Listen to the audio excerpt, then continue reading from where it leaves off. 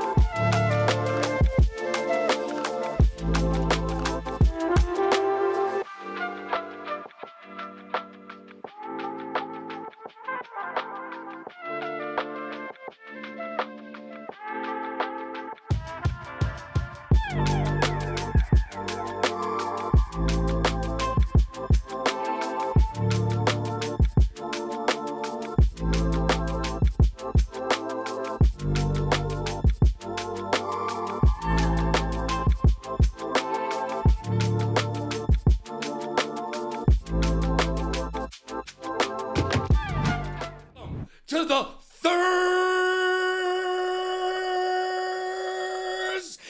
edition of the Ultimate Endgamers League, season number 9. And while it may be Thirsty Thursday at your local watering hole, The only thing we're thirsty here for at the UEL is wins, baby. So I've got one question, and one question only. Are you ready?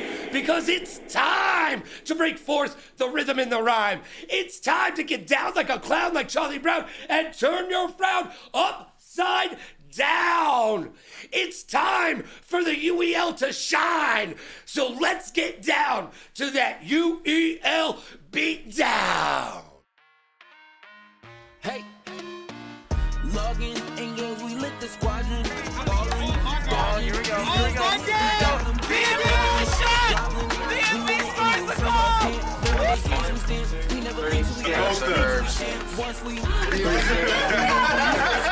There's so many games out of this period that a lot of people never really experience, and they get stuck in their college view. But another person that is defined as a person that pushes past just beating the game and instead completes the game. As you guys know, Did you miss it? All right. So they went ahead and did a timeout. I got lockdown on my team, man. What do you want me to do, bro? I need help. Mike needed Scotty. Carolina Reapers go back to back on the strength of Shekel. Traded, journeyman, disrespect. as like pros.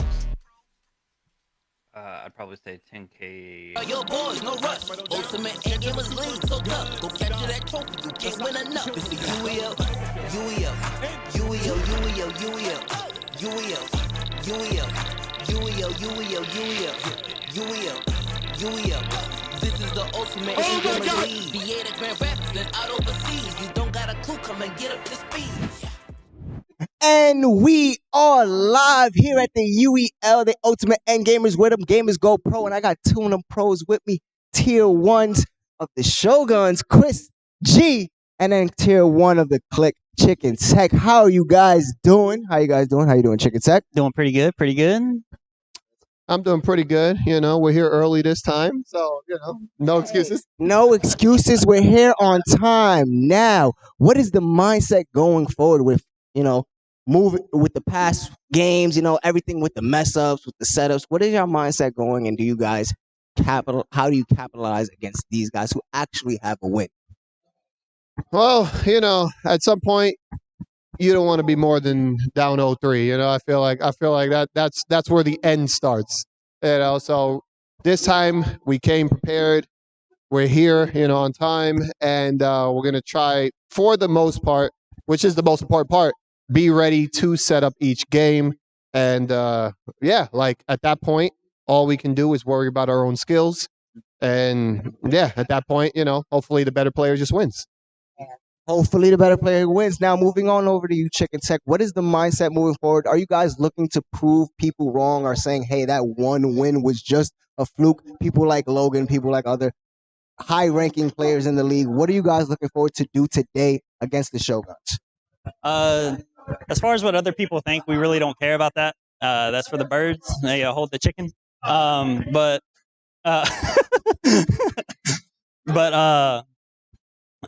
Just in general, we're just here to have a good game, and I'm looking forward to MK. I hope that rolls. I want to see the reptile, and then just make like Chris said, just make sure we get everything set up right.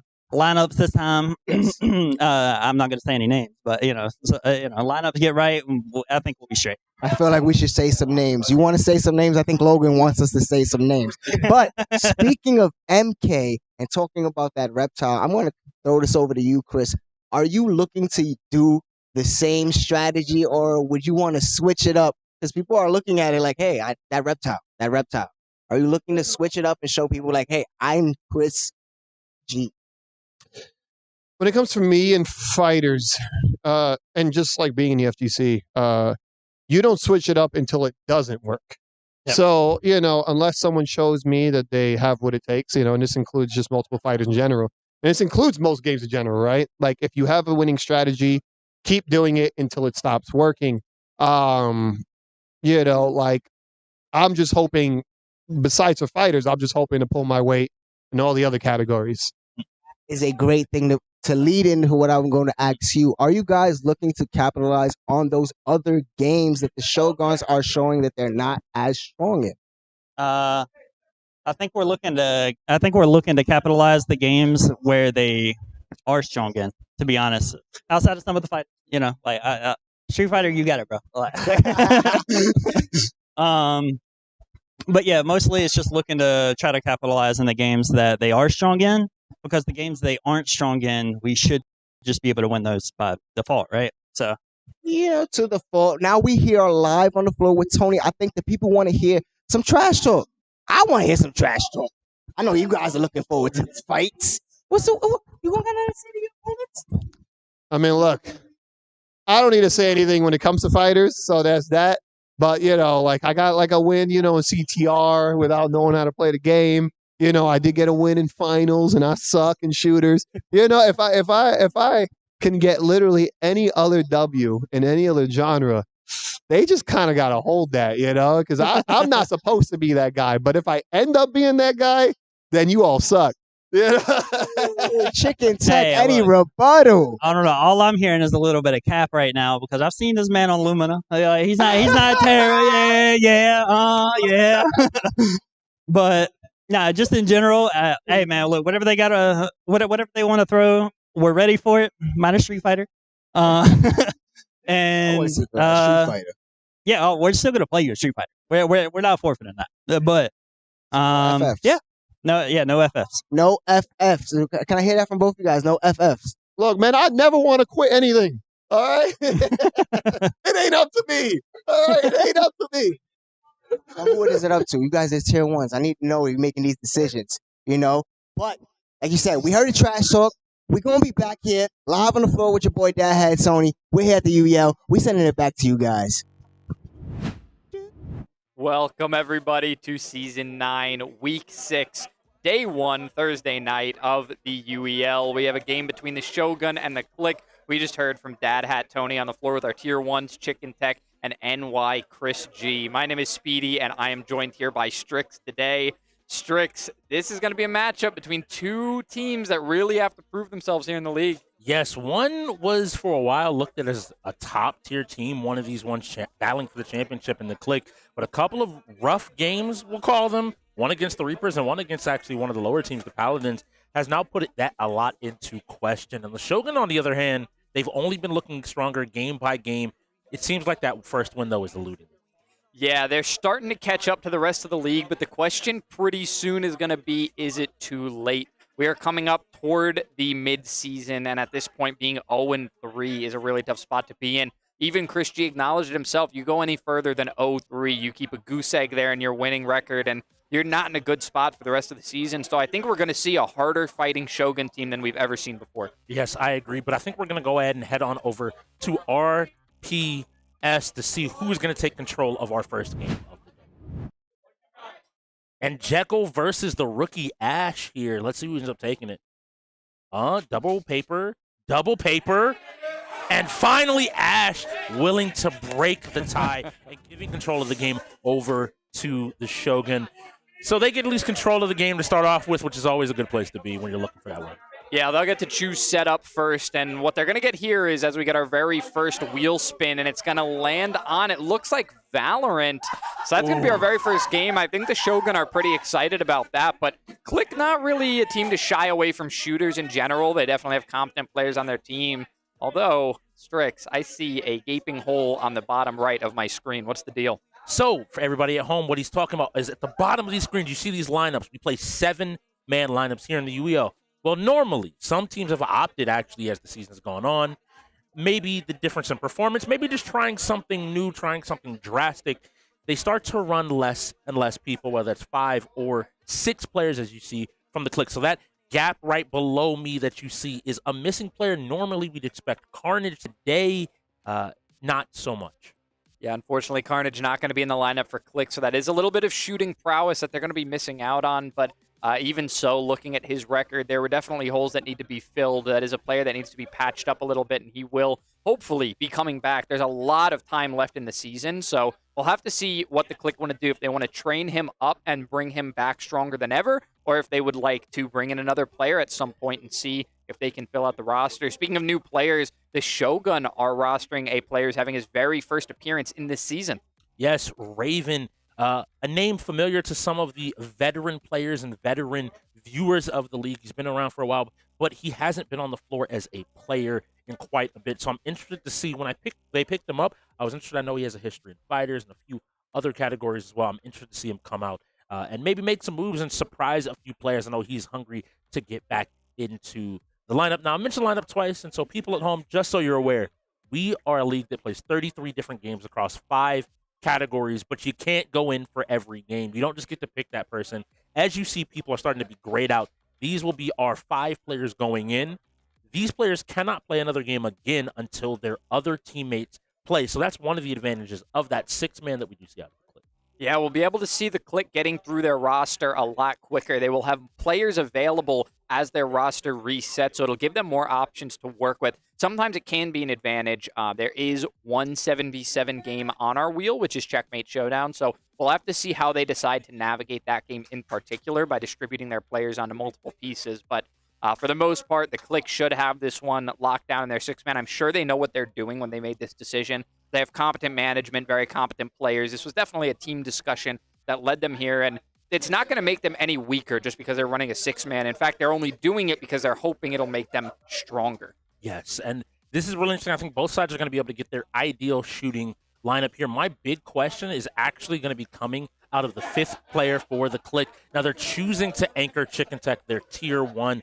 This is their player making $2,500 a game. The expectation is that you can cover any category on the wheel well, and Chicken Tech does fit that. I'm interested to see because, funnily enough, I know they played a little bit, they scrimmed a little bit of Valorant this week. They were looking pretty good, and so I want to see how they go into the Shogun lineup, who have kind of found their rhythm with shooters, especially with this lineup. Arbiter performing, Dolo notably in the finals, but other shooters as well. And then Mr. B, Ash, and Kenna all have been able to pull their weight as well. Yeah, hopefully been practicing up as well because the Shogun have not gone undefeated in these shooters. They have a strong shooting core, but they haven't been able to find success, so I'm not sure if it says more about their shooting core not being strong enough for the other players not being able to make up the weight. We'll have to see if we can dissect that a bit today, but on both sides, the tier 1 players being held back just a bit, not put in just yet. They want to be saved for the later games that they more specialize in, which is truthfully going to be fighters for both of them is something that their team wants to save them for. So we'll just have to see if things spin their way, if our wheel gets them the games that they're looking for. Chris G acknowledging during his interview that he is definitely one of the least rounded looking tier 1s right now. He's one of the highest performing fighting game players that we have in our league, but when it comes to the other games, they've been drawing his attention and he's been practicing. It seemed like he thinks that now he's on his way to being able to take wins in other categories. So we are going to have a tech timeout to kick us off, just going to save a little bit of time. But Strix, what show does that remind me of? It reminds you of Technical Timeout, an episode actually premiered yesterday, because Wednesdays at 9 p.m. EST, 6 p.m. PST, Logan Summit takes you within the league. He talks to players, he talks to coaches. He even talked to the commissioner last night. So if you want to know exactly what is happening, what is going on inside and outside of the league, you got to first jump inside the wheel, as well as on a Technical Timeout. Check out all of our shows and all of our content. A little bit of a mistake there, but we're going to keep it moving at the end of the day. I'm excited to see what everybody's going to do. And check out Logan. He has more energy, and he will always ask the hard-hitting questions. He will tell you who should be getting on, who should be on the trading block, who should maybe be trying a little bit harder, and what all is going on with the league. So Valorant. This is the name of the game. It's a pretty interesting game as well. We in the league have seen a lot of double duelist compositions here, and do you think we're going to still see that? I know both these teams have their shooters, but do you think that's what we're going to actually get out of this game? I'm not so sure about the KLiK right now. I'm not 100% certain, but I would think that the meta is going to stay the same for a while. I think that double duelist is going to be the most common outcome because we do play in a swift play mode. Obviously, we have to condense some of these longer games to ensure that we can get through enough of them to get a good pool and make sure that we have the better team coming out on top. There will be Lumina Rush coming up next, so a racing game that we'll be heading into, but I do think that these double duelist comps are going to thrive in the league because I think that in swift play, being able to output a lot of damage in 1 or 2 particular rounds is very helpful. So I think that double duelist is going to be common, and it looks like what we're seeing is going to be a Raze Reyna setup here from the side of the KLiK. And we know that we're watching the KLiK because if you take a look at the right side of your screen, that bottom right panel is lit up right now, and the top right panel is currently in black and white. When we switch over to the players on the Shogun, we will be looking at the top half of your screen, and those players will be lit up. And I love the way they've distributed the roles. Him and Killer are their most notable shooters. Here you have Mr. OG, the big strategy mind up there to tier 2. And then you have Jekyll and Global Figure rounding out some of the more defensive or more coordinated requiring positions to allow those shooters to really go. Yeah, the new agent as well being played here by Jekyll. So you can see, I mean, that's a player that he's got one of the winningest records on his team right now. He's been performing extremely highly, moving his way up the tier list as well on his team. So we're going to have to see how he performs here. I can only imagine that he's going to be another crucial piece of his team, relying on him to play that less common character in this open roster. All characters clearly available. We see that Gecko being played on the side of the Shogun right now as well. It'll be a Gecko, Killjoy, Cypher. That's going to be a Jet and an Omen as well. So we're going to see this corner get rounded here to start us off. It is Mr. OG with the spike at the moment, pushing their way toward the A objective, and already shots going down. They see at Heaven, but there's also going to be one hiding under Heaven right now in the little hidey hole. Grenade goes out, hopefully puts out some damage and finds the kill, so that's going to be one down already for the side of the Shogun. The KLiK are in on this one. Smokes going down on Heaven, making sure that nobody can rotate in on that side. We see some more smokes dropping on either side. They have this objective really covered down. That Jet trying to peek out, getting shot immediately. The Gecko able to blind some of these players, and shots will come down. We'll see Killer go down. Now it's up to the rest of his team to cover this objective. Some blinds going out. A lot of utility being used. Players going down everywhere, but the spike still being protected. There's not a ton of time left. We do now see Kenna rounding the corner, misses the Sheriff headshot and gets taken down by him. Him now in a good position, tries to catch another, and he does. Finishes out the round. 3 players still alive for the KLiK. I think it was a great round played there. You saw the early kill on Mr. B, led to them getting full control of sight, and even though there was some good play from the Gecko there, getting a bunch of blinds, just they had too much control to be able to take over and really win the site back and stop the pressure from the great shoot. We see a lot of players play that really timidly in the early round, especially on that A site, less so on the B site unless they're going to rotate. On that A site, players in the league will go rather slow into the objective. Not this time. The KLiK confidently taking the objective, knowing their game plan, knowing where they want to lay their smokes, and I'm sure getting that early kill had a lot to do with it as well. So the Shogun need to patch up their positioning and be sure that they can't be taken down so easily this time. We're going to start off seeing him, a highlight player from the last round, the clutch player, already with a Vandal in his hands rounding the corner. Now we can see that Arbiter here is holding the high ground of A. This is not where the push is coming out from for the KLiK right now. So just holding a position, getting the call that there will be a push on B. The player's not quite rotating yet, but setting the smokes. Good positioning for that smoke right at the choke point. The information is probably there. I imagine that they know there's not a full push yet, which means it's possible to rotate for the KLiK. And Kenna goes down already, so that's a huge shooting piece of this team down for the Shoguns. It's going to be up to the rest of the 4 players. We're going to see Arbiter rotate the backside. His teammates are going down. Ash already down as well. And now we see finally one of his teammates able to pick up a kill, but is it too late? It's a 2v4. We're going to have to see Arbiter try to survive, but he's up against him with a Vandal on this Reyna. Hide this corner, and he finds the kill despite being blind for a moment, able to fade his way back out, and they know the positioning of the final player. He's even going to rotate on him. No, the door closed. Will not be able to find that spot. It's going to be the Gecko. See if he rounds his corner in time. The shot's not there from him, but he's going to try again. Swinging this player and finds the kill, closes out for his team once again. A beautiful 3K coming out of him, and it just feels like the Shogun weren't able to land their shots. Him got in 3 separate gunfights where he was not the first one to take a shot, took damage, but still managed to live, re-peak, and find the second win of 5 that his team needs to win this game. Yeah, it's only going to take to 5. Now we will have a side switch when we hit 4 rounds, so it doesn't matter if it's 2-2, 3-1, 4-0. We will have a side switch. It's the max number 5 that they need to reach in order to win this game, but they cannot do it all on one side. They will be forced to play at least 1 round and win on the other side if the game doesn't get turned around on them. So we see him taking the same angle as last time. They feel confident after that last push. I don't know if it was quite as clean as their first hold, truthfully, but they want to push the site once again, maybe trying to keep KLiK on their toes Shogun on their toes right now. KLiK The in a pretty blinding solid by his position. teammate means that the Gecko ends up just covering the entrance and slowing them down a little bit more, maybe giving time for a rotate, but not before dying, and that's 3 players already gone. Yeah, 3 down as they enter the site. You can only imagine the other 2 were just trying to rotate in, and it seems like this Killjoy is getting shots. It might be the turret, and it is the turret in the corner. Needs to be taken down, but the Killjoy's there as well. Him's able to find that one once again, finding a kill, and there's only 1 player left. It'll be this Omen for the side of the Shogun. Him even going to be planting down the spike here, so being able to pick up that ultimate once again very soon. We'll see. He only needs about 3 more orbs to do so. He can get that through kills or picking up orbs.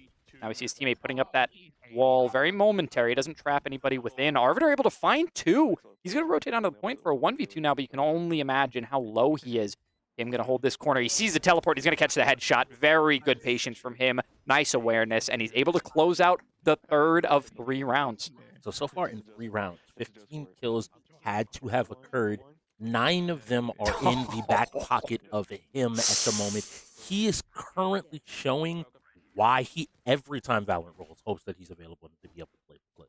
Yeah, I'm sure his entire team hopes so. He even has other players on his team, very competent shooters in their own right, and yet he is on fire. No one is able to take these kills away from him. This is his game for certain. We'll be seeing that throughout the night as well. There will be some games in categories that we consider to go toward one player, but maybe a player on their team is more of a specialist in that game in particular. So we will highlight that when it comes, and it looks like that's him at the moment right now. I'm going to be watching him around this corner again. Now switching back to A, maybe a bit predictable, going for 2-2. You only get 4 rounds on each side, so going 2 to B, and now only having 1 remaining, going for the 2nd round on A. That was an early smoke by the Omen.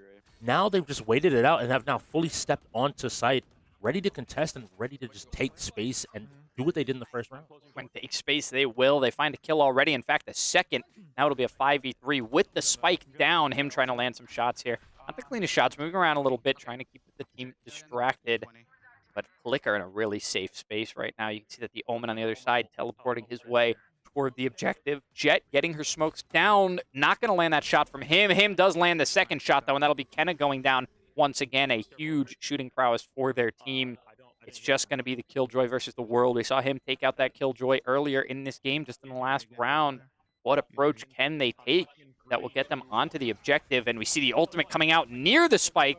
Killjoy does find a kill. It'll be Ash rounding the backside. The blind comes out. It doesn't get him, and Ash finds a second kill, but he won't be able to get to the spike on time. A valiant effort as he finds 3 from the KLiK to kill, but isn't able to make his way to the spike.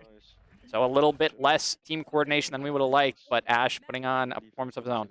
Yes, and it seems like they're starting to figure this out. We saw the opposite of this in one of the Shogun's previous games where they found a couple of early rounds and then ran out of steam. So it's now going to be on to them to say, okay, we've kind of figured out what you've done. You kind of have enough steam. The issue is they cannot lose another round for the rest of this game. They want to take this first. Yeah, as they just start to figure it out, they get the sides swapped on them, unfortunately. So going to have to figure out a new game plan. Now, they will get to push all 5 together if that's what they decide to do. They won't have to split the sites like they did last time. It is much easier to coordinate a team if you don't have a team of 5 shooters when you're all working together, when you're all going the same way. You can make call-outs that apply to yourself and your team, so it may be easier for them in this situation. All right, we're going to see the approach. It's going to be on the A site. No rotate yet. Clearly, they want to take their time. They've given away that they want to push this site, and the raise grenade does come out. However, Killer already down. Him finds a kill. Killer's grenade kills one after he dies. The Shogun are dropping, but they're not out of this one yet. It is a 3v4. They were able to find an early kill, similar to the KLiK in their first round. Now trying to find these shots on Heaven, but they don't come through. Unfortunately, OG able to find one. Him finds another, and this could be it for the Shogun, and it will be. It'll be the KLiK taking a 5-0 win in the very first game. This is what this KLiK team was built for. This KLiK team was built to be a set of well-rounded players with different specialties. Their specialties allow moments like that where you put him in a mix with a bunch of solid players across the board, solid in-gamers, people that can play all 5 categories. And he is able to then carry and have a standout performance while his team is fully able to support him and give him everything he needs. Yeah, I think that the KLiK are probably one of the best examples of a well-oiled machine. They're trying to patch up those last few issues right now, there's some technical issues. Sure, they're still on the production line, but those things are getting patched up quickly. And against a team like the Shogun have to step up from their previous showings if they want to be able to compete. Their team synergy has to come together. We know that they're trying to find those pieces, those best individual players. But when that doesn't work out for you, you have to have a team. You have to have everybody else there to back those individual players up. And that's what the Shoguns have to do. They have to come out and be more cohesive. That was their first game of the night. It was a 5v5. They've been putting in the practice. There's plenty of chance that we're going to see a different team than we've seen from them before. They've been improving throughout the season. I'm just wondering if against the KLiK is going to be a great time to figure it out, because this is a 1-2 team that very well could be 3-0 in another universe. Yes. Not very different from our own. They've played incredibly well. I think some of the closer games, their last game against the Paladins being the ones that I think put the most question marks on the board for that team. But luckily now they're going into another game where KLiK, their tier 1, holds a ton of the top times in this game. Yeah, it's supposedly if you have the word chicken in your name, you're just insane at this game. Chicken Tech and Dictator Chicken are two players that are absolutely destroying the leaderboards in Lumina Rush. It's really impressive to watch them play. I'm excited to see Chicken Tech go into this one. Thank goodness he's available. But once again, the KLiK have that position where even if they would have left Global or Jekyll out of that last game in favor of Chicken Tech, they would have a rotation to only have to play that one player and then still be able to put 2 in, just like they'll do right now. Chicken Tech will go in. It will reset their roster. All 6 players will be available again, and they can put in 2 of whoever they'd like, except for obviously Chicken Tech. Again, he's already in the game. Yeah, it's going to be very interesting. This is one of our featured games. For people at home, if you're wondering what this game is like, it is a racing game on our wheel, but the skills that it encapsulates is that of speed running, I think, more than anything. It's incredibly precise movement. It's understanding routes, creating far more freeform routes than you might see in a game like F1. There are understood lines on a racing track of exactly where you want to go, whereas Lumina Rush, you have the ability to really pick and choose exactly where you want to move and how you want to move and get there as quickly. Yeah, there are shortcuts. There are walls that can be bounced off of. There are abilities that can be used based on what kind of tiles you're touching. There are a lot of ways to play each level. I've seen players even opt not to use some of the abilities that are placed on the map because they have an optimal way to recoil themselves between walls to traverse the map themselves, not needing to launch themselves or double jump. So I'm very interested to see what Chicken Tech has up his sleeve. It's going to be NY Chris G as well as Raven going into the Shogun, and then a third player of their choice. The fact that Chicken Tech during that intro interview highlighted that Chris G was playing Lumina makes me think that he might have cooked up something a little bit as well. Chicken Tech pays attention to the competition, but will always take note of when someone is really putting in some work. So if he said it, I think they might be a little bit safe and maybe send some of their better players. But if you look across the leaderboards, they all have their various maps they're strong at. So this gives them the flexibility to choose. I think that you're going to leave either Jekyll or Global out just on the off chance of a fighter. You want to have at least 2 to maybe be able to – the hope would be to get 2 Chris G with 2 very good fighters and then be able to put a little pressure on him, maybe see if you can find a hole that you can exploit. But I don't know here because there's so much still left on the wheel. We're so early in the game. Yeah, this is always the tricky part is breaking it down. Our minds are running 1,000,000 miles a minute. Everybody who is in with the UEL are like getting themselves caught up. They have so much to think about. Trust me, for the people just getting into the UEL right now being like, this is a lot to digest, you're not wrong. It is a lot for us to think about, and that's what honestly is so fantastic about it is how much we have going on, how much variety we have. There are so many possibilities. You're never going to see the same type of game twice. It's always going to be different matchups with different teams, and the order of games is going to affect the way that things go. So you got to prep for everything, and I think that that's something the KLiK already have on lock, and the Shogun are currently figuring out. So I want to highlight to the people at home, we have a technical timeout, but this brings up an interesting point. The Shogun's biggest enemies so far this season have been themselves. It has nothing to do with their gameplay. They are a team of specialists in why Chris G being outside of the League of Fighting game champion across multiple things, Evo being most notable, Kenna competing in Halo and many other shooters competitively. Across the board, they have a lot of these strong pieces, especially at those upper tiers. But when you step into the league, there's a lot of extra factors. It's not a PC setup for you that you walk in, you sit down, and everything just this one game that they make sure runs perfectly. This is 33 different games. You have to know how to navigate that and how to get it set up as quickly as possible. So I'm giving them at least some credit. We've seen now we're going to our second game, and they've gotten the game in such a way that this has been 2 technical timeouts. Yeah. This is not on them. This is a software issue more than anything else Yep. that is stopping them from being able to hop. Yeah, and it's nice to see Chris G also taking the entirety of the league very seriously. He doesn't just want to come in and be the best fighting game player. He's talking about getting himself trained up in all these different categories. He understands that there's a responsibility on him as the tier 1 to round himself out and be the pinnacle of the team, the player that's the top in everything. Maybe there's a category that you're not the best on your team, and that happens sometimes. But for the most part, a tier 1 is going to be the most well-rounded player that can take it to any other player in any other category in the league. I think Chicken Tech is the perfect example of this. He is a Chicken great Tech is example. a top racer. He is a top-tier fighter in the league as well. He is generally able to secure those 2 category guaranteed. Beyond that, though, he's above average in shooters. He's above average in the strategy games.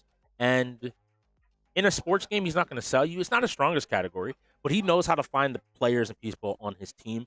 And once again, like that Valorant, give them exactly what they need to succeed where he is not strong.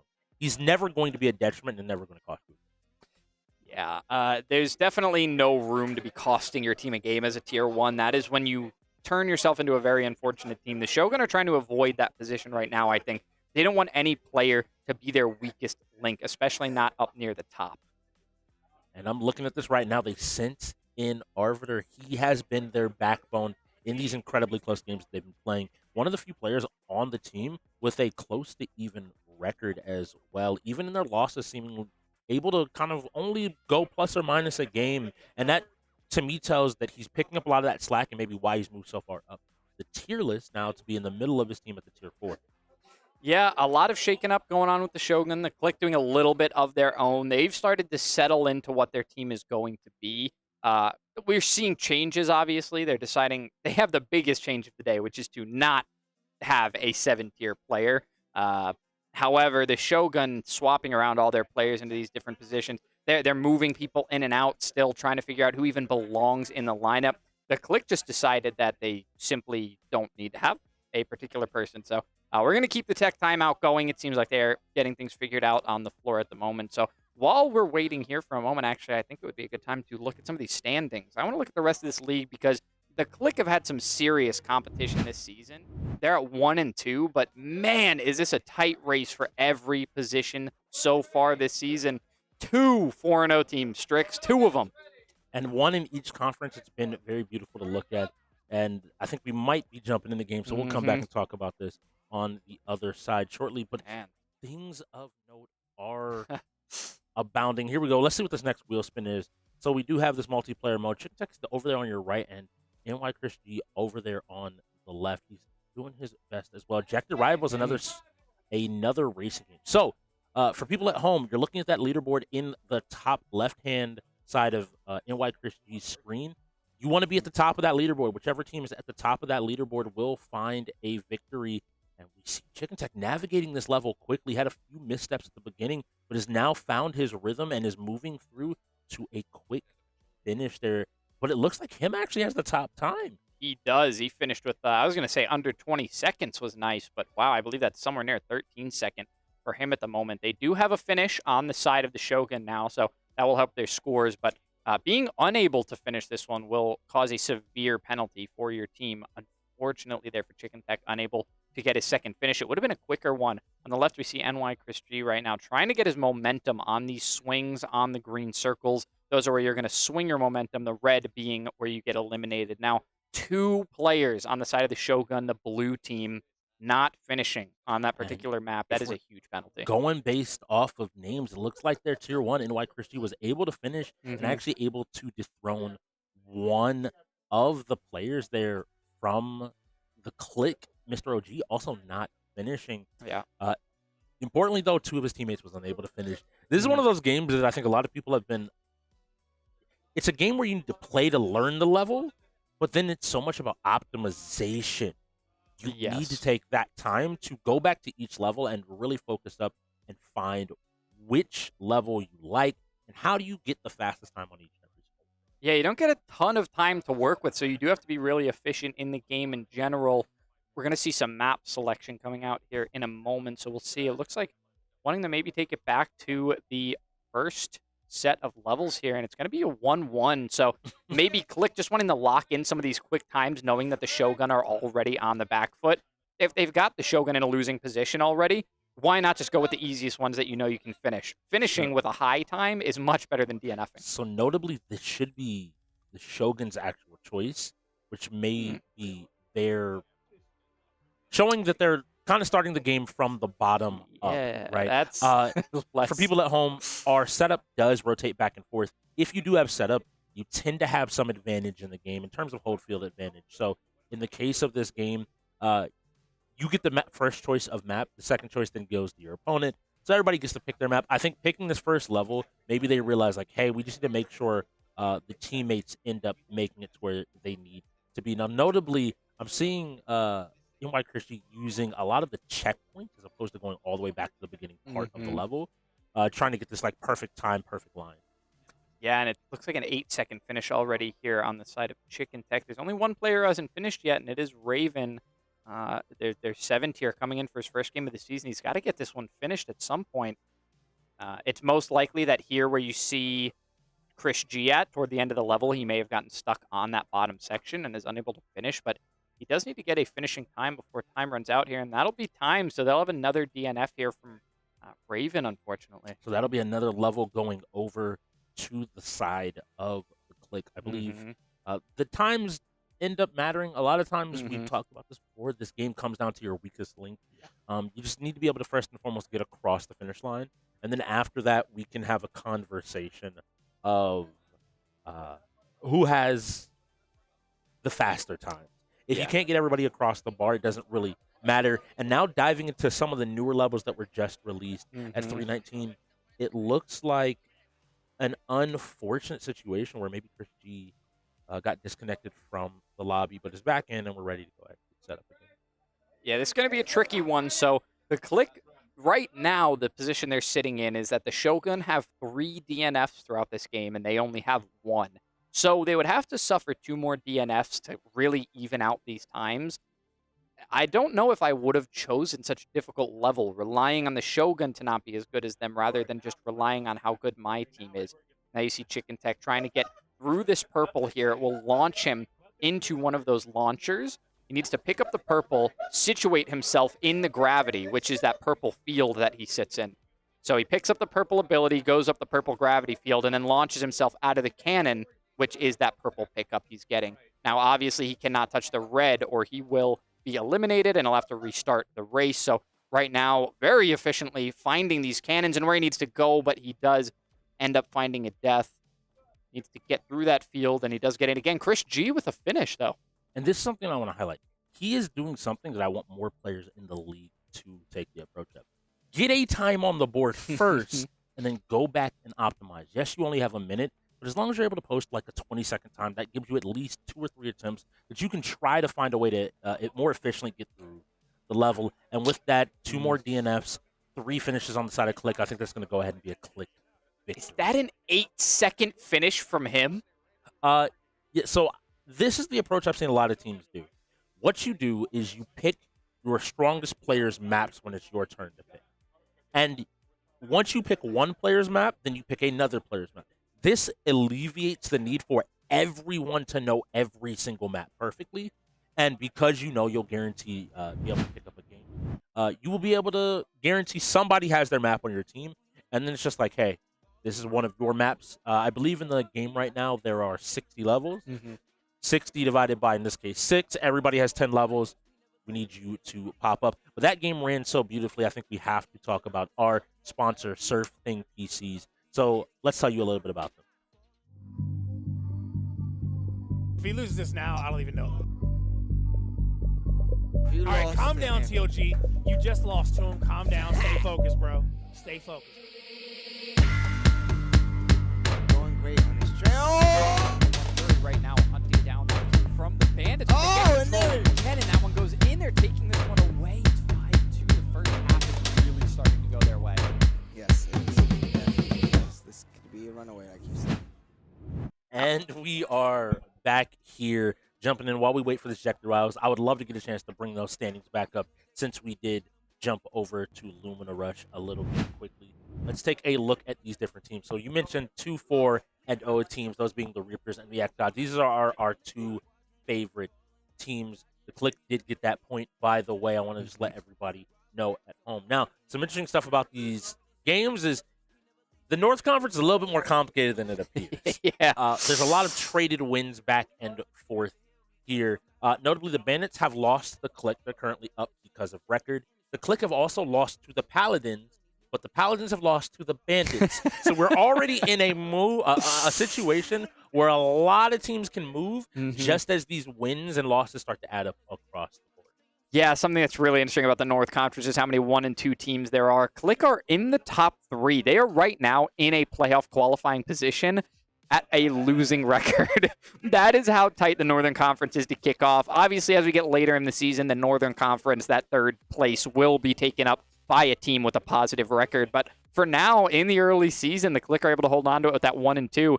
However, over in the South, I mean, how beautiful is it to go down the line? 4-0, 3-1, 2-1, 1-2, 0-3, 0-4. It is a perfect little order there. The Cyclones, the first team to go 0-4, they are in a really tricky spot right now. I think that, yes, but this isn't doom and gloom. They actually went ahead and added to the reserve. One of their coaches, third Anarchist, is now jumping into the league to play for them as one of their reserves, it seems like. And beyond that, all of the teams here, the Shogun had a really close game with the Ravens. The Cyclones have had an incredibly close game with the Blaze. None of these are blowouts. It's just sometimes you've been on the receiving in the Shogun and the Cyclone of a few more losses across the board than a few of these other teams. So I think I wouldn't say 0-4 is bad, but you definitely don't want to get any more than 5 losses in that category, because I think then you start running into that space. And this time, it looks like we have our lineups projected rivals. And not to sound like I'm repeating myself, but Jekyll is going back in for this game. We saw him perform big in the Paladins game, finding a come-from-behind victory to give his team the victory there. And going in with Killer, going up against Ash and Mr. B. Yeah, Ash and Mr. B, interesting lineup for this one. This is one of our featured games, so it makes sense that some of these players would be practicing it outside of their own element. They know how important it is. So I love this choice coming out of Final Stand Radicron, another one of our featured games. But this choice coming out of the Shogun. This is the Demolition Derby mode as opposed to one of the races that people might have expected, and maybe Jekyll being super comfortable. Yeah, really interesting to see them go for this one here, and we already see Jekyll trying to find some of his opponents, gets in an upside-down state, and that'll reset him. He has had a little bit of a rough time getting off this platform. This time lands a lot more comfortably. Not going to take as much damage here. Misses a target and finds himself running into a corner. Resets himself once again. Going to look for another soft landing. We can see most of the players right now just heading around the quarter pipes, finding their way back down to the bottom, trying to avoid being crashed into at any rate. It's Jekyll on the offense right now, bouncing these players off of the sponge pads. And we see him boosting, finding another player. That's big damage that he put out there. Is already very significant work being put out by Jekyll, and he's still hunting as well. Finds himself a bit more boost. He's going to turbo himself once again. I think he was trying to avoid his teammate there for the moment, but ends up getting himself a reset. Here we go. They're popping down, dropping down. Raven currently has the most points in this game mode. So currently looking to set Shogun up for their very first victory today, coming in for the tier save. And maybe this was legitimately what they wanted to get him in for. A game where he knows exactly what's going on. Never mind, that's a big hit from Jekyll. Once again, he said this is his game, and he's proving it in. Yeah, being able to play multiple game modes here as well, not just having a specialty within. He wants to be a specialist in this entire game, but we know that he's much more than that. Once again, sets himself for a reset. Jekyll, I think, having by far the most resets in this matchup, finding himself upside down or bouncing off of the squish pad. So he's going to look for some more contact and launches himself into the wall, but picks up huge points there. Just at the end, able to finish in first place. His team very proud of him. In fact, him coming up in second. So it was Raven with an early lead. Ash unable to find any significant hits to put points on the board, unfortunately. But him and Jekyll throughout the later point of the game, they just got comfortable and were able to rack up the points. It's a difficult game mode to play because I think that people are so used to maybe conflict This is something that I'd probably bring back if the Shogun are reviewing that game. In practice, if people are always just assuming they're going to take crashes, not necessarily just avoiding and looking for only advantageous moments. We saw Jekyll went for big crashes. He'd land, take a straight shot, whiff.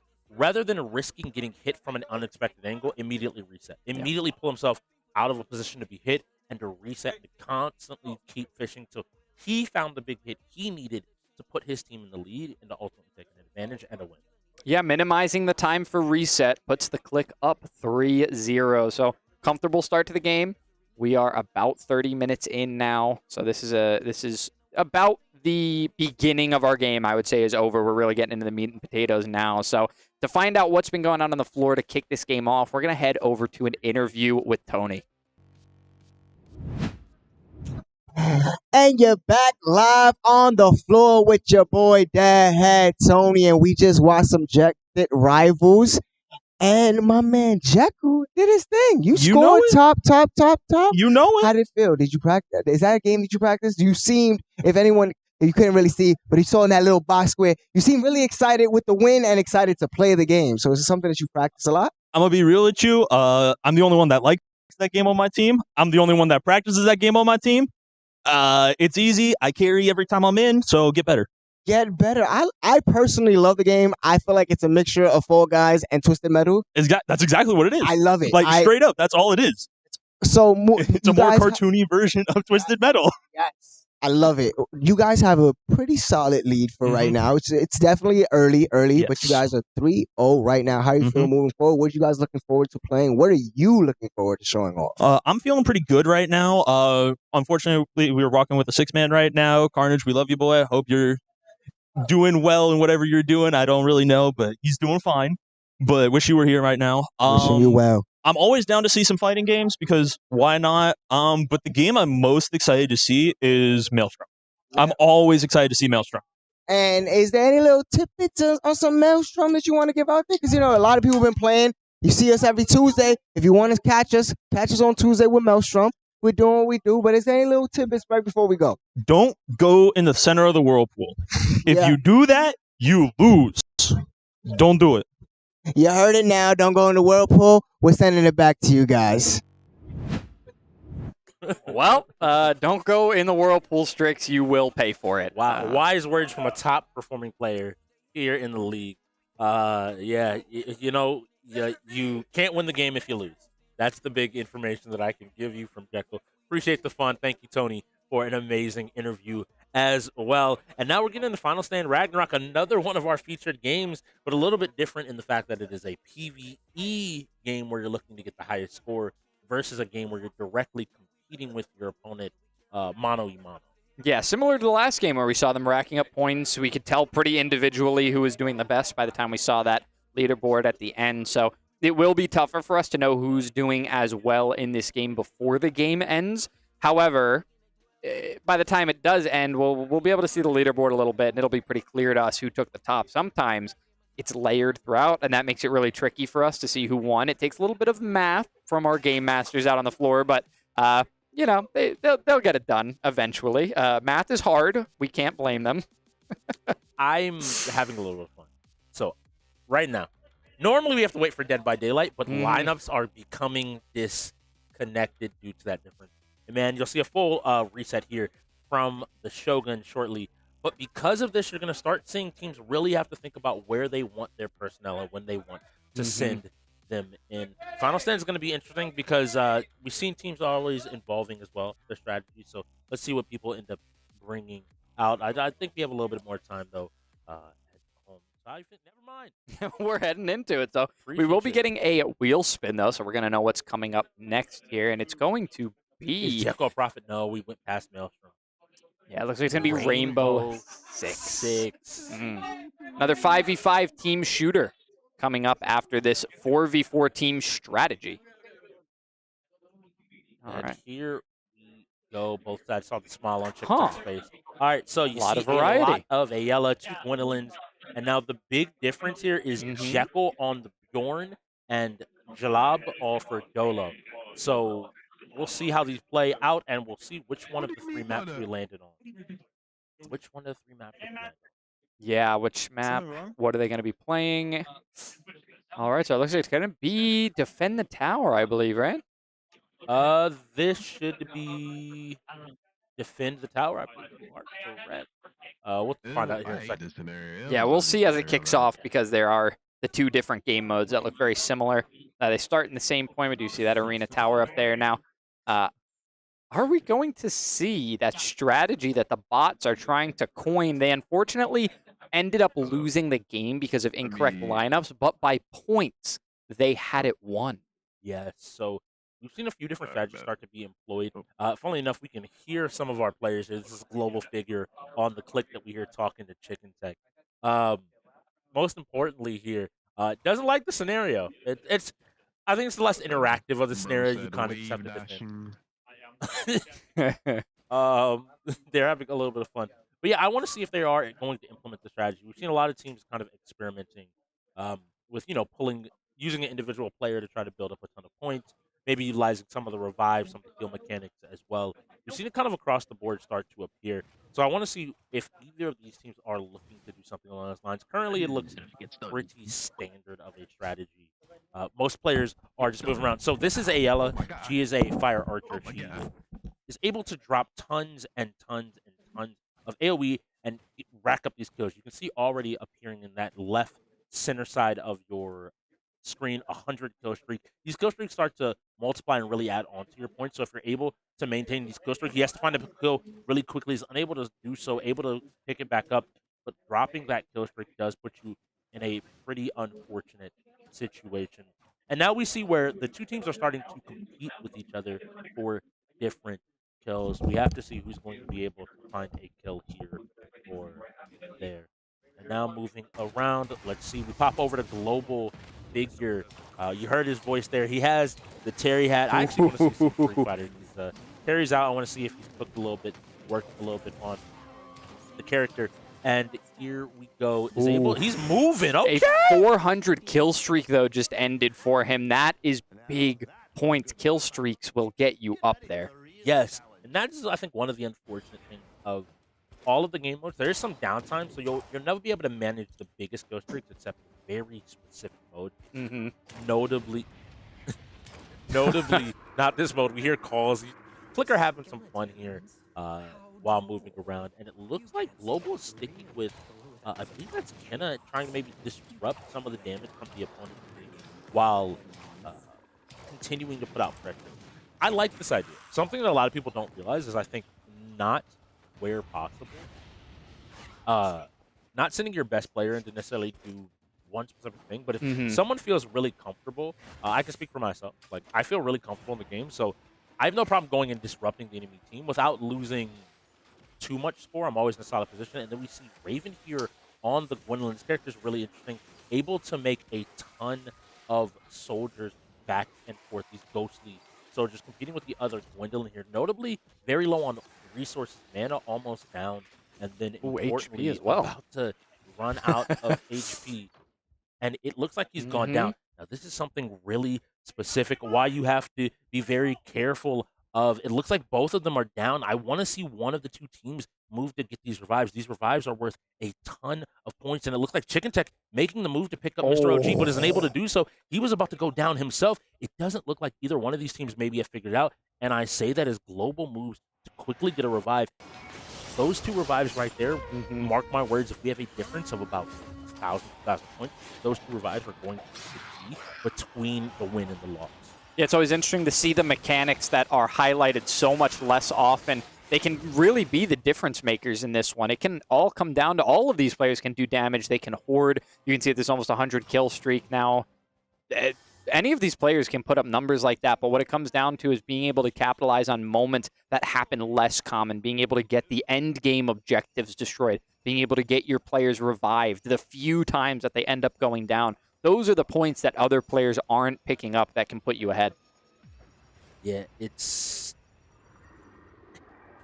I think a lot of players, they enjoy this game. They find it to be fun, but they are... Not as many people want to experiment. There's 33 games in the world. At the end of the day, people will tend to go towards the games they enjoy. But they aren't able to always do it all the time. And so games like Ragnarok, people love to play it, but not too many people have dove deep into the strategy. And here we find Jekyll on Dorn. He's playing himself in the game. For those that don't know, Jekyll is, in fact, a 9-foot-tall Viking with a giant axe. That's just what he does on a general day-to-day basis. He just runs around just swinging back and forth. Yeah, I mean, he sure looked like it next to Tony. He is legitimately giant. Like, every time, I need people to understand, he is huge. It's towering. But all the KLiK look comfortable here. So I'm happy to see. Now moving over towards one of the healing towers. All right. Moving over to the tower here to keep everything safe. Just trying to get as much damage. I hear a don't die. It looks like Raven's on 1 hit. I'm looking up there in the top left to see his health bar. Dolo as well is very low. This is something that I need these players to figure out. And now Jekyll kind of waiting around. He doesn't want to start killing until he has a big enough group, right? He's doing his best to ensure, or maybe doing something a little bit different. Maybe looking to go down. You see Global rotate over. Oh, he yeah. made sure that he was in a position where no one else could easily get to him. And this is what I mean. As these point totals start to come out, we're able to see just how strong the players are going. So 2 more minutes should be left on the clock here. There's still a bit of time to work with for the players. Some get this later round worked up, but they're not going to have a ton of time in this round to work with, truthfully. Yeah, it looks like a lot of players maybe don't realize there's a timer in the top right-hand corner. They are, and maybe just not being ready to know exactly what's going on and when it's happening. Jekyll now moving to some chests to grab a few more of these buffs. You can improve your character in this game by playing. You see some of these glowing items. These are consumable, but you'll see glowing sigil shapes and designs on the ground. When you pick them up, they buff your health, your shield, your damage, which ends up being interesting in how you want to build your character. Normally in the game, it has a pretty robust skill tree system along with play. And so 1 minute left.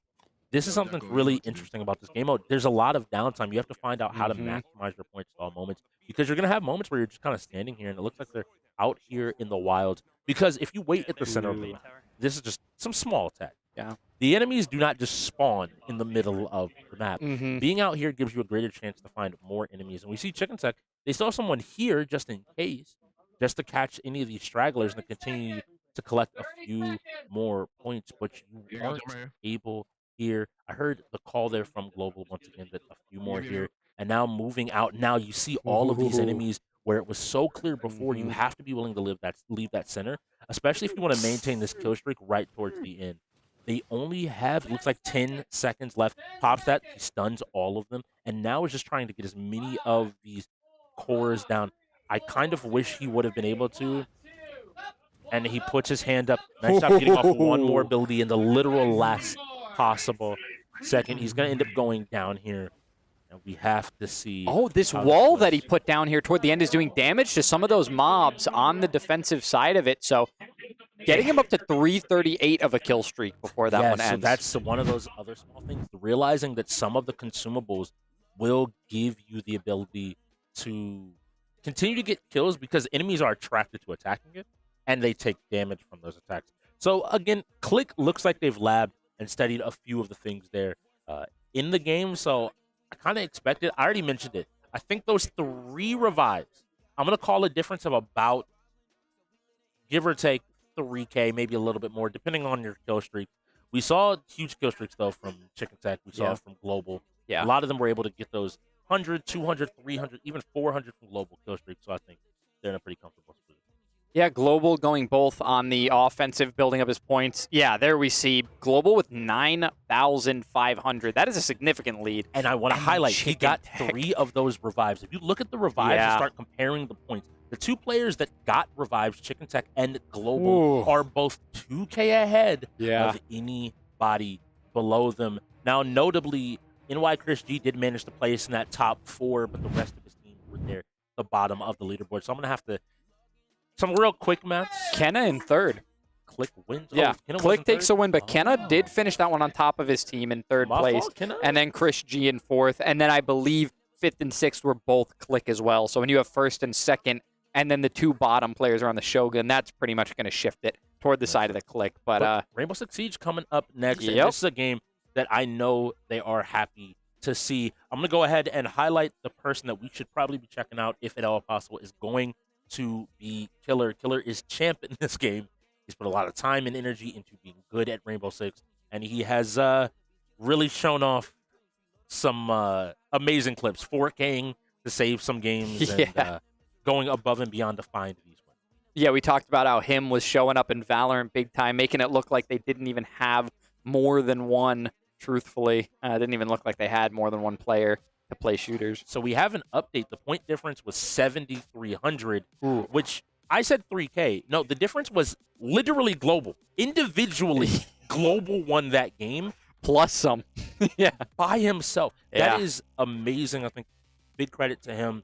And I appreciate it. I want more of these strategies to keep on getting shown there. Oh, yeah. Because it forces teams to adapt. It forces teams to learn.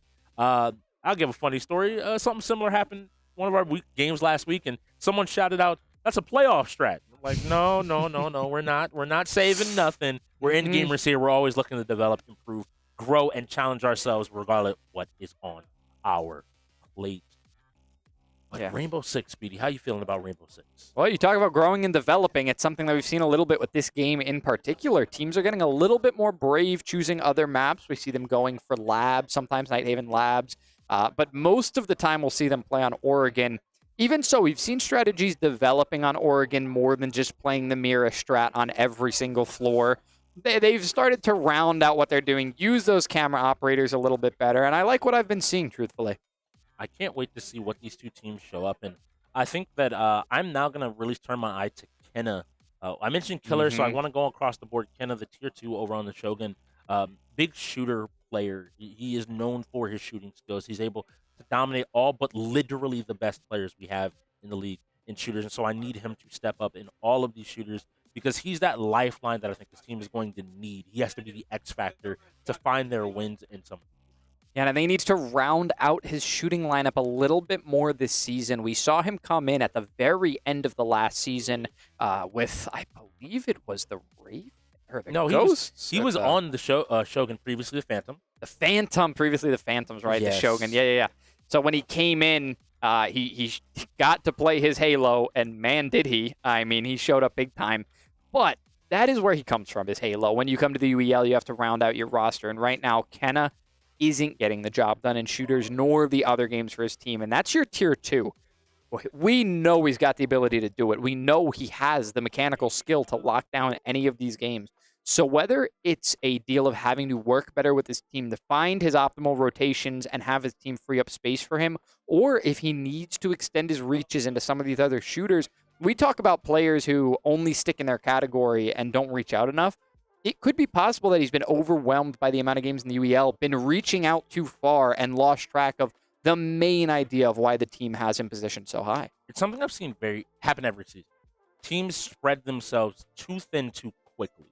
Having your base set up, this is just a strong foundation. If you're able to have a strong foundation here in the UEL, what it means is that you have the luxury to do better. I'm going to go ahead and quote a player not in our game today, but Silver. And he specifically said, as a veteran in the league, the wheel feels a lot smaller for him this season. And that's what your goal should be.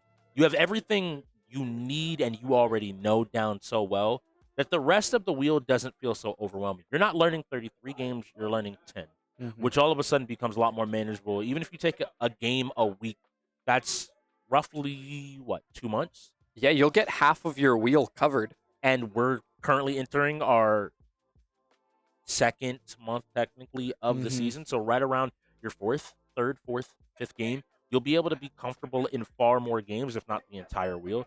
I think a lot of teams have to do that, or go with the KLiK strategy, which is go find you those well-rounded players to begin with, and then you don't have to worry too much. And it looks like we have another technical timeout. I'm still going to give these teams credit. There's a lot of technical timeouts, but it means they are doing what they need to do. Yeah. You get called a timeout when you aren't on the ball, when it is something that you had control of and you did not do your due diligence.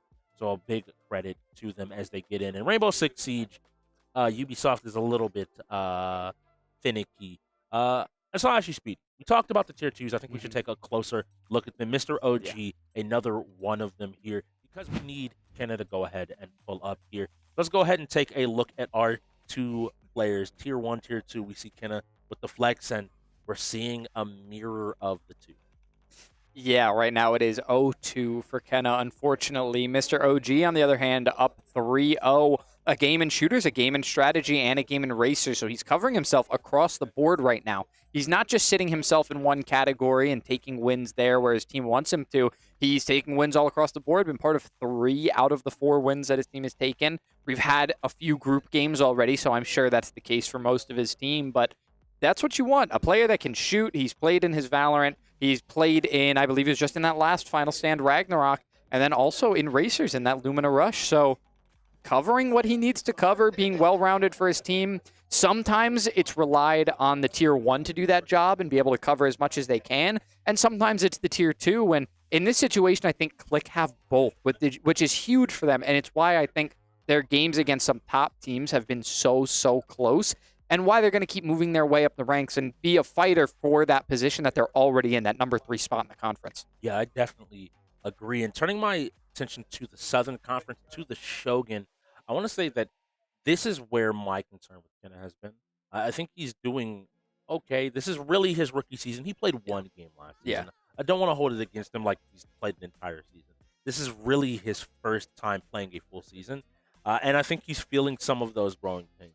Your category is shooters still, and as a Tier 2, I need you to be taking most of the shooters. You can drop, and I said this to everybody, there's 7 games in the shooter category. I will give you 1 or 2. You can drop 1 or 2. So maybe Valorant is not your game. We'll just use that because that was the game they lost. That's fine. If Apex rolls, if Halo rolls, I need you to go ahead and find that win. I need you to go ahead and take that opportunity to take a dub. Yeah, you should be majority winning, truthfully, at this point. Unfortunately, not the case for Kenna yet, but this is where he can turn it around. He's got an entire team to work with right now. So I'm hoping that they could push it 5v5, pull that team synergy together that we're looking for from them, and take it to the KLiK and just show them who's boss, start coming back in this game. I think a strong showing here would be exactly what they need. Because now we're getting to that point where, I don't want to say it, but I think the Shogun are also kind of like, hey, can we get a fighter with Chris D available? Can we maybe Street Fighter roles and we just go ahead and like you just come through and you show off a little bit?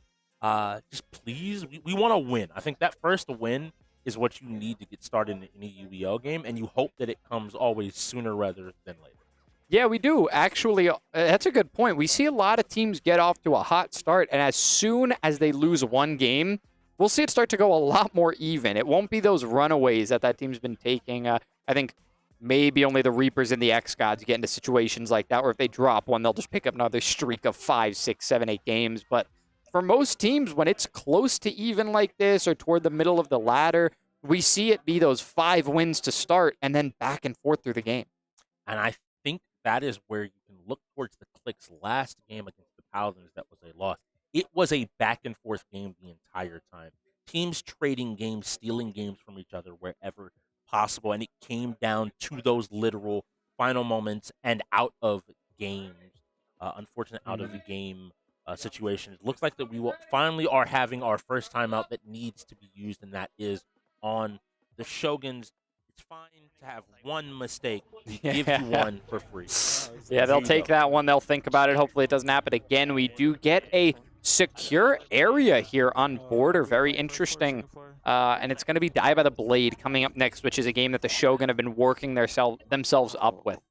Yes, and this begs a lot of questions. We have seen literally the entire time bomb. Yeah. It's almost like an agreed upon rule by the entire UEL of bomb. This has to me make me believe that this is a Shogun story. The Shogun had to have picked the mode here. And we do have all operators, I believe, in every single game except for Apex today. So we have out open to any and everybody. So I know a player like Killer, who you see lit up there in color in the bottom right-hand corner of your screen, is happy running the Aruni. Yeah, I'm really curious here because you say that it was likely a Shogun setup. However, immediately going into the triple trapper set off. That listen, that display of drone murdering already has me shaking in my boots. So, yeah, I mean, 3 of those drones didn't even get to scout a little bit into the objective. However, what we see right now, what we see right now is that Killer is, I mean, he's playing a trapper. They've got a Frost as well and a Capkin. That is ideal for secure the area. And what else is ideal is he's going to take these peeks on one of these attacker spawns. In the Paladin game, notably, he got a cheeky spawn kill. If the Shoguns weren't paying attention and just are rushing out and maybe aren't careful with their spawn location, he could get his team an early advantage. And he's watching off to the right side to see if they swing it, maybe not. He continues to watch, but it looks like that's not the spawn that they find to be optimal. Maybe not wanting to attack from the second floor in general. I'm curious which side they do want to push in from right now. The Shogun pushing in from a different side. It's not going to be this south side of the building. He does look out, and he's got one. Going to find a second. Going to not find a third. He gets taken down, but that's a trade 2 for 1. He'll take that any day. He's done the damage, though. At the end of the day, he traded 1 kill for 2 and brought another player extremely low. Yeah. He's playing this and just having fun, and now his team has so much space to play with because he still left them in a man advantage situation. Yeah, Chicken Tech right now watching that corner as well, expecting more to come in, and there will be more coming in. It looks like that's the Hibana there that's pushing in right now. They have a Hibana Thermite going big on the hard breach, which is good for taking the objective, not great for holding it. It looks like we do get Arbiter going down. So no more for them. It will be a 4v2. They know that there's a Jackal. They can be tracked. Now, notably, the difference is we are playing secure areas, so you'll see all of these players playing a little bit further out because you can't let them get to the point. It's not just about them getting a plant down, but if they so much as step in the area, you put yourself in a disadvantageous position. Yeah, it's a 2v1 right now. You see Mr. OG setting himself up. They're playing a lot safer now. They know they only have 1 more player to counter. And I hear Killer calling that same thing back up to sight. We just need to keep them off of sight. Yeah, calling to pull them back to the site right now. They want their players to play safe. They do not want to turn this into a 1v1 situation. Talking about how many traps they have set up, that's exactly the point. They should have been playing much closer to the objective the whole time, honestly. It seemed like off the back of those early kills, they all pushed up just way too far. Killer got those early kills, and they felt like they could just push themselves in.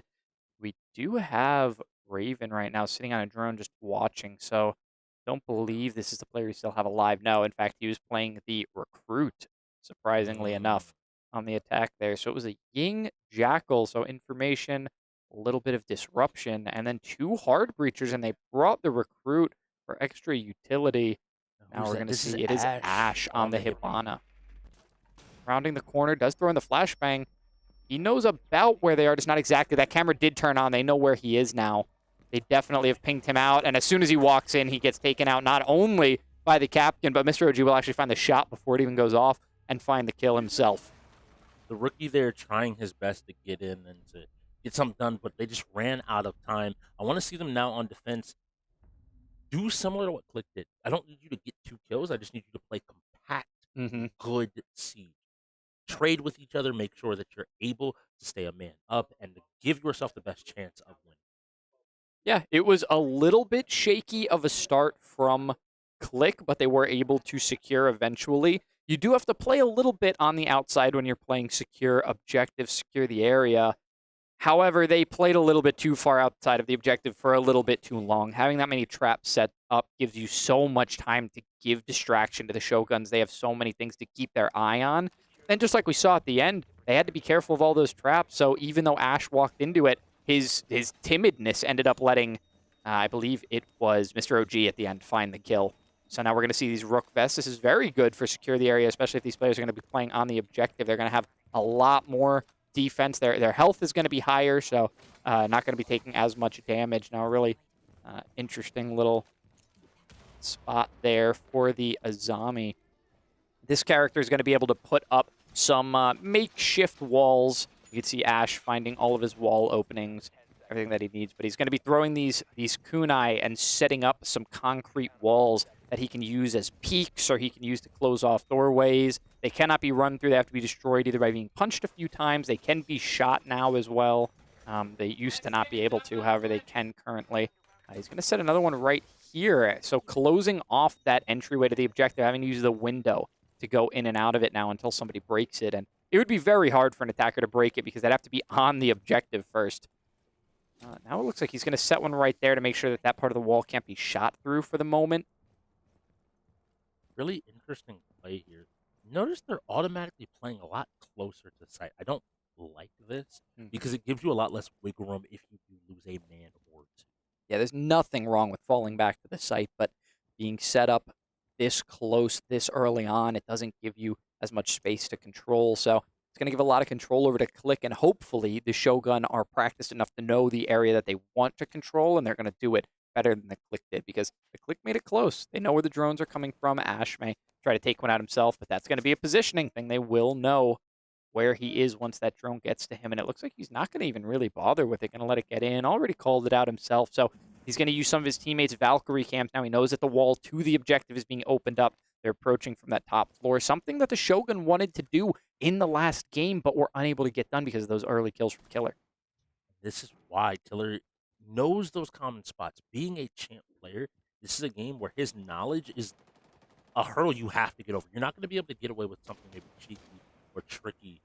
He is going to be waiting, looking for you, but he's now in a position where there's a minute 23 left on where they have to get on site. So we see the flash. Luckily, his timing on the Lion was perfect. He was able to avoid being detected and still be in a solid spot to avoid getting the flashbang. Yeah, it almost felt like he was walking a tightrope there between the flashbang and the Lion trying to get to his barrier. He made it just in time, and even as his teammate to call out those positions, his teammates are finding kills. Chicken Tech is down. That's 2 down now for the side of the KLiK. A drone down as well, less information, but that's only 2 drones down. The Lion scanning for more information. Not going to find anything once again. I don't know how I feel about this peak with 40 seconds left. You just want to force them to have to check every single corner as they move in. All of these corners are going to be important. He wasn't able to get a kill there on Mr. OG on the line.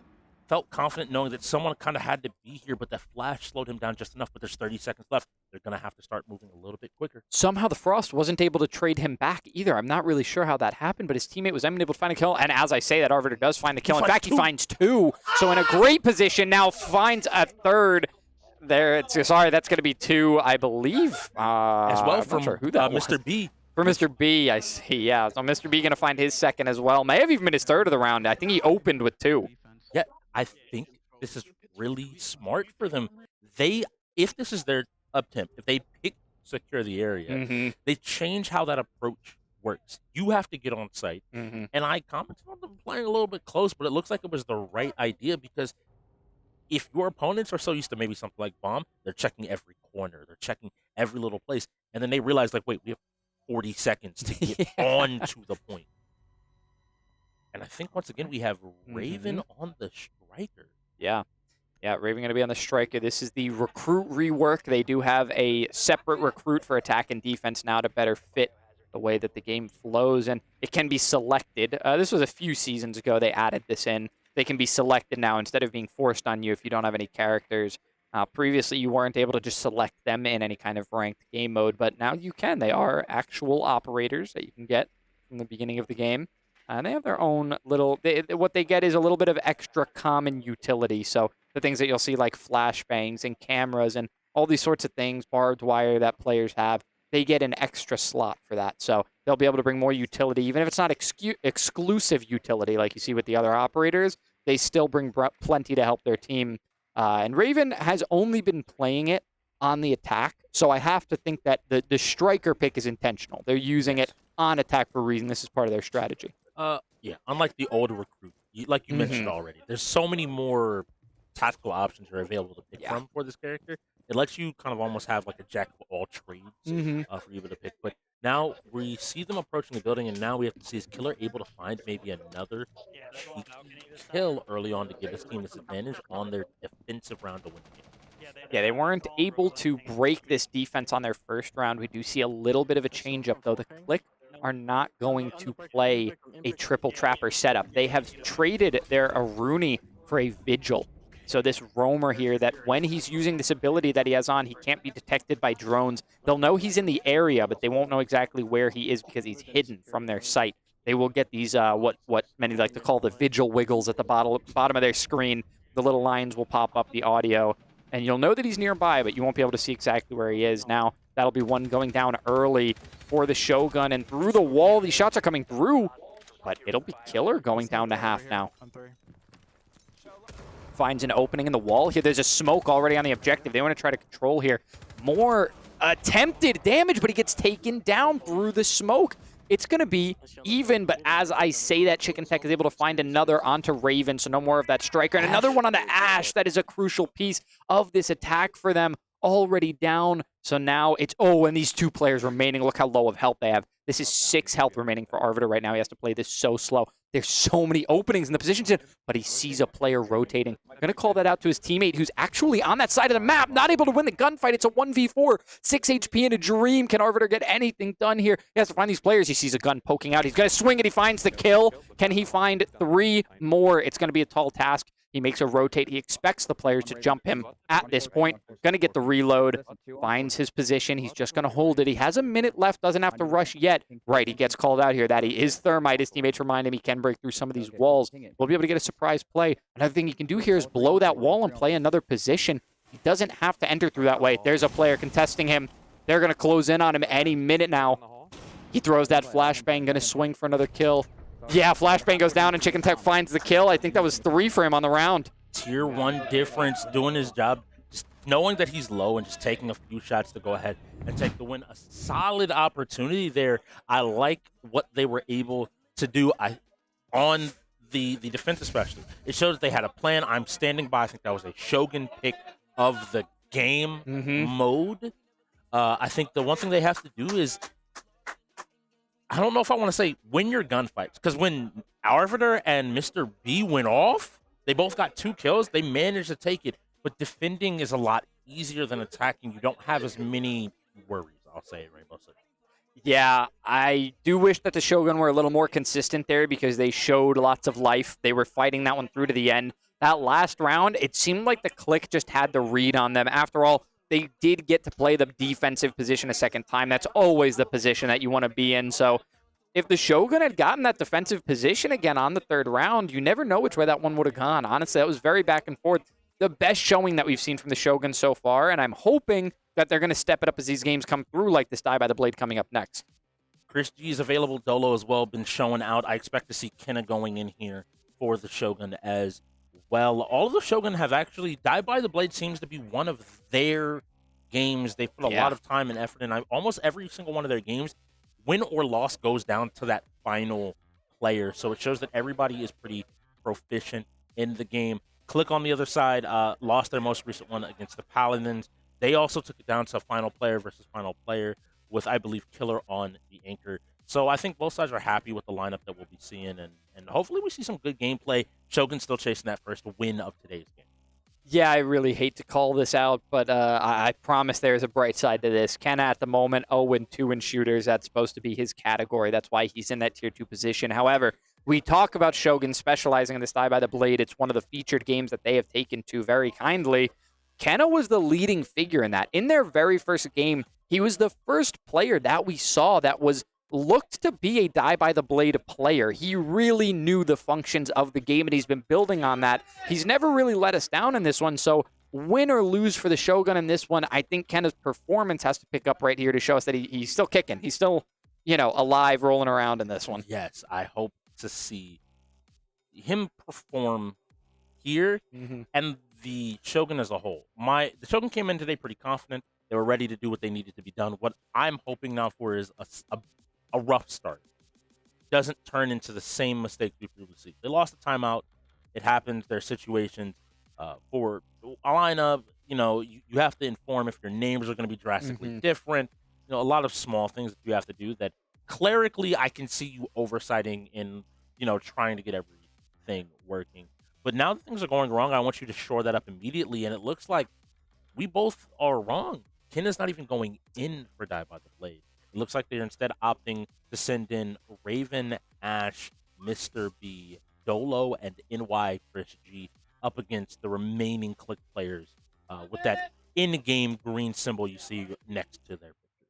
Yeah, that's an interesting choice from Shogun. I mean, all of their players on their team honestly perform well on this one. They can either go even or go on a streak and start taking out a lot of players at a time. So it doesn't surprise me that anyone would get left out, even Kenna, who was the early show star on this team. But it is a little disappointing to see that he won't be in this one. But hopefully that means that he's been rounding himself out as an endgamer, and there's so much on the wheel that they want to hold him for.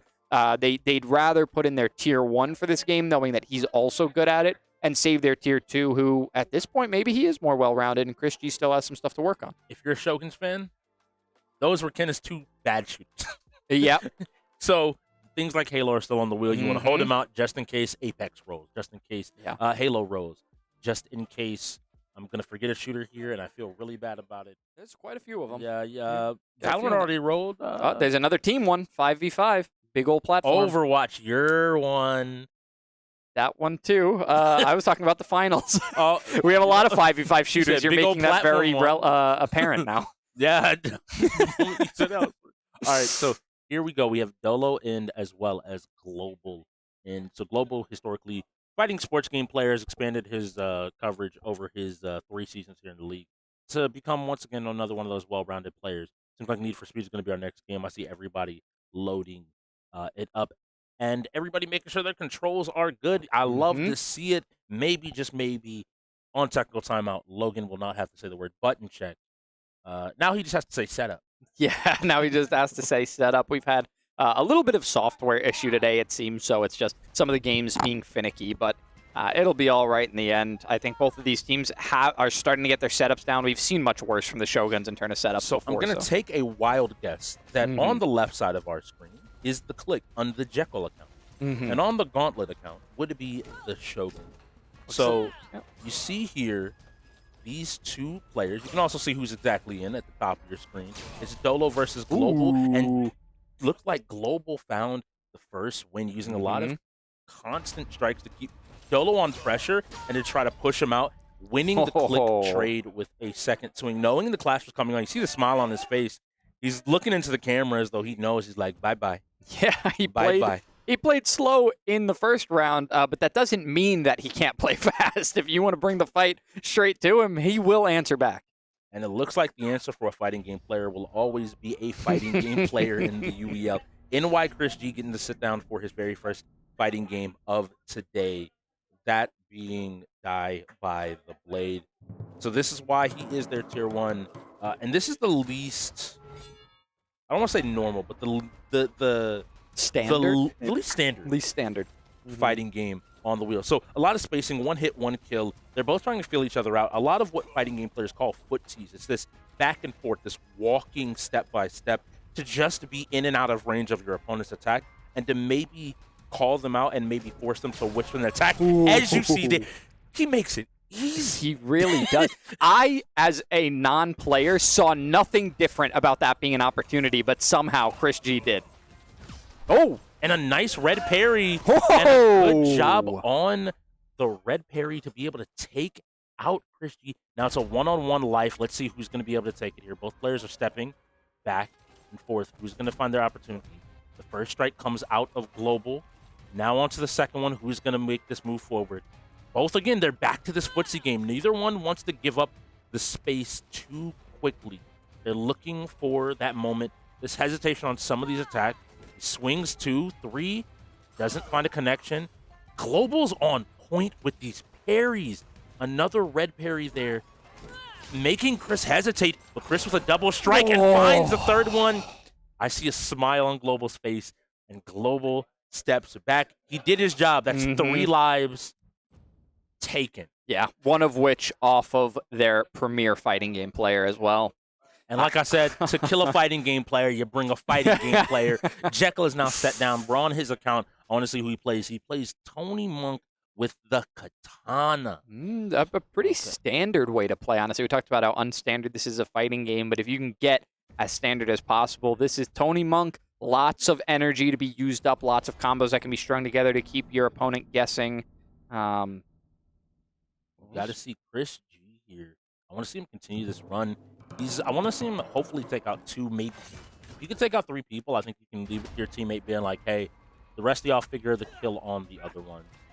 Jekyll takes a swing. Oh, man. I don't know if this is a button check or if Jekyll is just checking here, or what is exactly going on. And yeah, I hear the live call, so that was a button check. And let's see some calls. Are you gonna just? Sometimes it's good to check and the roll forward. Jekyll is an Evo champion, brother. I don't know if you want to check the reactions. Okay, the reaction check might not be the thing to do. I think that sometimes the jitter exists, and he uses the stab move here. Once again, some of these sequence attacks. So, unlike normal fighting games, this game has sequences, which are roughly combos, but they're a set of attacks that come one after another. Some have finishers, which are insta-kills if you don't perfectly parry them. There are also these special moves. Usually they are, funnily enough, some of the finishers on the end of these sequences.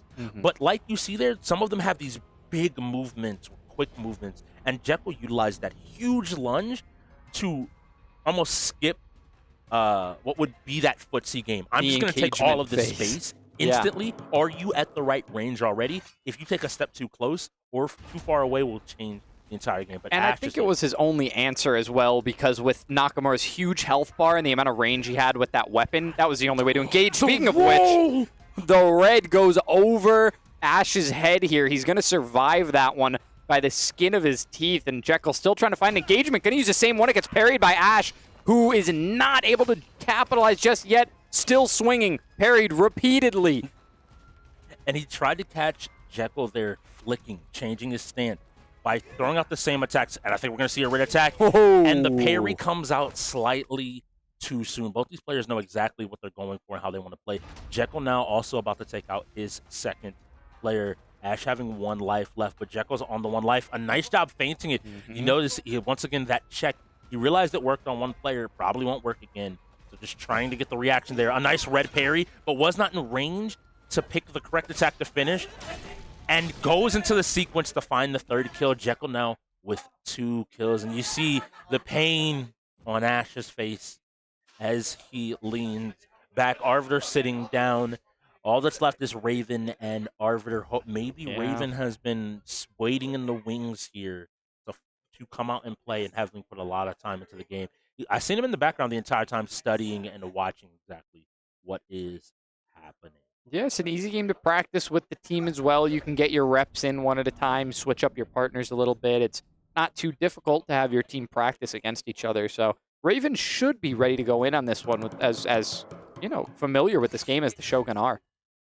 All right, here we go. The Nadachi in Arbiter's, and this is again this long-range pole arm. He wants these longer-range engagements, but Jekyll, and this is why I wanted to highlight the roll from Ash. Why I called it out in such a major way.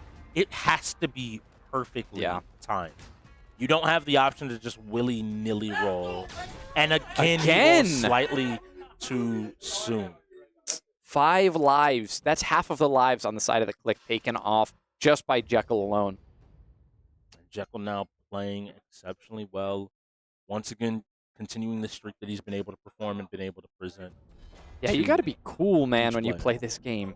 You see him, just the straight face right now. Jekyll is a very fun-loving guy, and he is locked in at the moment. I think compared to a lot of players in the league who enjoy having fun, I think one thing that Jekyll does take extremely serious is his own play. He always wants to be performing. So I didn't highlight the weakness of that big stab. You have to be in specific stances. So if your opponent is paying attention, they can very quickly, I like the step back, and Jekyll finally goes down. Good job by Raven, creating that space. Not one to commit, say, if you want to dash in, I'm willing to make a punish afterward. Yeah, saving your team from the reign of Jekyll is no small task. So now bringing in him. There are still 2 players remaining behind him. It'll be Chicken Tech and Killer. So still a lot of work to be done by the Shogun, but Raven seems excited and up to the task. He's got Dolo ready if he needs. I'm sorry, Dolo is already out. It's only him remaining. Yeah. It is only him remaining, so Raven maybe going to close this one out. Maybe the secret weapon they've been waiting to show this entire season. Maybe, just maybe. I know he's been at almost every game. He's been waiting in the wings, but now the dual swords are there. And this is the scary part about the dual swords. They have scary ability to follow up with attack after attack. You have to survive the onslaught and find your moment. And he clipped him with the tiniest edge. And the KLiK find a victory off the back of Global and Jekyll both taking a majority of lives, him coming in to clean up the game and moving quickly into this Need for Speed. And I can tell you the 4 that are going in for the show. Yeah, it's very clear because you can see all the other players are grayed out. So it will be the top 3 along with, I believe that is Mr. B. Sorry, we've got Mr. OG and Mr. B. I'm just now realizing that we have on both sides Mr. B and Mr. OG. That's why I was thrown off. So it's KLiK up to 6 games now. They've taken all 6 games. Need for Speed coming up. Shogun, the last time we saw them play Need for Speed, I believe they were on the Cops. And they got a little bit distracted in the back of the other team that they were up against, trying to fight off the racers and crash them out before approaching the Most Wanted, and it resulted in the Most Wanted getting so much distance away from them. If they're going to play the police again on this Need for Speed, they have to focus their attention more around the map, because focusing the attention on the racers didn't even work. They crashed out more than they were able to crash out racers, and they were left with only 1 player remaining. I believe I want to go out on a limb and say it was only Chris G left by the end. I believe Ash was in there for that one as well. So we have to see them clean that one up. If they're going to play the racers, maybe that's more to their play style. Maybe having one person get the lead so everybody else can just play aggressively would suit them better. I think Cops are the easier option. It is straight up just the easier option. Yeah. But if you are a coordinated team, if you feel confident in your team's ability to teamwork, I think the racers then become an easier option. You have the ability to jam. You can force them to use their EMPs. There we go. Had to find EMPs, the ability. But you can use your EMPs and then jam it, and you have some spread around enough of the team that you can kind of survive for the most part the onslaught as long as you're dodging on the other side. Just dodging the other side of the spike strips. There we go. Have to remember the abilities. Oh, it's the abilities that just are not clicking with you today. Yeah, for whatever reason today. Everybody has abilities in Need for Speed. We play Most Wanted. One person's trying to escape. 3 racers are trying to protect them. And the cops are trying to foil all of that by catching the one person in particular. So it ends up being really important. I don't know if teams have figured out how to control who is the most wanted, because if it ends up on a bad racer, you get this coin flip. Now, on the other side, again, we do know that KLiK are going to pick who goes in for this game, so maybe they can dictate a little bit better about who is going to be where. I'm going to ask you the fun question. What class of car would you like to see? We have opened that up this season to a completely different level. We used to have to play the sport cars. Now we have everything from the exotic, top-tier cars, the Lamborghinis, all the way down to that sport category. Yeah, you could have stopped there at the top. Honestly, the exotic is exactly what I want to see. It's where we see the most impressive gameplay. Watching a Most Wanted that really knows this game on an exotic car, it's the reason we've been seeing more escapes from the racers this season. And we say that the police are easier to play, and historically that's true. But this season, being able to pick the class of car and being able to choose what you're most comfortable with has helped these racers sometimes, especially if they're well-rounded and they can play anything. But playing those exotics and being able to go top speeds, it allows you to get more distance before ever coming in contact with anybody. So the early game becomes much easier, and there's less of a chance you're going to get locked into something. On top of that, I think the option to pull U-turns or try to get these like little alcoves where you can turn around becomes better because you're reaching that top speed even faster as well. So it'll be interesting to see what the Shogun ended up doing, but it sounds like the KLiK got charged a timeout, maybe unable to get to the game. Once again, this is an older title, one of the older titles here on the wheel. And when I say older title, you might be wondering what I mean if you are just joining us. We are a league, the Ultimate End Gamers League, that plays 33 different games spread across 5 categories. We play sports games, we play racers like Need for Speed. We play fighting games like Die by the Blade. We play strategy games like Final Stand Ragnarok. And I think we have a clip from Rainbow Six Siege, one of our shooting games here on the wheel, to go ahead and take a look at. Let's have a little bit of fun and see what we got all going on. This is that cheeky spawn peek that we saw from Killer trying to find here. Ultimately finds no one outside this window, but makes a good call, I think, maybe from a teammate that they might just be waiting here on the balcony. Yeah, and he's able to open up this this wall extremely fast here. Gets this barricade down exactly when he needs to. It's probably the reason he played that Aruni. You see he finds the kill there and a second. Puts down tons of damage before he gets taken out. The peek was immaculate. He definitely could have got more work done, maybe with some more patient peeking. But he was able to take 2, and that's really all you need. If it's a 1-for-1, that's a trade, and you did your job. If you take 2, that's an early carry for your team. Now, this was the situation where we had Ash hiding himself behind in this little spot. We watch the flashbang comes in. He does get blinded. He goes down a little bit, and we expected his teammate to be able to pick up this kill here, but unfortunately, he was not able to take down that Lion, so he did end up dying, and his teammate didn't refrag from him until much later. I think you have to call to shoot through the wall. Like, just call he's right in front of me, shoot through the wall. This is that impressive Jekyll play, another one of our racers here. Jekyll very consistently looking for these big hits, trying to find one, and he finally finds it right there at the end before launching himself out. He even shakes his head like, hey, I know the game is over. I don't even have to worry too much. I know that we found the points that we needed to go ahead and find. We are a league that requires you to be good at all of these different genres. You need to become an indie gamer, a master of all games. So if you're interested, head on over to our website, uelesports.com, and sign up for Season 10 for a prize pool of well over $1 million. We hope to see you here. Maybe we get the chance to cast your games or play with you. Yeah, well, I won't, but there's definitely an opportunity. Oh, for sure. That's when I'm making my pick. I just had to wait for it to get the double digits, so they know I'm big time. Yeah, for sure. Big time Speedy, for those that don't know. Big time Speedy. That'll be my he has the chain. Tag, that's for sure. Yeah, you're gonna be robbed in the parking lot. What do you mean? It's fine. You're fine. No one's paying attention. You're gonna rob me in the parking lot. Now that I think about it, you're probably my biggest hater. Sydney. Yeah. Hey, why'd you just dox me? Huh? Don't worry about it. Anyway, Maelstrom, another one of our featured games. Jekyll asked for it. Yes, Hopefully he did. He's available to go. Wait, what am I saying? They're playing 6 people. He'll be able to go in for it, even if he wasn't, because they will get a reset. Touching on the theory here. If you get to some of the numbers, we're a little over on average in this season, about a little over average 3 players per game on average, which means on average, if you're running a 6-man, you will get a reset every 2 games. Right. Guaranteed. Yeah. On the weird chance that you get like 1v1, 1v1, 3v3, 1v4. Right. You could end up in a very weird situation. Yeah. But instead, we're watching Killer now in a most unfortunate situation where he has to run away as the man.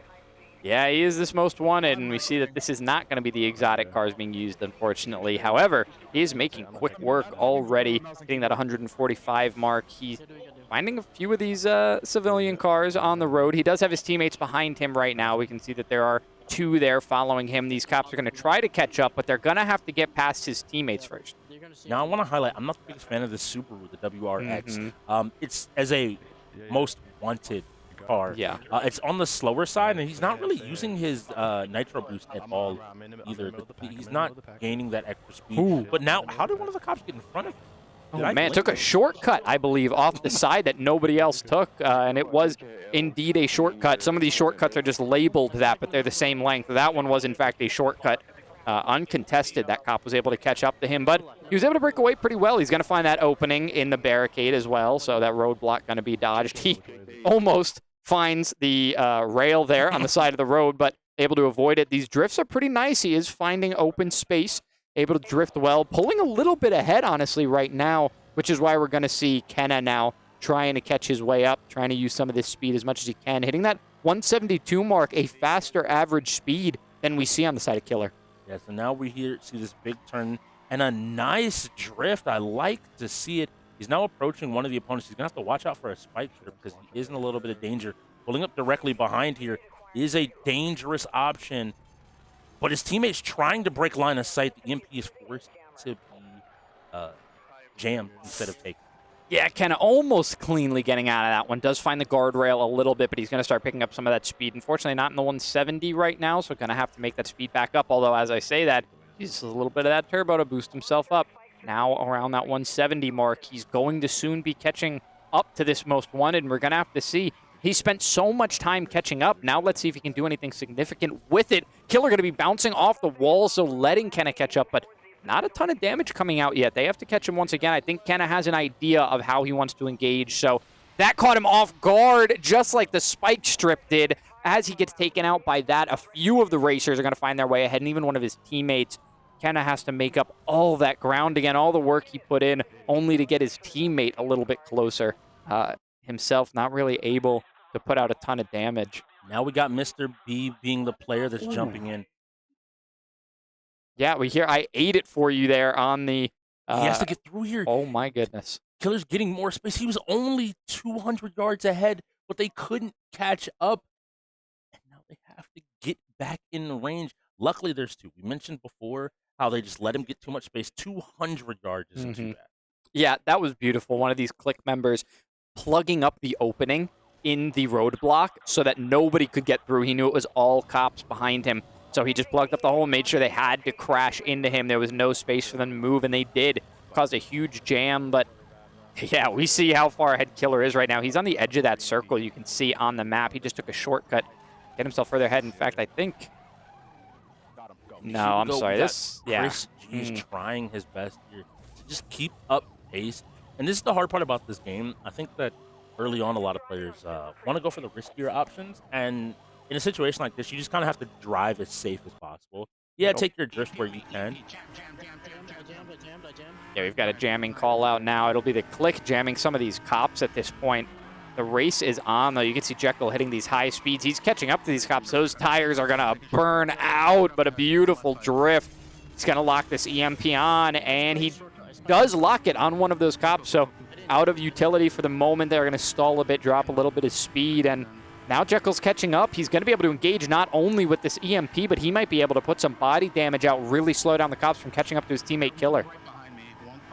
The shortcut being taken by the cops as well, and coming out at high speed, he actually makes contact with his teammate.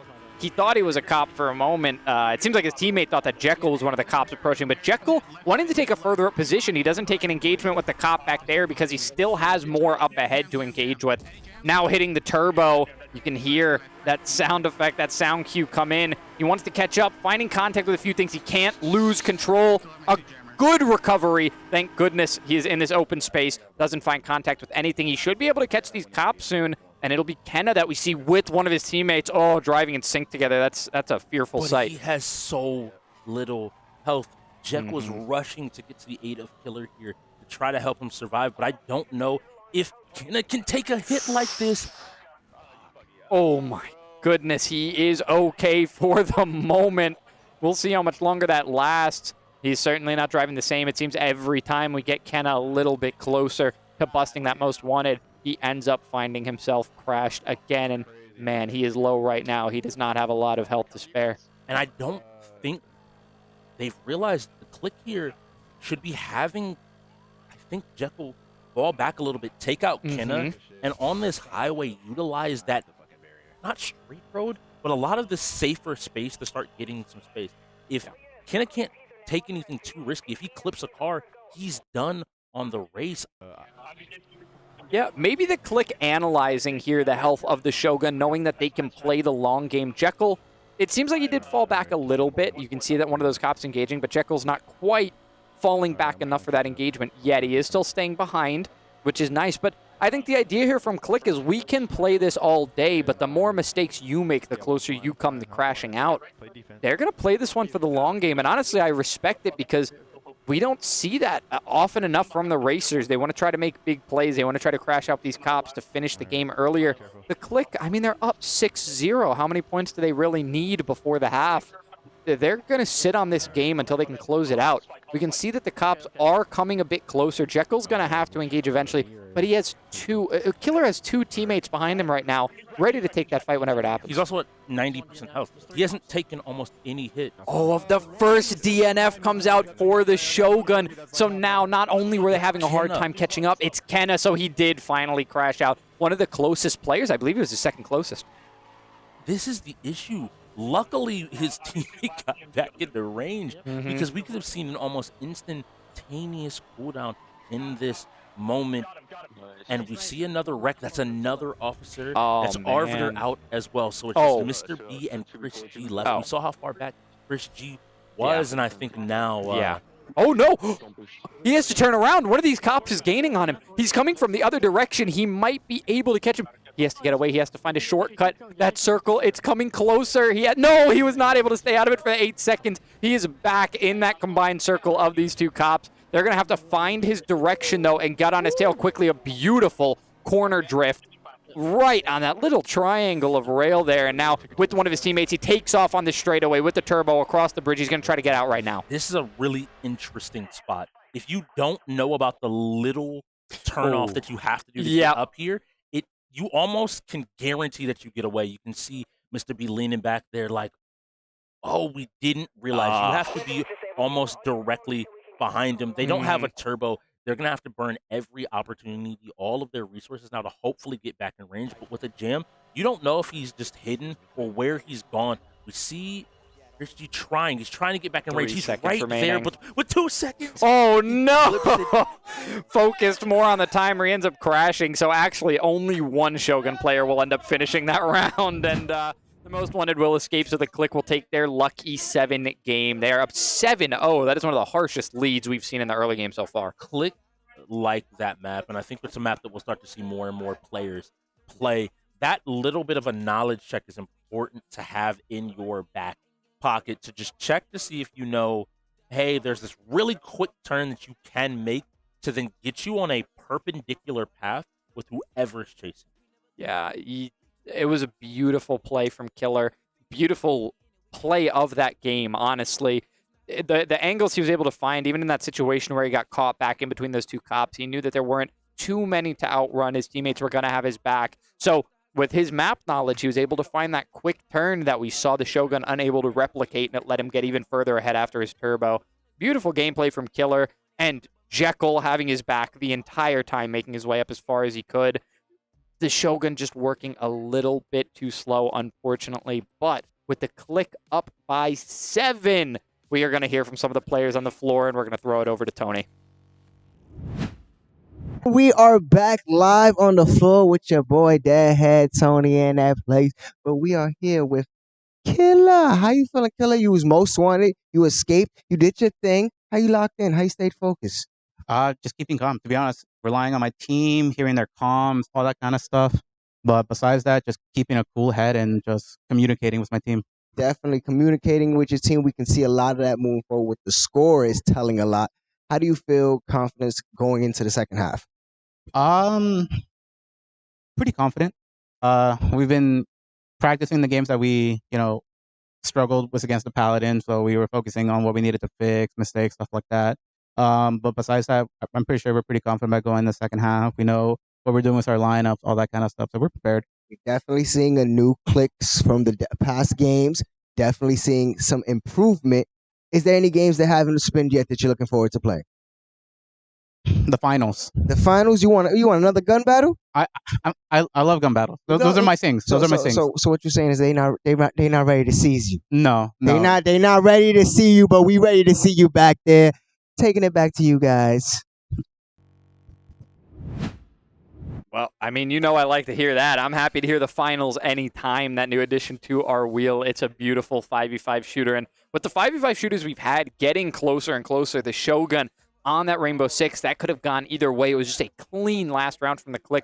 I would love to see the Shogun play the finals, one of the shooters that they've had their best performances on. Yeah, I'm looking at Dolo. I want to see him pick up another one of those rifles. And maybe Killer might find himself in a snipe-off and maybe unexpectedly have to deal with it. But before all of that, we're going to be looking at them sniping from an even further distance here in one of our featured games, Maelstrom. We're going to be taking to the high seas in this Battle Royale 3v3 matchup. They go into a lobby, find other players. You have 3 ways to gain points. Bounties, by killing other players. Placements, by getting as high as you can. And damage, this isn't a game mode where you can hide and get away and find a win. No, you need to be in conflict, and you need to get as many points, be that from damage, from kills, or from making it to the end of the lobby to win. Now, if you somehow hit the entire time, you could net you a bunch of points, but I still don't think that will win out if a team is willing to get in the conflict. I'm interested to see, and Jekyll got his wish. Looks like they put him in for some Maelstrom. Yeah, it doesn't surprise me at all. When they had one choice player, they had to put in Chicken Tech, they had to put in Global. They had one choice player, and it was always going to be Jekyll. There's no world where you don't put him in for this one. If you have a game on the wheel that he can take advantage of because other players haven't been playing it, he's always going to take to them. So the likes of Jected Rivals, the likes of Maelstrom, and honestly, based off of something you said earlier when we were watching those highlights, I wouldn't mind calling him, what did you call him, Jectel? Hey, I'm with it. Jected Rival Jectel. He is, yeah. I mean, he's big time in that game, and Maelstrom alike. We'll see him pick up all of those games that are outside of the realm of what people usually play. He performs really well, and we're going to get a timeout from the Shogun here. I believe a time-based timeout. I believe that one was pulled from them, but with only half an hour left in the first half, they would have lost those 3 anyway. Yeah, they call it at the end of the day. When you're approaching this half hour mark, the moment you see that clock dip below 30, you're kind of like, this is going to be worth using. But I think the only way we'll know for sure is by checking in with the floor, not with Tony this time, but with AV. AV, what's going on out there? What's going on, everybody? Look, I'm not going to talk about what's been going on the floor. I have been extremely busy. As you know, Dad Hat Tony has been keeping you guys entertained as well as with Strix and Speedy. I am here to just remind the viewers of our wonderful event that's coming up here in just a little bit with Halloween. We're going to be putting a poll up for this half at some point, so you guys just be ready. I'm going to up the ante just a little bit, though. So, as you guys know, if you don't know, for this event, we will be having 2 of our casters who are voted to drink some of the vanilla slide, which has the melatonin, and see how long they can stay awake and get them replaced with a caster who will actually be awake. However, we cannot make that happen until we at least get up to 375 concurrent viewers on Twitch. So I need you guys sharing all of this so that we can get this going, so everybody can watch Speedy go to sleep. But I'm out of here. Hey, I'm not even winning. That is about to change. I mean, yes, I am. You don't need to put your points on me. I'm already winning it, so don't worry. Let don't him bother. know. So yeah, if you don't know, that was AV, our director here, and he's telling you, shout out to your grandma, your mama, to your sisters, brothers, others, mothers. Go ahead and show them some love. Show them the UEL and send them out there. I know that there's a few different places around the country. Had a few friends, I think, at a few of their gaming cafes over near them, also watching us. So anybody, anywhere here in the U.S. or internationally, we are international now.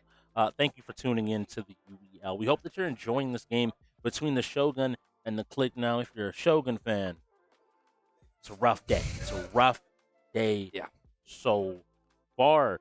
Now, I want to circle us all the way back around, because I'm gonna throw it out there. I made the joke with you. You feel free to call me biased, but if he continues playing how he is, Jekyll should absolutely be in the MVP conversation. I think that he is performing better than tier 1s from a tier 5 position. Yep. Yeah, I agree. Honestly, I can't really argue that for you. If I had to pick a player off of the KLiK, it wouldn't be the 1, the 2, or the 3. We'd be going down to the 5. It would be Jekyll. And Jekyll has previously even been in the tier 7 position on this team. So it's amazing the numbers he's been able to put up. The best for his team. He's got the best record on his team right now. I absolutely agree with you that he should be in the conversation. We have a lot of these other players. We just talked about it. You joke with me about the X-Gods all the time. We know that the Reapers are fantastic players. So there's going to be a lot of conversation to be had later in the season who's going to be going in. But we are going to be taking a timeout here. And while we do, we're going to be checking out one of our sponsors here in Sly.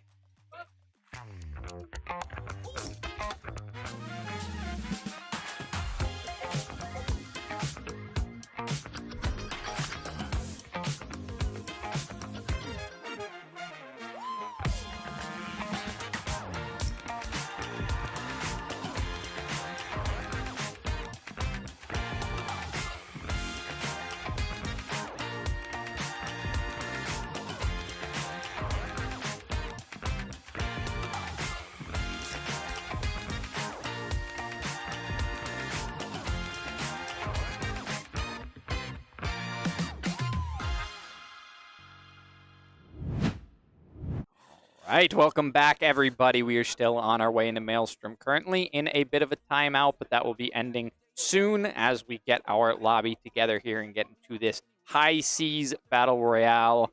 We'll just have to see if the KLiK can continue this insane streak of theirs. And with Jekyll being so excited to go in for this one, I can only imagine that they've got a good shot at it. See, I want to ask for the tier 1s, but I also don't want to look at the tier 1s because we kind of have a sneaking suspicion of exactly how those tier 1s. Yeah, But let's go ahead and see how well-rounded Chicken Tuck has been able to perform today. If we go ahead and get the tier 1 matchups up there on the screen. 4-0 is looking good against 0-4 is not looking the best. One fighter lost his dive by the blade. I'm going to give him a pass. Yep. You always get one. As a tier 1, you get one. But Chicken Tuck, again, finding that fighters win, finding that shooter win, finding a sports and a racer win. Racer and strategy. Woo, no sports. No games. sports Have we yet. had sports We haven't played a games? single one. No. So it'd be kind of amazing if he had won a sports game at this point, truthfully. That would have been really impressive. But no sports yet, but he does have one in every other category. I can only imagine if they rolled sports, he would find a way to find a win in that, too. We're just going to have to get the Shoguns to really light a fire under their butt. The comeback has to start now. We're coming up on the half. If you go winless into the half, it means you have to make up every single point you lost in the exact same amount of time. You don't want to go into the half winless. It might be the first time this season. I'm pretty sure it is because we have seen teams go on 9-2 runs. But no, to win this game, they would need to go on a 9-0 run in the half. Don't think they're going to lose 2 more games, but just giving the example here, you have to dig yourself out and then big climb. Now, again, the Maelstrom is a game that I know the Shoguns will practice. The Shogun dove into a lot of the niche games more so than some of the standard games. Some of our featured games, the Maelstroms, the Die by the Blades, they put a lot of time into developing because they realize that some teams may be far more relaxed on them and play maybe some of those games that they are a little bit more comfortable with, right? I know Rainbow Six Siege. So why don't I play that? Well, because you're in the UEL, you got to be willing to do everything and be willing to play here. I, for a second there, mistook NY Chris G for Neo. For Neo? Yeah, like for a split From second. the Matrix. Yeah, it's the fit. It's the fit. He has the entire Neo fit. He got the Keanu vibes. I think he's prepared to change and save us as we now hop onto the high seas. We saw Jekyll already win this game for his team, and it looks like we have there we go. Hold. It's going to be a sports game coming up next. Okay, you asked for it. Now the hope is that Dolo and Mr. B are available, hopefully taking a win here. Raven looks like, it looks like we're going to see dwarves and humans across the board. Today, never mind. I think that's Ash on the orcs. Looking to do a little bit of ramen. A little bit of slamming. It won't be the first time either, so honestly, we should have expected it. He has gone with this strategy before. All right. So, what is this game? This game is a 3v3 battle royale. We're preparing for battle. We'll be jumping in here with the different players. So just a quick note, it looks like the Shogun are going to lose another timeout for player display names. I believe that's the news we just got from the floor. So Shogun's down to 2 timeouts. They cannot use another one in this half unless they want to be severely under-equipped for the second half. We see Jekyll actually going with a similar strategy to what Ash is used to. So on the dwarves, most notably, this is important. The dwarves have a faster rate of healing their shields outside of combat. So them actually being willing to just run into stuff here ends up kind of playing to the benefit of whichever player is here. Jekyll can just kind of slam into these early game ships. Not really care too much because you notice his shields are still in the 750, 760 range. He's barely taking any shield damage whatsoever and able to really quickly move through here and pick up early damage. All of these will build towards their point total. So they're running the Furious Hold along with 2 of the dwarf ships. So kind of having this long-range, high-damage ship with 2 very strong frontliners. Now, most notably, I don't know if Jekyll intentionally took Torpedo here. Torpedoes give him the ability to deal a little bit further damage and to have, if someone pulls up to him, funnily enough, huge amounts of damage as well. But it looks like the 2 teams have found each other here in the middle. Now, Jekyll, I need you to not dive into the middle of that Maelstrom. You told us if you go in there, you might just lose. What the hell is this? Yeah, he will use it to pick up speed, however, and he's going to find a clean exit as well. exactly where he wanted to, so he's going to be able to engage the Shogun much faster now. And it looks like one of the Shogun may have already gone down. Yeah, that was really bad, and it looks like Ash, on whichever account he's on, is also incredibly low. I think that was one of the third-party teams. Okay. But importantly, Ash is so low that he can't take much more damage from any source, let alone from Jekyll. Jekyll now rotating back around toward his team, but now he has, in hot pursuit of him, not Need for Speed, but in hot pursuit, a few of the teams. But now he's caught up. He's sitting here. He's run into a few opportunities. I want to see him use these torpedoes off of cooldown. Maybe look for a rotation here now that they're in a choke point, unable to dodge a little bit easier, but continues to ride the tide to maintain some speed. Yeah, a bit of a sticky situation that's being escaped from Jekyll, playing at a distance right now, which is interesting considering how much we saw him ramming in the early game. Looks like he and him had a little, whoever's on him's account is not having a big conversation about where they're going and what they're doing. Jekyll now getting himself back in a position. I love this positioning. He's protected that flank side of his ship. That flank side of his ship is important for him to keep safe because of the fact that it has no more armor. You can see it flaming from back there, and you see the bars around his ship there.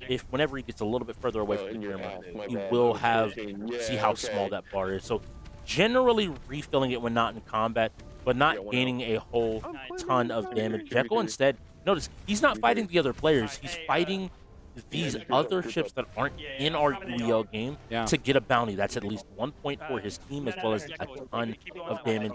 Utilizing the close proximity of those torpedoes to do a massive amount of damage as he now rotates around. He did this before. His team seemed like they were down, like they were out. They weren't going to be able to finish the game. But just from smart positioning and timing, he's able to find these fights. Jekyll is more than willing to play the team version of this game completely solo because he knows where he needs to fight. Now, instead of moving back downstream, is going to use this to gain speed, coming back the other direction. Nice job, nice communication with him this time. He moves in, unfortunately, hits the wall, and unfortunately, I believe, not just him, but his torpedoes also hit the wall. Pulling now in this other ship, locking it down. His team should be able to pick up another kill. But it looks like one of the Shogun's Arbiter managed to snipe that bounty, getting his team to points. Really good awareness there, and moves in on Chicken Tech, dropping a couple of mines. These mines in these choke points are really deadly because you don't have an easy way to avoid them, and it looks like Chicken Tech is on his last legs. If Jekyll taps him here, manages to avoid, but I think Ash picks up the kill here, and now who is left as they move the game? They're trying.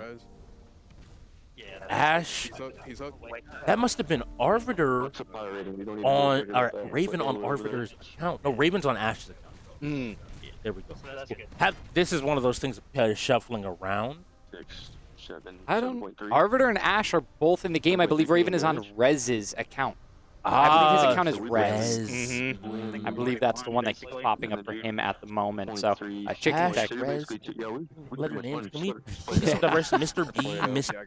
NY Chris G, Mr. OG. Can we a little bit more diversity? Come on, be a little bit more unique, guys. Now, thank you for that assistance. But swinging back around here, looking now to get a big hit that looks like you mentioned on Rez, using this speed Raven is to try to get out to a little bit of safety. Oh man, and Arbiter's on his tail now. You can see using the same ship here. They're in contact. Arbiter not paying him too much mind, shooting him as he passes by, but it seems like he wants to get out of the way. Ooh, I love this. Dropping some mines in pursuit. These are going to track onto Jekyll and do a ton of damage, and if they hit him from behind, that's going to be a ton of damage on his back side. The flank is completely extinguished here, and now Arbiter just taking the forward ability to take fight after fight. Oh and man, you gotta see, just Jekyll had the same heroics he was able to display early in the season against the Bandits. Yeah, I don't know if that's quite going to be possible. He doesn't look like he's able to find a comfortable position to start answering any of this damage. His damage is coming out really slow, and he's taking so much quicker than he's putting out right now. Looking to do a big reverse. He has to avoid these dark waters. Monsters lurk here. Maybe choosing the correct option. If someone on his team is counting points, you deny them a bounty, deny them a point, and you ensure that you instead die to the storm. This is what I want to see. Yeah. He makes sure that they don't get any more points along the line. Now, what matters here, he will get third place placement points, which is still 5 points for his team. So it will come down to still a point total calculation. I love the call by Jekyll there. The awareness to realize I could give them one more bounty, but depending on how close the points are, let me just make sure they can't get any more damage, any more bounties. He has 6K damage by himself. You're back on us. We love to see it. Hope you love our faces. We're doing some math in the background. Not me and Speedy. You don't want us doing that. No. Trust me. No.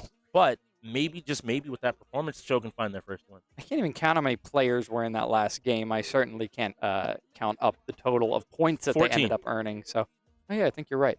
13 actually today. We don't even have 14 players in the game. I'm so mad. I'm so mad. I tried to make a joke and it was so much worse.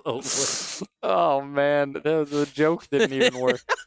But I can say Mr. B and Dolo are available for 2K. I expect them to go in, and we're probably going to see Global Figure, and I'll say him or maybe a Mr. OG in this situation. Yeah, I don't think there's any people that really stand out to me here in terms of sports games. I don't think any of these are like top 5 sports players in the league by any means, but I think we may have had a winner, and now we're just waiting to get the point on the board. We got to hear the call. I want to hear the call from the floor because I have a sneaking suspicion. I'm hoping. Their calls to play Power Wash Sim. I started a cult. I think I made a joke once, like 2 weeks ago, about that game being on the wheel, and it's picked up steam. I want to play this Power Wash. We'll get this answer to you very shortly. I don't want to give you all any wrong information. So until they place that point, I will just ask you to hold on to your seats back at home. NBA 2K here is played a little bit differently. We do have a 6-minute time limit, I believe. First to 21 points, alternatively. Yeah. So there is the possibility of a win. By means of shutout? Yes, by means of shutout. 2 players will have to go in. We do play blacktop as well with a few other settings adjusted. We'll talk about that a little bit more in due time. But we're approaching the end of the first half. How, Speedy, do you bring your players? We're assuming that this is not a win. I'm going to assume this. But how do you keep the mental on lock now going into the second half? Listen, it's not the best thing you could say to your players, but we're 0-7. How much more do we really have to lose at this point? We have to pick up the games we can. Chris G talked about this being the last game that they could have. They can't even take a loss. The last game that they played was the last loss that they want to take in this league, and it looks like they are on their way to losing another if they cannot pick it up in this second half. So I think they have to maybe reframe that. Say, this is the last game that we can lose, because realistically, we can still have a winning record at the end of the day. Now, the Shogun will not go undefeated into the second half. They did pick up a win in Maelstrom. Maybe this is the start of something beautiful. Yes. It's very possible. And now, while we wait for this, you highlighted it, so I want to dear Lord, they are getting hype out there. I need you to understand. Guys, it's 1-7. I want to bring some hype to our standings, if we can go ahead and take a look at our standings here while we wait for this 2K to go ahead and get set up, because I want to set the stage for a few of this. This is the energy I need, right? This is the energy I need from the Shogun going forward. So if we go ahead and cover a few of the different, the different conferences, because this is what ends up mattering. You play 2 teams twice from your conference. These are generally your divisional opponents. The X-Gods and Bots are in the same division, I believe, with the Blades. So what that should mean is they will have another shot at that Cyclones game to possibly get a win here. And they will have another shot at the Ravens, who they played extremely close. That is 2 possible wins on the board. Now, I can tell you, beyond that, I don't think they have a lot of easy games. But they do not. If they're able to continue to find a few of these wins, they've proven themselves already to be a team that can contend with the likes of a lot of the top teams. If I'm looking across the board, the KLiK have lost to the Paladin. Yeah. The Ghosts have won against the Wolves, lost to the Reapers. They also lost to Who am I missing that the Ghost lost to? The Bandits? Did they play the Bandits? I don't think they played the Bandits yet. Or was it a inter-conference It has to team? be an inter-conference. Yeah, team. I'm trying to They think. played the Reapers first week. They played the Whoa. Bots. It was the Bots. Oh, it was game. the Bots. That was The Bots. a pretty close game as well from the Ghost there. See, yeah, surprisingly. I think there's a lot of ability here for them to take wins. But now we're jumping into 2K for maybe them to find their second win. And we saw a lot of strong play out of Dolo and Mr. B. They won in their last showing. And it's actually Mr. OG and him going in with Checkmate Showdown following up here close behind another. This is a strategy game, by the way, not a fighter. It's a strategy game with fighting elements, so some of your stronger fighters on your team are going to be extremely important, but you also need a strong strategy mind on your team going into this to pilot your team through the chess aspect of the game. When those power pieces come into play with each other, they do have to duke it out with the fists, so you are not guaranteed to win anything. And now we will get into the different players. Everybody get in their settings. So one thing that I will call out specifically, I need to know who is setting up. I'm going to hold on to that. Ooh. Yeah, we're going to get one by one. So specifically, real player percentage is not supposed to be on. This should be the clue to that last player that they may need to repause and fix their settings. I don't want to. I can't help them. I can't help them. Yep. But people got to be paying attention to maybe just what's happening around them. I don't want either one of these teams to lose a timeout, especially not the Shogun. You need those 2 timeouts going into the second. Yeah, the Shogun can't drop anything. They can't make any more mistakes. They have to be really careful. So still on the pause here, and it looks like, no, they're going to be going into this one. So we see that it's going to be Kobe and Curry going up against each other. We will find out here. Nope. Okay, that's good. Okay. So it looks like whoever that is good. And now that I hear how quiet this got on the floor, I think people are starting to realize and make sure everything is okay. This is the other thing. People have to make sure they're on the right character, because if we change your settings on the wrong character, then pass your controller, guess what? This other person has the wrong settings. So taking a little bit of time here, just make sure that everything is exactly how they want it. We're going to do like a small reset where people pass everything back and forth. That looks good. They reset everything to default, went ahead and made sure that everything was good. Yeah. It's safer than the alternative is what I'll say to you. It's safer than the alternative. Dribble moves, function, and it looks like we went ahead and made that change. Yeah, I think we found our culprit right there with that one. So, all right. I think we're going to see a quick reset. We're going to see some turnovers just to ensure everybody has full time and everything is good. We'll tell you which side everybody's on here shortly. That information's coming in from the floor. We also generally can tell from the very first score that generally also we see a little bit of energy coming out of players. So let's see here. We got Kobe Bryant here driving in, looking for a play. Does this land? And a good shot to go off here. Yeah, clean start. Early lead. I think that was a Shogun we heard. So the opponent team, the team in the white, should go ahead and be the Shogun. Where are you jumping? Who are you looking for? Need you to stay, keep your feet down low. And we see the pick and roll trying to be run here by your team, the black jerseys here, the dark colors. And then we ends up getting a step. You're playing Steph Curry, brother, and whoever's on Kareem said, not in my house. Shout out to Dikembe Mutombo.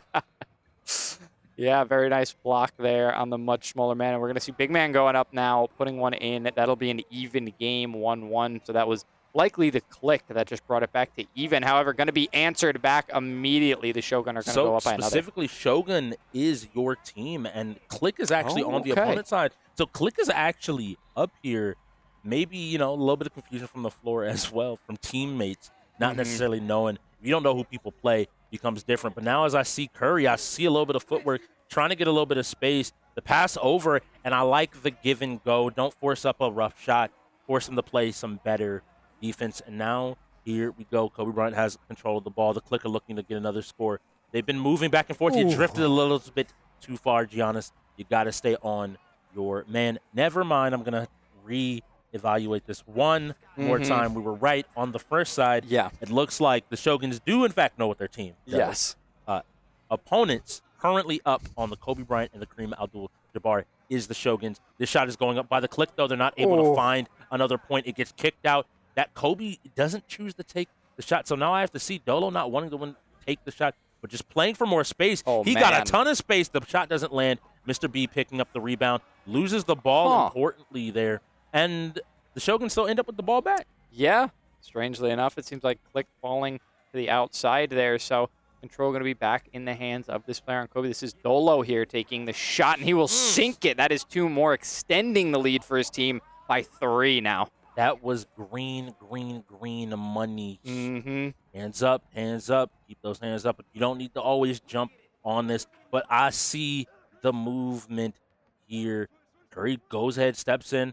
My guess on the Curry is going to be him. Him has played the Curry since last season, and then seeing Mr. OG on the Kareem would make some sense as well. So here we go. Curry stepping out once again, looking for a shot, trying to play off of this pick. The pick and roll not working as well. Looks like Mr. B kind of more aware, but still is not able to keep up with the speed there of Giannis to get in. Kobe, though, willing to take this shot. A quick stop and pop, wasn't able to find purchase, and this might just give the opportunity for them to get back in the game. That is a 1, unfortunately, stepped over the line. So not tying the game up, so I need them to slow down a little bit. All right. I don't know if I ever saw Kareem move like that. That's a little bit different than the league that I know. And Dolo going for the fancy shot, gets the rebound. The ball is blocked, and it ends up in the hands of KLiK. This is important. This is their chance to tie up the game. Yeah, him has to find a position. Nice trading of man, but now there's a mismatch. Very nice. This is a 5-5 game. Yeah, tied up now, and it's going to go back to the top of the key. We're going to see control once again to Dolo. He looks to see if he wants to set himself for a 3, and the handoff isn't good, and we're going to get a reset there on a foul. It was a foul by the side. Yeah, it was a reach and foul. KLiK. Okay. And here we go, taking in. Mr. B looked like he wants to. He said, yo, Mr. OG, post up with me. Play the game. And immediately the dish back out. Dolo with the shot, but luckily his teammate's down there. Never mind, it wasn't needed. He drops it clean through the hoop there. Every single time the KLiK finally catch up, the Shogun just pushed the lead out ahead once again. Stepping out here, he doesn't want to give him too much space. Would rather take the one. Never mind, it would rather send the ball flying. That was disgusting. Him cannot catch a break. He keeps getting blocked time after time. And that's the hard part of ever having to step in here. Good foul, though, on their side to stop what wasn't open to Bryant, but it doesn't matter. This is now a 3-point lead. Kobe Bryant jumping up there, scoring a third point on the lead for his team. And now steps back in. Let's see what we're able to do. This should be a quick dish. Are they able to get the one? I think they're starting to feel the pressure to need to take a few of these threes. So I need him to be in a position to go ahead and get this shot over. He isn't able to find purchase. Now we're back to the one-on-one. Are they going to look for the pick one more time? Maybe trying to step it up. They have 15 seconds left on the shot clock. They get the pick, but Mr. B is up there. That doesn't go in. Luckily, that resets their clock and gives them another opportunity. 1 minute, I believe, was the call left on the clock here. We have to see if they're able to find a win. Yeah, him has been taking way too long to get himself set up. The teamwork just isn't there, and it's a breakaway to the basket. Dolo's going to put another one in. That's a 4-point lead now. Doing a great job here of playing. They're going to need a 2 if they want to get back in this game into a stop. I need to see that pick into just a quick shot here. They're trying to find it, but the good movement there from the Shogun eliminate this opportunity. The ball back, and I think we're going to see another 2 go up. And it doesn't drop this time. Never mind. Mr. B said, let me do it real quick with a quick move. You see the excitement coming out of the Shogun. They said this game isn't over just yet. Don't get ahead of yourselves, KLiK. We are here to play, and 2K will be our second win on the board today. The picks for Mr. OG just are not quite good enough to free up the space for him, and him at the same time just stuttering back and forth. Unable to find a shot there is Mr. OG. The ball may have been pushed back and bounced off him. I'm not sure who gets control here. It will be KLiK that get control again, and that's game. So it'll be the Shogun taking a second game in a row. We talked about shutting down the streak and getting back into the game by stopping them in their tracks. KLiK went up 7. Now Shogun able to take 2, and they might push this as far as they can. Maybe it's their turn for a streak. if it goes back and forth, the KLiK just get to step out ahead by a mile every single time, keep the separation. Shogun have to just keep it consistent and win in all these different categories that we're going to see. Checkmate Showdown is a very interesting game for this as well, because it's going to come down to a very key piece here. If the fighting game players on the side of the KLiK can just overwhelm, who I have to believe Christie is playing the game. I have to believe that you're going to put him on the king and just tell him to do his thing. He will not lose you the game. Give him a second piece and let him go ahead and find a ton of strength. Checkmate Showdown, for those that do not know, Checkmate Showdown is where chess meets a fighting game. The players will all pick individual pieces. One player will be doubling up. And importantly, because they're running a 6-man, the KLiK will not have a player. One of their pieces will be ineligible to play. That is the weakness of running a 6-man here in the league. And so they will not only be down a man, but down a full piece, which forces them to figure it out. But I think we have some word from the floor, so we're going to go ahead and send it on over to Tony with another interview. Let's see what's going on. And you're back live on the floor with your boy. You know who it is, Dad Hat Tony, and I'm here joined live by Mr. B. If you watched that 2K game, he did his thing. I did, man. I'm happy that I got 2K before the half. I mean, we're not gonna lose 2K this season at all. I was just gonna say, I heard we don't lose 2K. That's what 2K. We don't lose 2K. You're crazy if you think we do. Crazy if you think anyone does. But I'm sorry, I'm gonna have to do it to y'all. It's 2-7. It's 2-7. I know it hurt. I can see it in your face. I know you're hurt. These are boo-boos. What are you going to do to get back from this big boo-boo? You got a whole half coming up. You still got a little bit more time before that half, but you got a whole lot of more time coming up. Are you guys locking in? Because it doesn't seem to be. Well, I love when y'all count me out. Ain't that what Kendrick said? You're not like us. We're just going to lock in. We have plenty of will left. I mean, every game on that wheel right now going to the half is ours. KLiK got their stuff. They got their stuff out the way. All right. Now they're coming into my house, coming into the Shogun Temple, and that's what I want them to do. I want them to step Yes, he wants them to step in, but what we're going to do is step back to you guys and continue this great game. Back to you, boys. Love you, Mom. Now, importantly, Mr. B did two important things. First and foremost, he sent some love to his mama. That's the first thing you got to do if you're going to win a game. If you ain't sending love to mama, what you doing? Number two. Who's the most important person after your mom? If you're going to quote one person in 2024, it better be Kendrick Lamar. That is exactly what I needed him to do. That shows me that they ready to play and they locked in. They're down to go anywhere and everywhere and take this win. I love seeing Mr. B. He also has just amazing energy. If you ever get the chance to chat with Mr. B, go ahead and show him some love as well. I'm really happy. It seems like I was worried, but I was worrying for no reason. I don't know about all that. The Shogun are still starting this one down 7. It's a mountain to climb for them. They're in this. I understand what you mean. They're in it. They're still here to play. They're in the league, but it's so difficult for them to be still in this game. I think it speaks to the team, the name, right? That idea, that mentality they have to have of being warriors, of regardless of what the situation, of finding a win and standing strong. And that's why I think that mental, like that interview to me means the world, because it shows like, hey, count us out, do it, see what's going to happen. But to your point, if they want this to be a moment where people stop counting them out, they have to start winning a game like Checkmate Showdown. Yeah, and against KLiK, I mean, I know we talked about how difficult their season has been so far. They've had some really close games, but they're 1-2.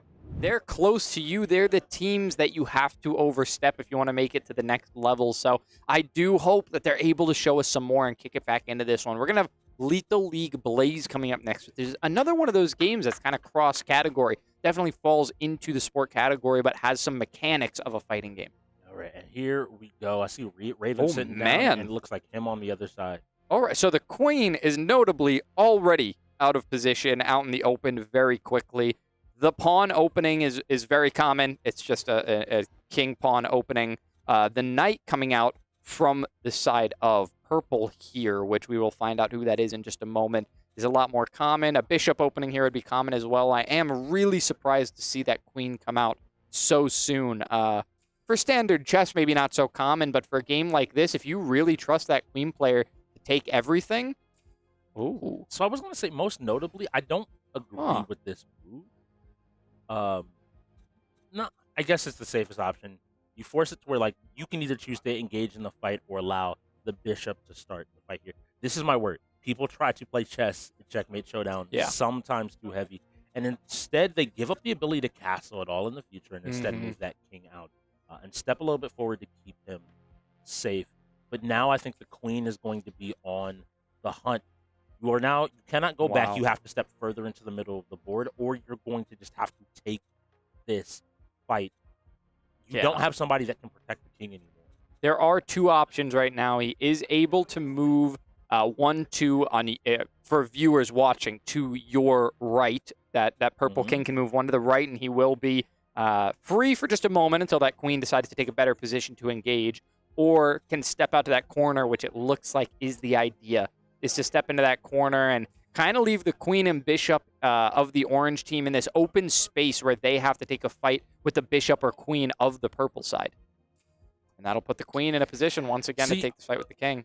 After everything that's happened, I've actually preferred that they develop their pawn to get their bishop or their knight into the game at that point. Keep the king from ever being able to step back safely. Yeah, and I like this. The knight has two options here, which are to engage the queen right now and take a fight, or block the queen from the king. Honestly, I think if you really do want your knight to take the fight, you have to take the fight yourself. This queen can move in so many different directions. Right now, that queen can avoid that fight, but the bishop instead going to take this fight. We hear a button check called, and that's going to be a bishop versus knight. In different situations, both of these characters... Please be careful. There's a lot of buttons that you can hit your opponent with, especially in this game. Wow. People got to be ready and be aware of what is happening. I don't want anybody to lose a character. So let's see what we have and what is all going on. So I believe it's either Jekyll or him right now playing the bishop here. This should be Jekyll. If it's the bishop, I'm pretty sure. Him historically was their king, and then purple is the Shogun. You can see that in the top left and right corners of your screen for anybody at home if you're wondering who is who. Yeah, Ash needs to put out a little more damage. Each bar, good damage coming out, so that's one bar down now for the side of Jekyll. He is about to take out Ash, though. He just needs to connect one more time, and he does with the super, and that'll be the finisher. So Ash able to take a bar off of Jekyll on that bishop. That's a strong piece and a strong player, but unfortunately in this game, the KLiK do have several strong players on several different strong pieces. So a single bar, I don't know if that's significant enough. Do you just step back to your original starting spot? I think that's the position we're in now. This bishop's going to move out of the way so that this queen has an engagement position, and still the king has a way out. You just move. Well, if you move your queen, they're still just going to attack your king. The so your bishop, king has to. Very interesting. So both teams are going to be charged a timeout here because they didn't enter which player was going to be playing which piece. The Shogun are only down to one timeout on the game. Issue. I don't mind. I don't like it from the side of KLiK. They lost their game to the Paladins due to clerical errors. Yeah. The idea that you ended up losing a timeout here is ridiculous when we're in game. We're week 6 of the season. I'm sorry that I have the expectation now that you are on top or something like this. Yeah, it looks like this is just a shift back and forth here with the king, trying to find a position that he can't get caught out in, and that's I want to see it. I want to see it. I want to see it. 11 more moves. We have to see some conflict somewhere. If not, then give me this opportunity. And instead, it looks like they've made the decision to just stop this fight. And now it looks like they might want to take a fight here. The first non-king move beyond the opening. Yeah, and actually it's going to be a bishop to queen fight. That queen is the piece that is able to move any direction on the board. It makes it so much harder for the king to move around. So if this is a one fight for the Shogun, I will be really, really impressed with their idea for strategizing, getting that queen out so early. And it's going to be Chris G stepping in on the bishop. So not playing the queen-knight combo that we often see fighter carries playing. He's going to be on this bishop, which recently, it seems like the league has determined can be one of the stronger pieces in the game in terms of fighting. I think it comes down to the straightforwardness of... Hey, there we go. Gonna go ahead and get his stick set up and everybody working so everything works out. Well, the straightforwardness of the game plan of the Bishop. It just wants to get in your face and then use pressure to reset you a few times. Very similar to the Queen. The Queen has a few more tools, so I want to see what Chris has maybe cooked up. Chris G. I look. He is a good fighting game player. I respect all the players out here, but as a fighting game player, a lot of respect here. So let's see what he's looking for his opportunity. He's automatically finding his spots. He goes ahead and powers up here. I like the decision to use this buff here. Notice he's not overcommitting. He goes for an instant air dash, doesn't end up connecting. Chicken Tech punishing him there. Dodging. Nice job. He isn't able to get a punish there, but is able to do a ton of damage. Neither player looking for anything. Let's see what Chris is able to do. He wasn't able to find a combo there.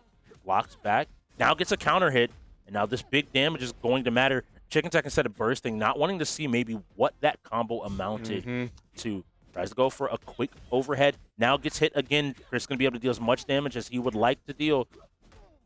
Oh, yeah, And he's going to find out. Using the ultimate. I think burning the ultimate off of a guaranteed hit there would have been huge and brought Chicken Tech down to one, maybe two decisions, bare minimum. But maybe now looking to close it out with one more hit. Nice job with the perfect parry to protect his guard. Yeah, he has to connect again, and right now, Chicken Tech playing very safe, very calm, but he's not able to put out a ton of damage. Hasn't even taken a bar off of Chris G. Unfortunately for Chris G, not able to connect any of this, so the counter grab does come through, and now the damage coming out will finish off Chicken Tech just before he's able to take a bar off Chris G. So Chris G's Bishop still full health. And that's really important and really well done there. You even saw him, a lot of people fall into the trap in this game.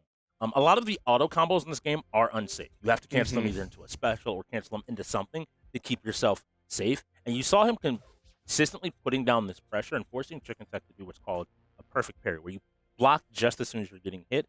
Otherwise, you take guard damage, you guard break, you can't block anymore, and you die. Just really good play from Chris G, showing that he really understands the game. He's dived into it, and he knows how he wants to play. Now this Bishop is under threat and is probably going to be forced to move back across the board. Never mind, they might want to go on the attack, actually. Yeah, going to try to find an opening, it seems, but they're hesitant about it. They're not sure what kind of move they want to make yet. This Bishop engaging on the pawn will be safe for the moment. Doesn't have a ton of threats. And you were actually correct, not me. It looks as though him was on that Bishop. Him and Jekyll are sharing a Bishop, and then Jekyll is also playing the king. Otherwise, you have these roots, and then the knight is sitting on global figure. So I'm looking at global, him and Jekyll, and now that Chicken Tech's out of the game, I'm really expecting them to do a ton of the damage here.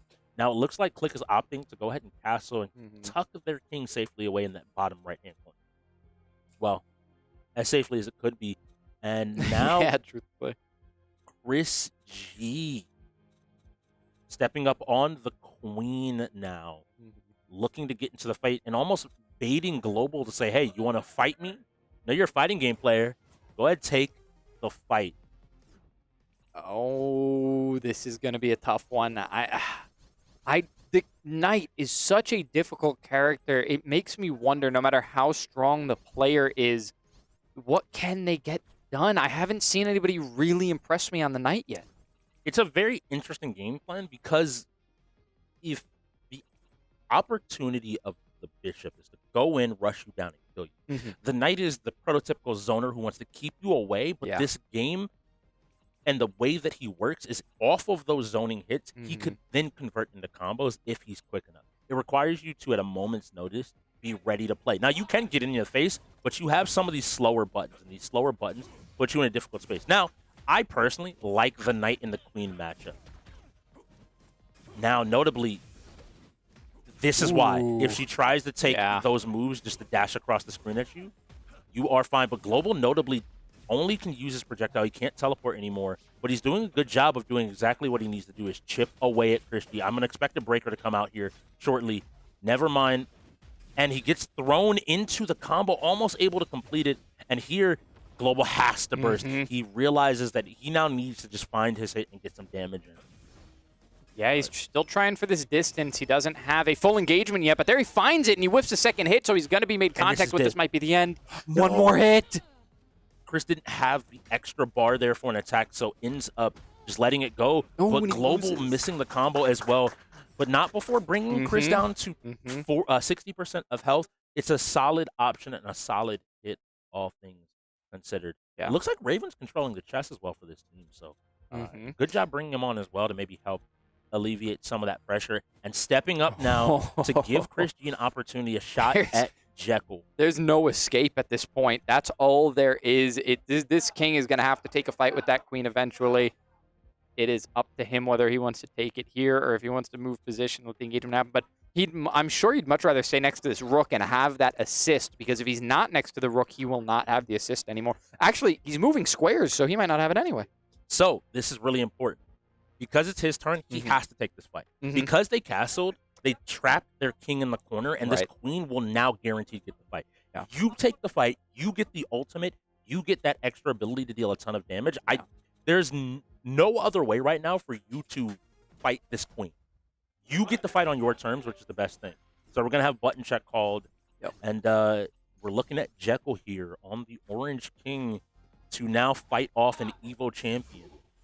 Oh, man. And, I mean, thank goodness that Chris G here is down a bar already. Oh, yeah, we see early pressure already coming out from him, and he's able to... Oh, okay, Jekyll able to break it, just like Chris G did before, so they're even. Neither of them can break anything, and this is where Chris G can go on a tear, taking out tons of damage and almost evening the score already. But importantly, I'm looking at Jekyll. He just needs to find his hit, but he might not have time. He got a second breaker, utilize it, and then now is moving his way across the screen. He just can't find his hit, and each time Chris finds his moments. And that is a Shogun's win before halftime. That's 3 wins for the Shogun right as we hit our halftime.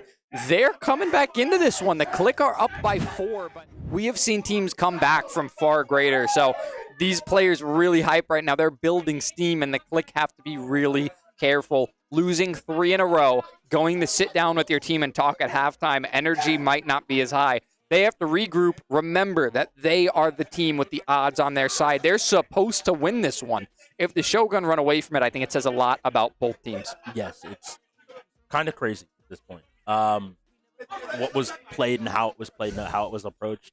I think that they trusted Chris G there. Mr. B was on the king, but more importantly, the bishop that got the kills on Chicken Tech was Chris G. Yep. The queen that won the game and fought off Global's knight was Chris G. They trusted him as their fighting game tier 1, a player that is supposed to be on a different level to win that game, and we see it paying dividends. They did an amazing job. Yeah, and honestly, really proud of Raven here coming into this first game of the season, piloting that team and having to make the really important decisions. If I were him, I probably also would have used Chris G for everything in that entire game. So really smart play by him to say, I know how we can play this one as quickly as possible and not have to throw all of our players at it, just let Chris G get on a roll. So great piloting by him, and hopefully these Shogun are going to keep pushing it as we come back from halftime. But for now, we will see you on the other side. The person that just arrived was the GOAT, the MVP last season. Cat came straight off of a plane from China and walked straight up in here, and he's ready to play. I don't understand how he's about to do it, but hey, he's about to do it. I guess that's just what GOAT people do. Just got toasted in second, but we moving on to Lumina Rush. Ricky and Lance have assured me that they're nice at this, so we're about to find out firsthand. I haven't seen them play, so we're going to figure it out together. All right, tough loss. We're going to get back into it. Just need a little bit of more communication. That's all there is to it. We go get back into this game. It's only 1-0. All right, 3 people is lined up. You got 30 seconds. All right. Yeah, is Cordy, are you playing? Yeah. All right. Wait, so who's picking? So, who's picking? Who's got host? We do. We want Matt. All right. So you get to choose who goes in for them. Do you want to go first? No, you just whoever you. You gotta be quick. All right. You gotta be quick. Kevin versus which 3? Those 3. I'll play against him. Yeah, all right, let's go. Yeah, we got Matt. All right, let's go. Which map? 1-2. Okay, 1-2. Level 1. Level 1. Second match. All right, we ready? Cordy, ready? Yeah. We good. Staff, you ready? Start. Yo. Yeah.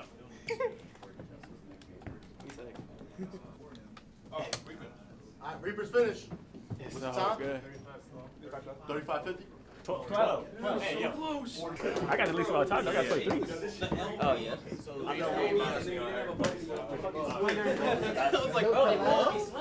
DVD, 4-minute timer's up. Bro, just let my team do their thing. That's all done. I have complete faith in them. Right now we're down by 1. It's 1-2, but we'll give them early games. Nothing to worry about. We won though. Okay, take that dub and go. So the main focus of the UEL is to find the best all-around gamers, to become an end gamer, so to speak. So your objective as a player is to be able to play every game that is on that list, every game that's on that wheel, versus other tournaments, other collegiate sports, esports, whatever, what have you. Their focus is 1 or 2 games. Their focus is, I'm going to be the best at Overwatch. I'm going to be the best at Street Fighter. I'm going to be the best at Mortal Kombat. So they'll play that one game nonstop. And maybe they'll get top 100, 500, whatever. But then they'll go to EVO, and we all joke about it all the time. Is like at EVO, their prize pool is like 40,000. I mean, maybe I'm making it up, but it's like 40,000 for all the winners, whatever. So first place might get 10,000. Versus you come here and you're a tier 1 player, you're gonna get paid to win or lose, 2,500 again. Right. So Chris G, he's a former EVO champion, I want to say. He came in here and got smoked, but he's gonna come in here and still get paid 2,500. But it's funny because Chris G, former EVO champion, is getting paid the same as Bosi, dude nobody's ever heard of. We'll find a game that wants to be a part of our tournament, wants to be a part of something new, versus Overwatch and Valorant. They already control everything that they got. It's a monopoly for them, for the game developers right now. So this is a new concept to make it fair to the players, make it fair to the owners. Like you look at a lot of these esports teams now, like Ghost Gaming just joined with us. It's failing in these other leagues because the game controls the leagues. The game controls the events. The game controls the money, essentially. The game controls everything. Versus here, the league controls the league. Exactly. 100%. How did DBD go? It was easy, bro. I'm not gonna lie. I don't know. They picked a bad killer, though. That's really what it was. Who were the killers? It was, well, nobody likes just one killer, but it was Ghostface. And he's just like not that good because his whole ability is that he has to stalk you. But if you just look for him, he can't get his stalk up. Because if he stalks you, he can insta down you. But we were just looking for where he was, and we got all the gens done. Kalui, I don't know what the heck. I'd just call him Clue at this point. Hey, call him just the weird one. The weird one? And with your team here, he's the weird one? Okay, that's... Nah, I feel great about it. I mean, I can't wait to play with Midnight, especially. But just, I really love this team that we got going into this season. I'm super confident. I'm not going to say undefeated, but I will say champions, for sure. All right, calling for the 4P. And then the last question I got for you, what game with this composition are you looking forward to? What games you're like, we got to play this today? Give me 3. I thought we were going to win Rainbow. I was proven wrong. So I don't know what the heck happened. I'm not good at Rainbow. Give me 3 games, Kat. What you want? 3 games? 3 games. I wanted to play MK. Got that. All right, so MK's out the way. I would like to see Overwatch. Great performance, though. I would like to see Overwatch. So Overwatch, all right. Fortnite. When Fortnite rolls, I'm standing up. I'm going crazy. All right? I'm cheering Cordy on like crazy. I'm putting that dude on a pedestal. All right, so you heard it. MK, Overwatch, and Fortnite. They already got MK out of the way with a strong performance. Yes, but we can get back into Halo. Kat, thank you for your time, sir. And good luck with the rest of the game. All right. This is my first time with everybody in person. Very grateful that everybody joined this team, whether you were drafted or, I mean, all y'all were free agents, so everybody chose to be here. So I'm super grateful for that fact. Super grateful you all believe in the fact that we can get that 4th championship, right? I know I do. The rest of the league don't believe me, bro. I know y'all been hearing it already about how, you know, we lost Hollywood and we got no fighters. And it's just not possible this season, bro. They said the same thing every season I've been in this league. Every season, me and Ricky been on this team together. They said the same exact thing. But it reminds me of our first season. Like this season, reminds me a lot of our first season. When we first played Karma, I told everybody, like, When we had Lance. no, Lance, I'm talking about, yeah. When we first played Karma, I told everybody the same thing. I'm gonna tell y'all now. This league does not believe in this team. It's a fact. Ask anybody in this league, they're gonna tell you all the reasons why we're gonna lose. I already named them out for you, bro. Cutters is old. We got no fire. No, but on a real note, the biggest thing I can say right here today that's going to win us this championship, do not listen to the losers. Might sound fucked up, but it's a fact. Do not listen to the losers of the league, bro. They're gonna tell you why the rules suck. They're gonna tell you why they're better than you at every single game. They're gonna tell you why that coaching decision wasn't the right decision. All of those things, bro. Come on, MJ. Do not listen to the losers of this league, bro. That's the biggest advice I can give. But look, we've been doing great in this half. Let's keep it up. We're gonna go out there. We're gonna smoke their boots. Cordy's gonna go ahead and win some checkmate showdown. He's gonna go out there and win it by himself. Nobody even got to touch the controller. So. But no, let's get into it. Cordy, take us out real quick, bro. What do you want me to say? You tell me. Reapers on 3. Oh, no. Just a breakdown. Reapers on 3. Nah, bro. Come on. Come on with that little white girl. We need your battle. Reapers on 3. Clap it up. That little 13-year-old white girl stuff, bro. Come on. Bring it up. Reapers on 3. Where's the energy, bro? Reapers on 3. With your chest. We're not leaving until you give us something, bro. We're not leaving until you finish. All right. All right. Reapers on 3. Go Cordy. Give us some energy. What's the energy that we should have? Hey, Don't be bro. shy. I ain't gonna lie. I'm tired of this bitch. But I'm tired too. Bring us some energy. Yeah, Cordy. I need that energy with Cordy. Don't be shy. Come I don't got I need that energy Come on, bro. like you gonna have on Sunday when we ball. Fortnite just roll. Come on, Hey, Cordy. Fortnite just roll. Cordy, come on, Cordy. Come on. Reapers on 3. We're gonna We're gonna work on that. Take us out, bro. Count us down, bro. 1, 2, 3. Reapers. Oh my God. Are you running it back? He Hey, run it back. Come on. Come on. Do better. Come on, Cordy. Come on, Cordy. Give me your energy. Cordy, I need your They energy. gotta be able to hear us in the other room and be like, oh, shit. Yeah. That's the point, bro. Come on, Cordy. Hey, bro. Fortnite just roll, bro. Come on. Hey, bro. Who are we? Reapers! Who are we? Reapers! Hey, Reapers on 3. Let's go. 1, 2, 3. Reapers! Welcome to Gracie University, and thank you for checking out our certified Gracie Jiu-Jitsu Training Center in Fredericksburg, Virginia. Whether you're training here at headquarters or at any other certified training center around the world, there are 3 things you can expect when learning Jiu-Jitsu the Gracie way. Number 1, structure. Gracie Jiu-Jitsu is for everyone, but only if taught correctly. Way too many schools have this one-size-fits-all approach. The problem with this is you have people with all different needs being taught Jiu-Jitsu the same way. So what we've done is spent a ridiculous amount of time creating specific programs for each and every demographic. And the benefit of this is that each person is going to get from Jiu-Jitsu what they need from Jiu-Jitsu. Gracie Bully Proof, non-violent self-defense, confidence, and character development for kids ages 5 to 12. Women empowered.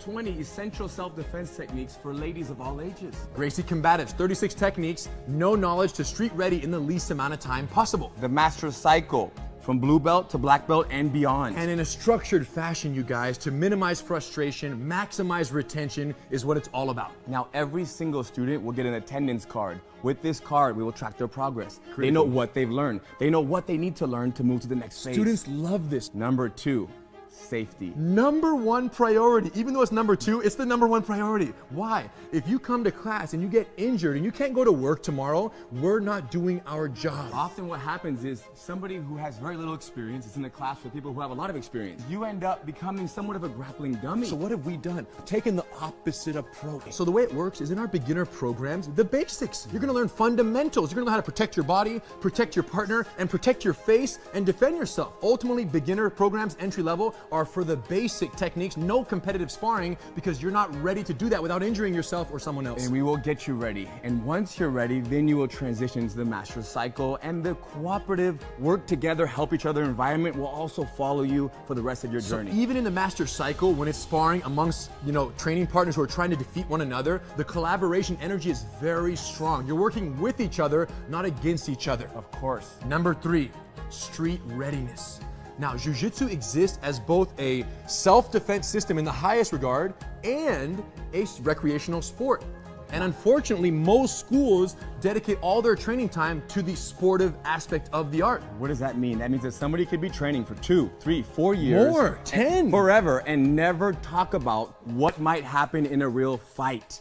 And this is very unfortunate, you guys, because Jiu-Jitsu is an amazing self-defense system. So what we've realized is the first thing you learn is the hardest to forget. So all of our entry-level programs are 100% committed to the techniques you're gonna need out in the parking lot tonight, tomorrow morning. Whatever goes down, you're gonna be ready, but that's because the emphasis is 100% self-defense. And once you own this self-defense mindset and this way of survival, then you can take that mindset with you and apply it to the master cycle. Where you might be rolling more sportively, Jiu-Jitsu versus Jiu-Jitsu. but it's still a self-defense mindset being applied in a sportive practice of Jiu-Jitsu. Or to any other area of your life.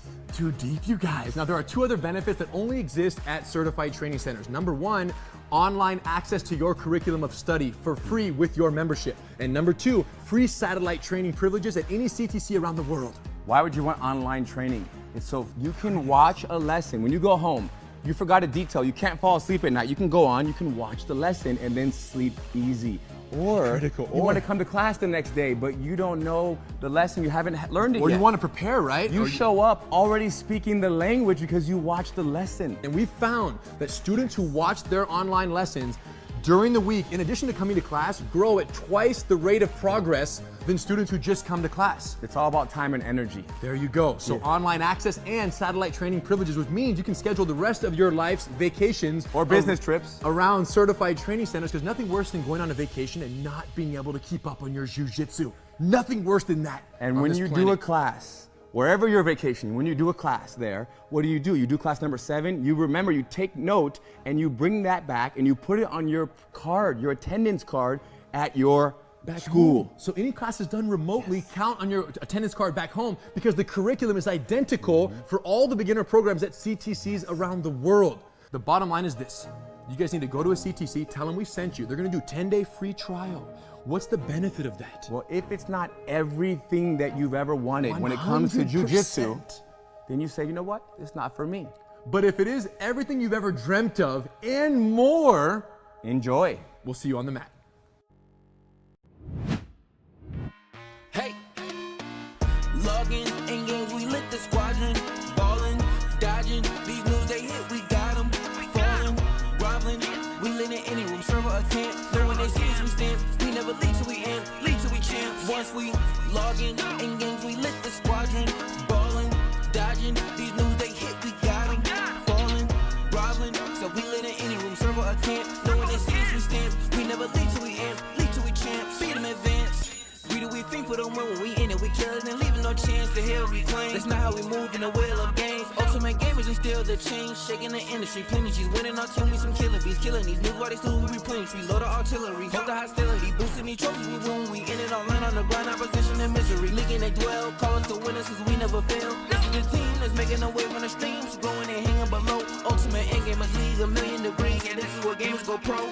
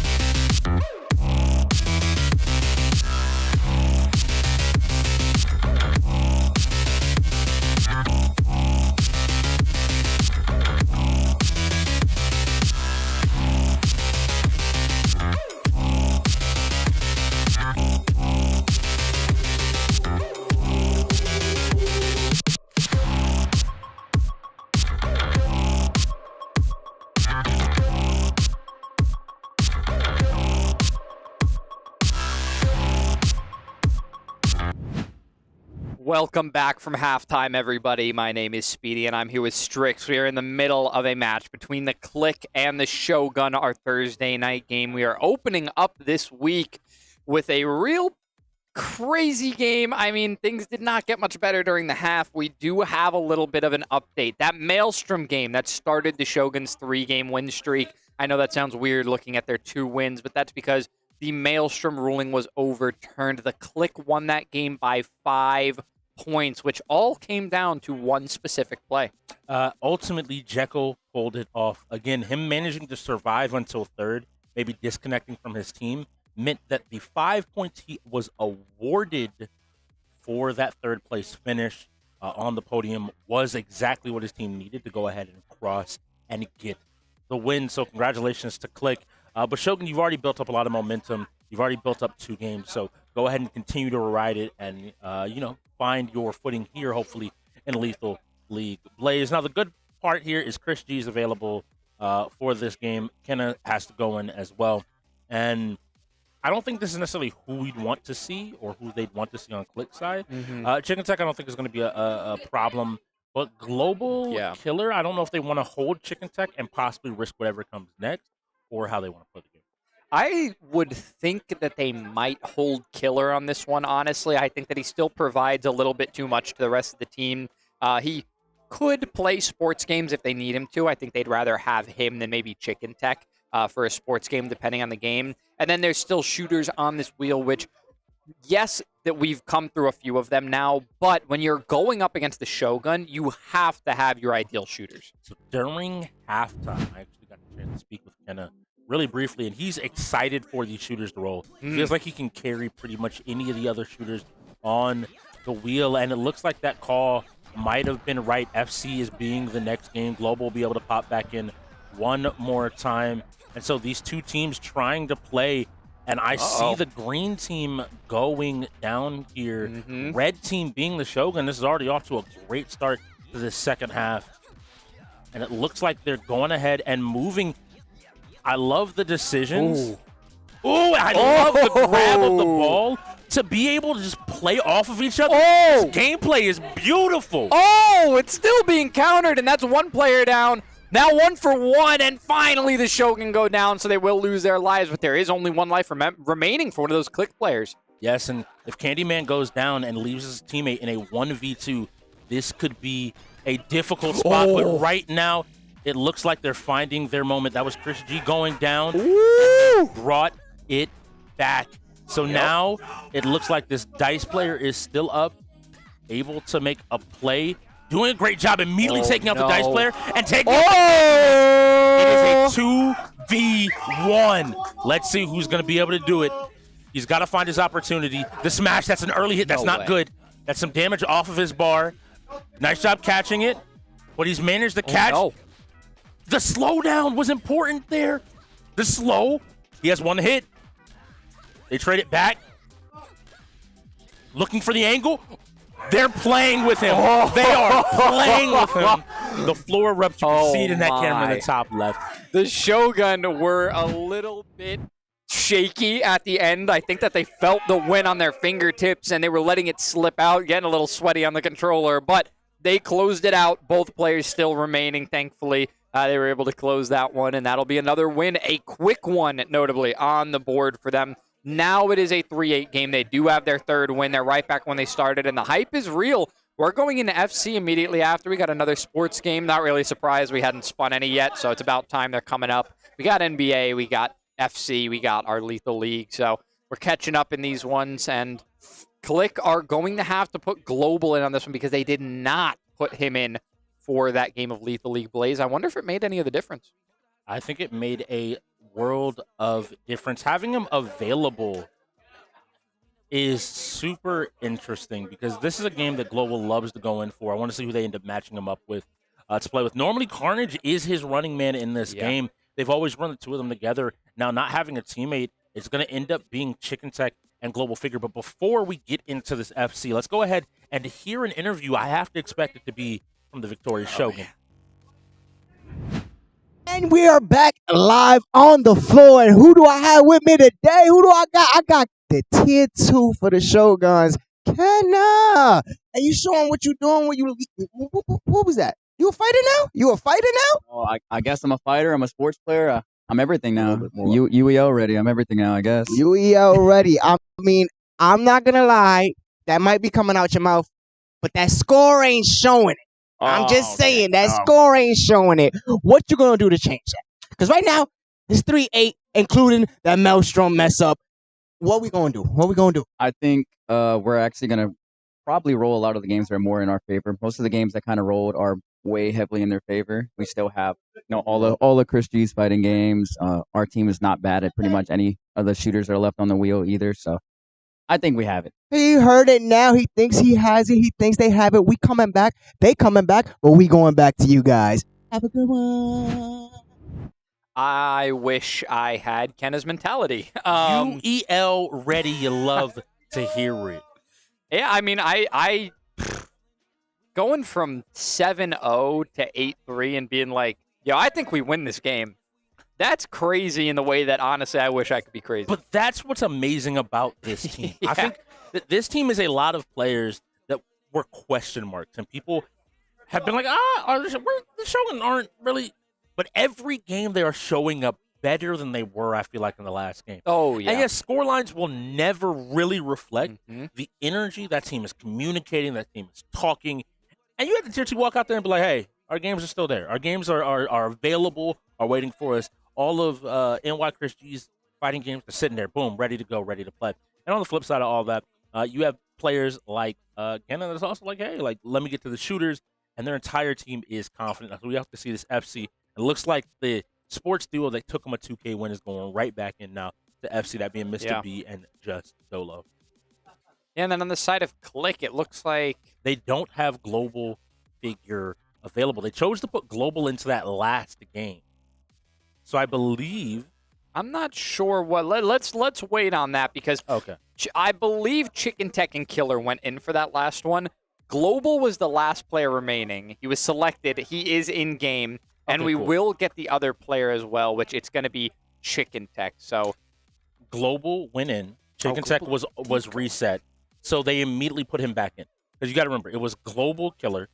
It was Global Killer what went in for a Lethal League. That meant that he would normally be available after the reset of Chicken Tech. They instead opted to put him in. The two of them hopefully have gotten some time together to play, to find some opportunities. And they're going to have to beat this dynamic duo of Dolo and Mr. B. They've been coming out killing it today. And I'm excited to be like, look, the last at least 30 minutes. Let me be a little bit fair. Last 30 minutes, all right? Maybe not today, but they got warmed up. Yeah. Before now, we're not going to talk about before now. What we talking about right now? We're talking about right domination. now. This Shogun resurgence that we get the opportunity to see. I think they found out that Ghost of Tsushima 2, I forget the name of what the actual game is called, but they announced Ghost of Tsushima 2 like last week. So maybe they're a little bit hyped off. I have been waiting to watch State of Play with a friend of mine, so now I know that there's a Ghost of Tsushima 2. There's not. Good to know. Oh, there's not. Good to know. Yeah. You know what else there isn't? A game to be gone into just yet. We have a technical timeout. So we're going to be waiting for just a moment. And technical timeout actually reminds me of a little show that... Hey, shut up, Strix. A little show that we've got here at the UEL on the YouTube channel. Right. No, tell them. So... that little sass from me was just an acting ruse. I was pretending to be Logan Summit, the sassiest, the most energetic person that we have here in the UEL. He's going to throw all the fire. He's going to make sure all of these players get burned just a little, get them warmed up for their next couple of games. You head over to the UEL YouTube channel and check out the Technical Timeout show every Wednesday, 6 p.m. Pacific, not Western. Pacific at 9 p.m. Eastern, which is where we are located here in the league. So if you want to catch it, it's Wednesday nights. He just released an episode. If you want to get caught up for all of this week's games, go ahead and watch it on the YouTube channel, whatever ocean you're touching. So good. FC, for those that don't know, this is after EA has lost the FIFA license. This is Football Club 24. Same game, different name. 25, I believe, just dropped, but we're still on 24. Yes. And so we got to see how these two players. We play Volta. It's normally a 3v3 mode. You pick your team. You can pick your players. You can move them around. And then you have one player that's basically playing defense, or two players depending on your formation. We see a lot of flip triangle. So Yeah. we see a lot of 2 in the front, 1 in the back Mhm. here in the league. So I'm interested to see what everybody ends up pulling up and who everybody is going to be playing here. Yeah, I'm a little bit curious. We have a few teams that are common to be chosen in France, right? PSG. France, PSG. I mean, that's practically the same thing. You're playing them for the same reason. So, but we also have walls on or walls off in this Volta mode, and I'm curious to hear what is your favorite to watch. Do you prefer watching walls on or off? If there are skilled players, walls on is more interesting because it creates a very dynamic passing game. The players that are really good know how to utilize that wall as almost like an additional man to be able to rotate the ball. We've seen a couple of shots where someone shot it off the wall to get across that otherwise would have been defended. Yep. To send the ball higher, and so you get this really dynamic play. Beyond that, I think a lot of people just skill check people with no walls. If you don't know how to control the ball, you're gonna have a lot of clock stoppage as well as lose control of the ball. So I'm a walls on guy. How about yourself? I'm definitely walls on. I prefer it. I like the high octane gameplay. I like not having a way out. You can't stop by any means. There's no reason to be able to stop yourself. So you just have to keep it. Every once in a while, they launch the ball way, and then something happens, but we often don't see that. Yeah, to the stratosphere. So I think they call it the soccer sphere in other countries. But yeah, the stratosphere, or the football sphere, or whatever you want to call it. Yeah, that's what they call it, foosball. So it'll be 2v2, but there will be 3 on the field, which we already know. So usually what happens is the 2 players will be passing it up the field together, and whenever they need to, one of the players will be swapped to the goalie to defend that back of. All right, so let's see. That does look like France's national team going up against StarCraft 2 versus France. PSG versus France. Wow, we called that. That's amazing. It's almost like our league has a defined meta. We'll see who. Once again, usually in sports games, that first score will tell you everything you need to know about the game. Ooh. And I see a fist bump happening over there. That'll be KLiK. Great then job. on the KLiK France. went ahead and scored that first goal. Yeah, so that'll be KLiK on France. Shouldn't be. Oh, I'm sorry. I think that is France in the white, correct? So that's yes. And here's another shot, and it'll go in. So that's 2 already for KLiK. They are up early in this one. So I really want Shogun to win this game. I think the StarCraft is going to be a really difficult game for them to play. I don't know how much they've practiced and what they've learned and where they've grown in a game like StarCraft. But if they can get control of that ball, unfortunately, there's a foul that ends up sending the ball back into control of the KLiK.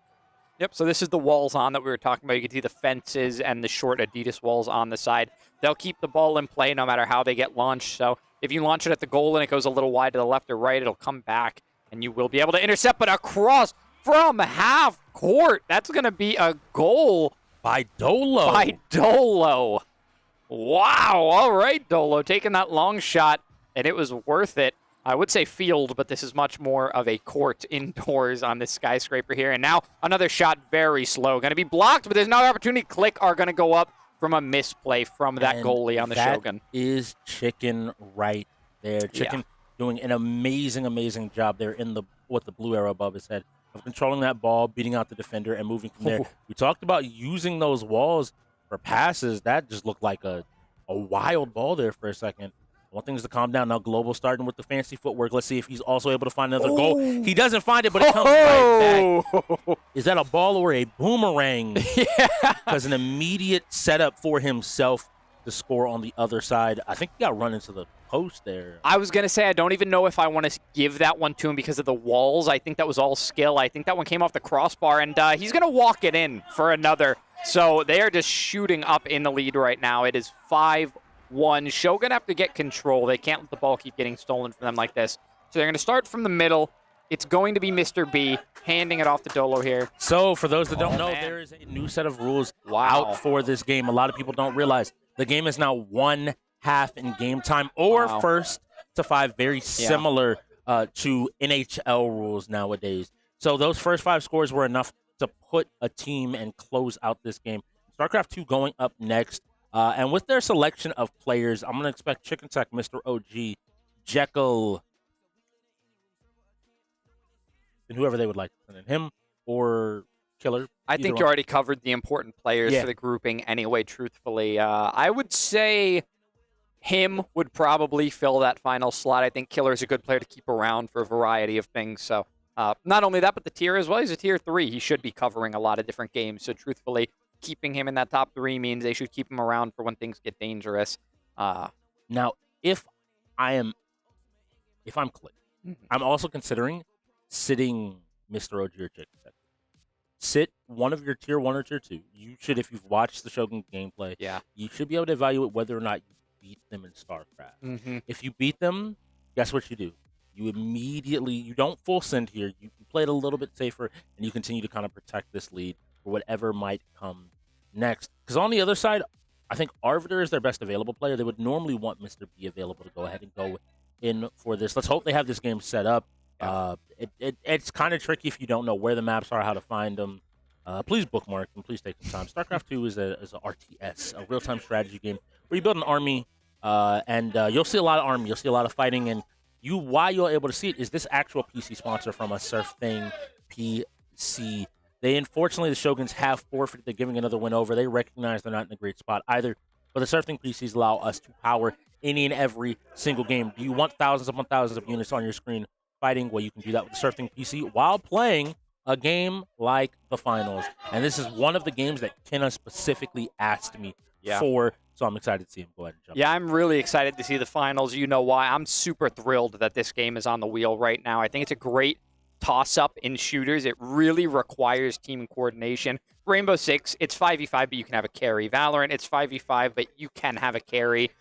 In the finals, there's no shot you can carry the game. Everyone has to be doing their job. I'm telling you, that would Kenna, I'm being very real with you. That is the opposite of what and I talked about. Of that, he feels that he can carry. He feels that he can carry the finals. So I need to see him come out here and perform. And in this moment, we got to find out who's performing, and that's going to be from Tony out on the floor with another interview. And we are back live on the floor at the UEL where the Gamers Go Pro, and I am here with Global. How you feeling, Global? How you feeling after especially that FIFA win 5, straight 5? They forgot the rules, but y'all remembered it. Hey, man. Talk to your GM, man. That's all I gotta say. Talk to your GM. If y'all don't know your rules, man, hey, talk to y'all GMs, man. Real talk. But nah, definitely after that FC, I'm feeling good. 10-3 right now is feeling, I feel good. Obviously, you drop some games that, unfortunate, like me with Lethal League, like I feel like that's. But I don't feel like they were too bad. You only dropped 3 out of 13. You only dropped 3 games. That's pretty strong in my books. Now they forfeited what was it? StarCraft. Unfortunately. And now we're getting into the finals. How you feeling about the finals? What do you think you're gonna do in the finals? I think this should be a good dub for us. I know the guys, like, we've been with finals, especially we really been grinding that game, and we're just trying to after what y'all don't know, we've had unfortunate issues with the finals in our past games, but we've been toning in our game, we've been toning in everything, and so hopefully today we'll get that dub right now. Yep, that's what we hoping for. We hoping a dub. You know what? Let's play some games here. What you thinking that score gonna look like at the end of this game? Let's talk your talk. Hey, man, I for one, like, I wouldn't want to sleep on the Shoguns, like, at all. The Shoguns, like, despite their record and everything, they are a good team. So honestly, I would say maybe 18-5. 18-5, you heard it now. Everyone else is thinking 18-3, but what we thinking is that we heading right back to you guys. Let go. I want to apologize to everybody at home. That was local individual. Global figured there ain't no way you just said 18-5. And no way, no. He also said that's respecting the Shoguns. He said I'm gonna give them their respect. They're a good team. They're not gonna win like any more games. He said 2 more in the next hour or 4. Bro, if you just go ahead and be the global figure, go ahead and just be like, yo, I'm dropping at least 28, 30. 18-5 is like, that would be one of the biggest blowouts we've had this season. And he's like, and that's being nice. And bro, I like that. Good thing, bro. He having fun, Global doing his thing. He wearing the Fatal Fury hat. You know, it's a lot of love out there, the global. But you see the smile. You know, I just think it's Cap. Sometimes you might need to take the hat off. But we get into this finals. He said they've been working on it, so I'm excited to see what they are shaping up, how they're going to be able to perform. This looks pretty ideal. Maybe you swap out NY Chris G for Raven and Mr. B, is what you would normally want to be able to go ahead and do. But we will have to see here, and I want to see that performance from Kenna. I think he has that ability to be the game changer. That's what his team needs right now. I mean, listen, Kenna's a great shooter for their team. It's what he's in here for, and I'm sure hopefully he's been putting his head to the grindstone on these shooters because that's what they really need him for right now. They're trying to cover everything else. They need him to pick that up. He's trying to be diversified, and that's great as an endgamer. It really is. I just don't think it's what the team needs from him now. It is amazing for his individual performance, but I think the team needs him to lock in on those shooters because they've got the pieces to make it work, but they're still not winning them a majority of the time. This is the chance for him to show, and not only him, but Dolo is in as well, who has one of the craziest finals performances we've seen so far. I believe NY Chris G is available for Skullgirls, so we should be able to have a pretty good game there. So let's see. We are going to be watching Killer, and we're watching Power Shift, our favorite tug-of-war platform that exists in the middle of the map. And it looks like we're getting a different map for once than we've normally seen. Yeah, it is. It's going to be Monaco 2014. And right now the setup that we see is triple medium, one light from him. We've seen him play the light before. He can put out an insane amount of damage. And then one heavy. And now we'll let you know, it was a quick flash we got from the Shogun. I think I saw Ash on a medium, and that was it. Well, it looks like, is it light, medium, and heavy? Yeah. So I was wrong. It is, in fact, nighttime this time instead of daytime. The church might be closed, but I think they're still going to be seeing some destruction. What's up? I see a look on your face. Yeah, so it is nighttime in Monaco 2014, but these mediums, none of them have opted to play the healer set. They have opted to play the turret set. So they have 3 turret setting mediums right now, which means they're going to have 3 auto shooters. Oh, these shots coming down from above. Killer, give him a break, man. Putting down the damage. He finds one. He's going to find a second, just barely doesn't get it, but Ash is already down. That's one of their big shooters already dead. Arbiter's gone. Yeah, throws down one of those fire grenades, those incendiaries as well. Platform has been captured. It is under control of this KLiK team off the start. I'm sorry, no, it is not. It is going to be under the Shogun control, but these shots raining down like hellfire from above. Unfortunately, there is a god existing above you, and his name is Killer. It's not what you wanted to hear your god's name be, but his name is Killer. He's not a forgiving god, and he puts down the entire team almost on his own with that DMR. So now, control over to the side of the KLiK. They're going to get a decent amount of time of it without being contested. You can see that up on the high ground. Oh my goodness, Killer's going to try to challenge him. He got a little bit eager, wasn't able to use the bounce pad at a correct angle. Buddy, it's still the same angle. I'm sorry to tell you. You are still on the same angle, and he makes it in the window. He's going to find these shots from hip fire. Oh, does not find that kill, unfortunately. So up above on the rooftops, they will be warned. That's 2 dead for his team. Arbiter finds 2 with a grenade. He has to find these kills up from above. He's shooting onto that heavy. You can see how much damage he does. Finally finds the kill, and now he's still challenging the others, but unchallenged himself. I do want to highlight as well, Mr. B's Arcade gone down. And this DMR is actually new from the season that just launched recently. It looks like some player has finally decided to come in as these buildings start to come down.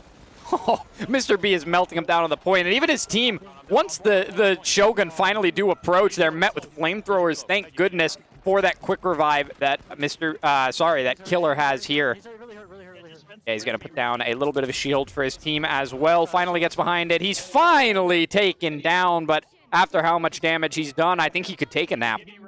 This is the thing. All of them are going to be able to get revived, and this point is cruising.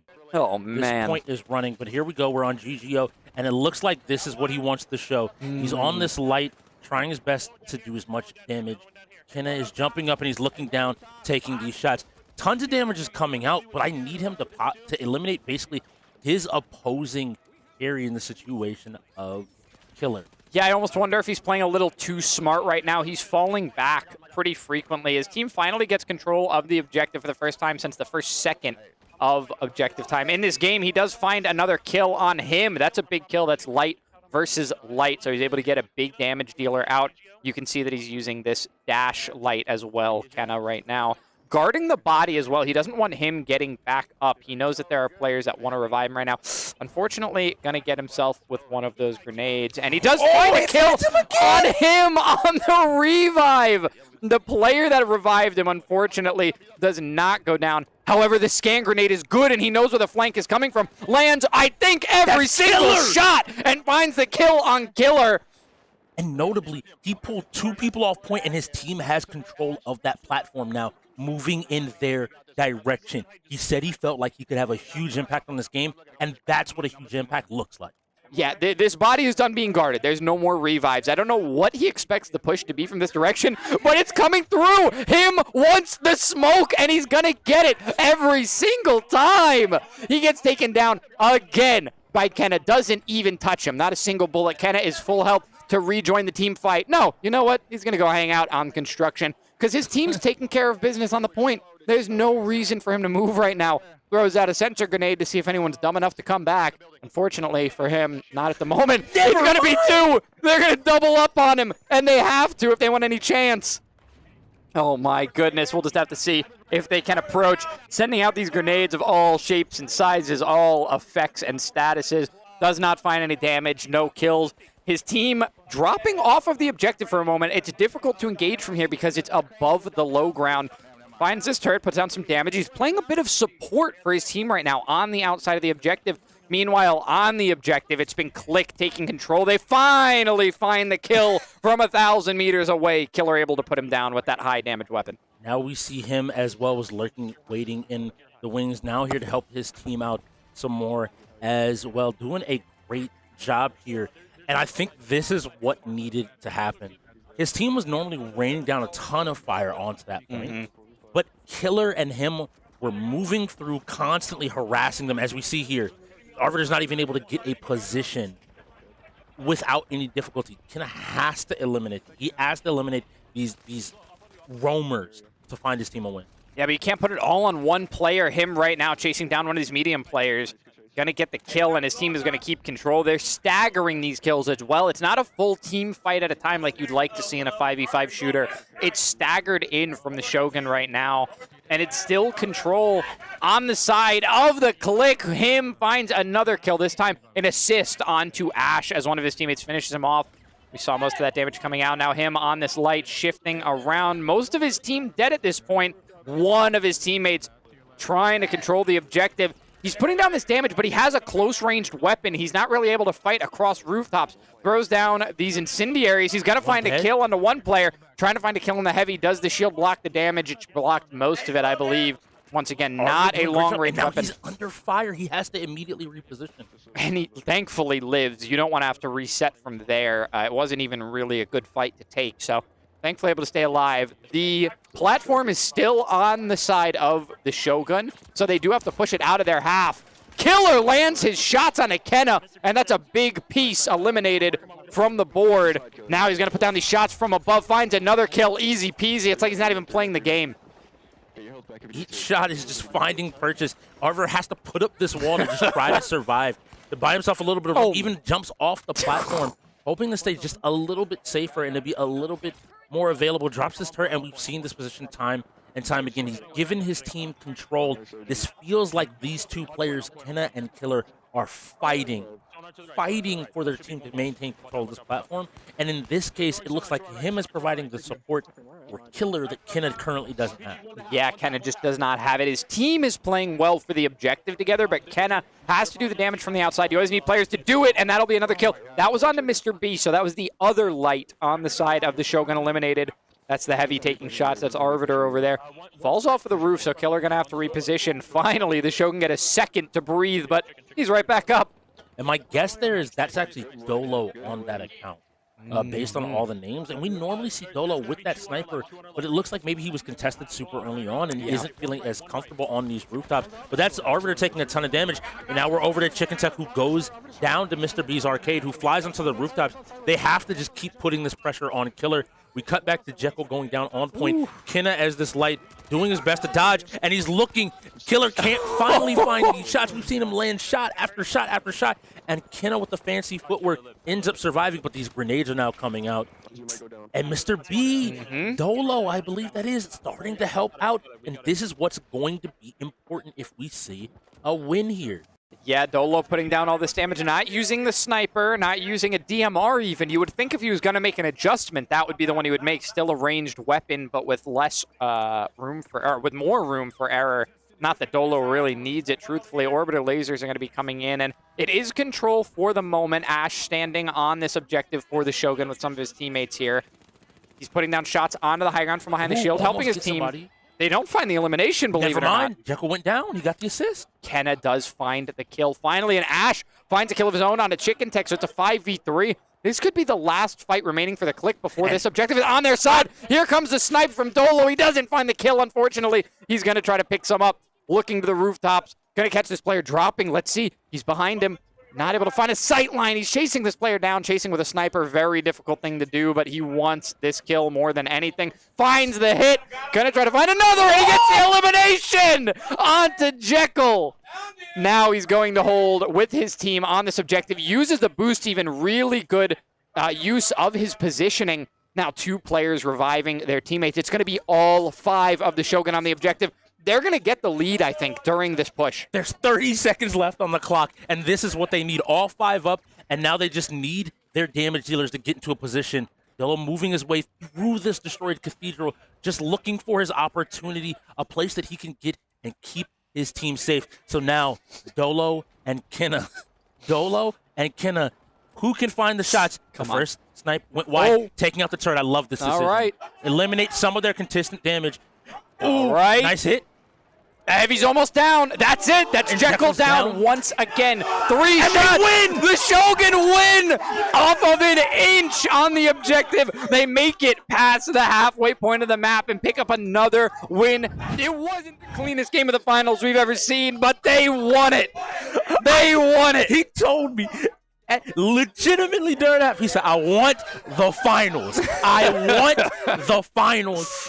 And we had questions. There were moments the entire game. Yeah.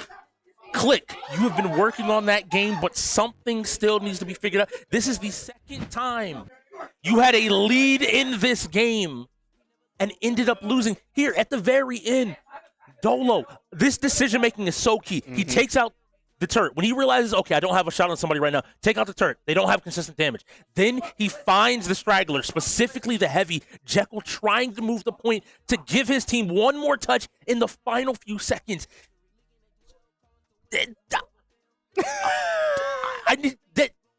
I'm speechless just because in that moment, the entire game, we watched it on their side of the map. Yeah. They had a fight. Kenna takes the skirmish 2v1. Finds the win, continue to push forward, and time again, they managed to bring it up. I would love to get a chance to talk to Kenna if we could after that. Yes, I know it's very soon, but he asked for it. I would love for them to have the opportunity to show off a little bit, but this should be a good game coming up as well, Skullgirls. Yep, with Chris G available. Speed. Yeah, I mean, dude, the Shogun can really fight their way back into this one. They really can't quite literally fight their way back into this one. It's extremely possible right now. We were, like, I was sitting there, I was like, man, Speedy is so right. So smart. He's so cool. He knows everything about the finals. If he says the finals can't be won, then maybe I should stop believing. Wait, so does that mean I'm none of those things? No, you're all of those things. Oh. Amazing. It's like, well, they didn't win the finals. But in this situation, Kenna... Like all of them, everybody at there's different points. I want to give Arbiter was on points as the heavy. Yeah.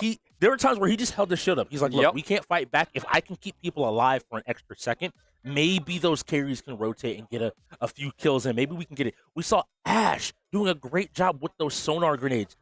He wasn't throwing them near point. He was throwing them ahead of point. Yeah. He was giving his killers awareness of what is happening at all times on either side and all around them.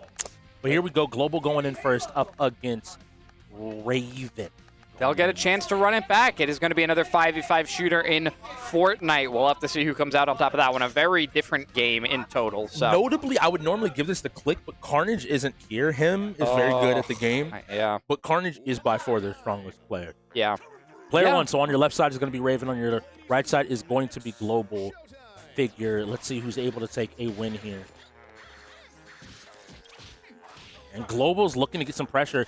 They want to stop this momentum from the KLiK. The KLiK want to stop the momentum from the Shogun. from the Shogun. So, Skullgirls, both players playing one character. So we're going to have 2 rounds of this game. It looks like Global has his combos kind of put together and is looking to do as much damage as possible. He's jumping in with these various jump-ins and doing a good job of finding an opportunity to play here. Grab. Let's see, you got the combos? Okay, he found his timing. And it looks like he's going to get some big damage out here. He should be able to finish out the round as long as he's able to hit a super here. He ends up resetting the neutral. Now let's see what we have. Neither player really burning any meter immediately. And so that'll be 1 life down. There is the option to play 2 characters in a round, but that is not the option that these players went with. They want to play their same character with 2 health bars, 2 rounds each. Let's see, boom, the nice throw into the combo here. Boom. I'm loving what I'm seeing. Boom. Into the super, good job, pushes him out, and we go back into this game. So these characters look very similar. They're slightly different in their ability. Notably, Global's figure, the one that's dressed like a Fallout character in the blue and yellow, has the ability to make a clone of herself. You see on some of those grabs and do a ton of damage, and that is Raven dead, signed, sealed, and delivered. So if the momentum for the Shoguns to continue, we're going to be looking at Wk6 coming back in.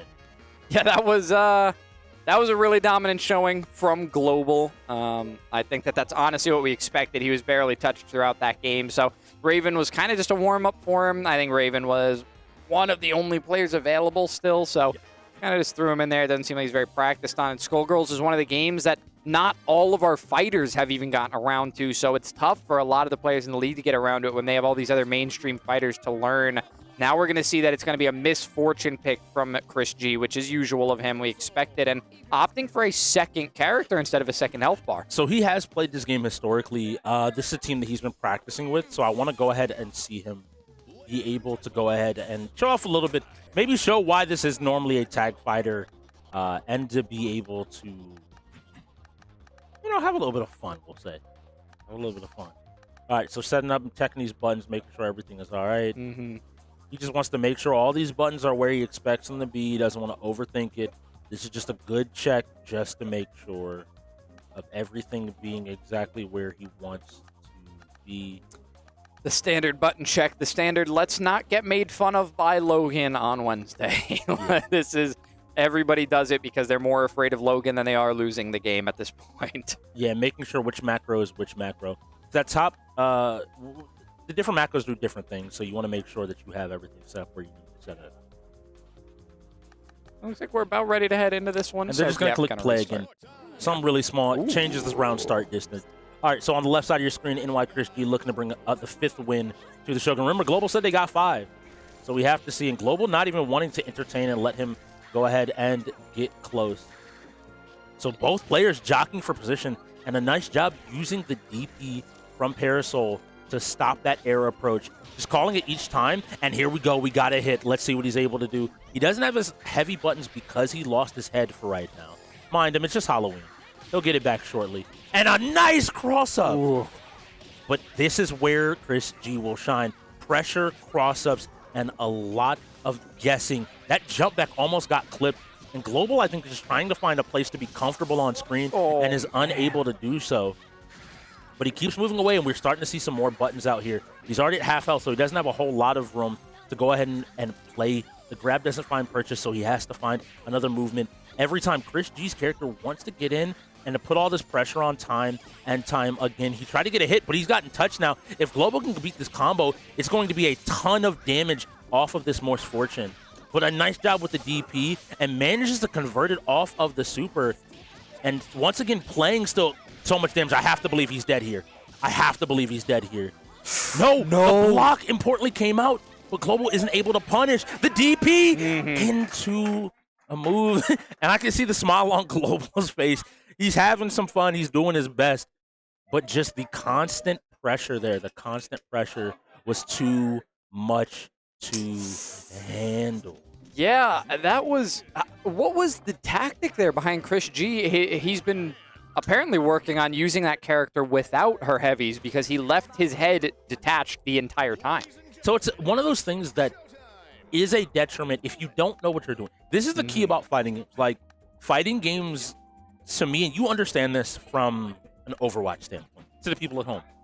Your weaknesses are only a weakness if your opponent knows how to exploit it or if you don't know how to cover them properly.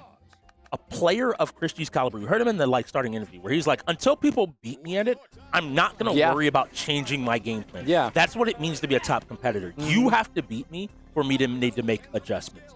And in this moment, losing control of those or losing the ability to get those heavies, like, notice, it still allows him to threaten with that attack each and every single time. Now, Big Man is scary because of H-Brass, but he's also a bigger character. I want to know if Chris G has worked on some of the unique combos that require you to deal specifically with Big Ben. Now, he's consistently calling in Parasol using this DP assist, which keeps him safe. And look at the damage already coming out. And here we go. We get to jump in and go again. Man, notice he's essentially playing one character, but he is doing so in such a way that this second character is just covering any weakness that could exist. And a nice restand into another hit. The super here is going to allow him to get another opportunity to make a play. And Chicken Tech is just looking for an opportunity to get started. He admitted at the start of the game, and that's why you leave your head down. Even without the heavies, you can threaten to do tons and tons of damage. Doesn't end up swapping it for possibly more damage. The DP just to catch any random buttons that could be coming out. H-Brass, great move, armored, covers a lot of space. And Chicken Tech trying to find an opportunity to get started, but is unable to, is jumping out and putting out a few moves, but now this H-Brass is finding purchase. You see how much damage. One more hit like that, and it could just be the death, but it looks like Christy read the opportunity, and he jumped across. You see it on the screen. Oh my They're cheering on the floor. The KLiK are quiet. Where are they? I don't know. Listen, Chicken Tech is smiling. Good sign from the KLiK. He maybe didn't expect to win that one. He's still having fun. He's still in good spirits, but don't let this one catch up to you. There are 82 minutes left in this game, and you're only 5 games up now. You were 7 games up previously, and when the Shogun didn't have a single win, that was awesome. Now, in the last 3 that you've been able to pick up, the Shogun have picked up 5 of their own. They're catching you. It's not just back and forth. The Shogun are catching up.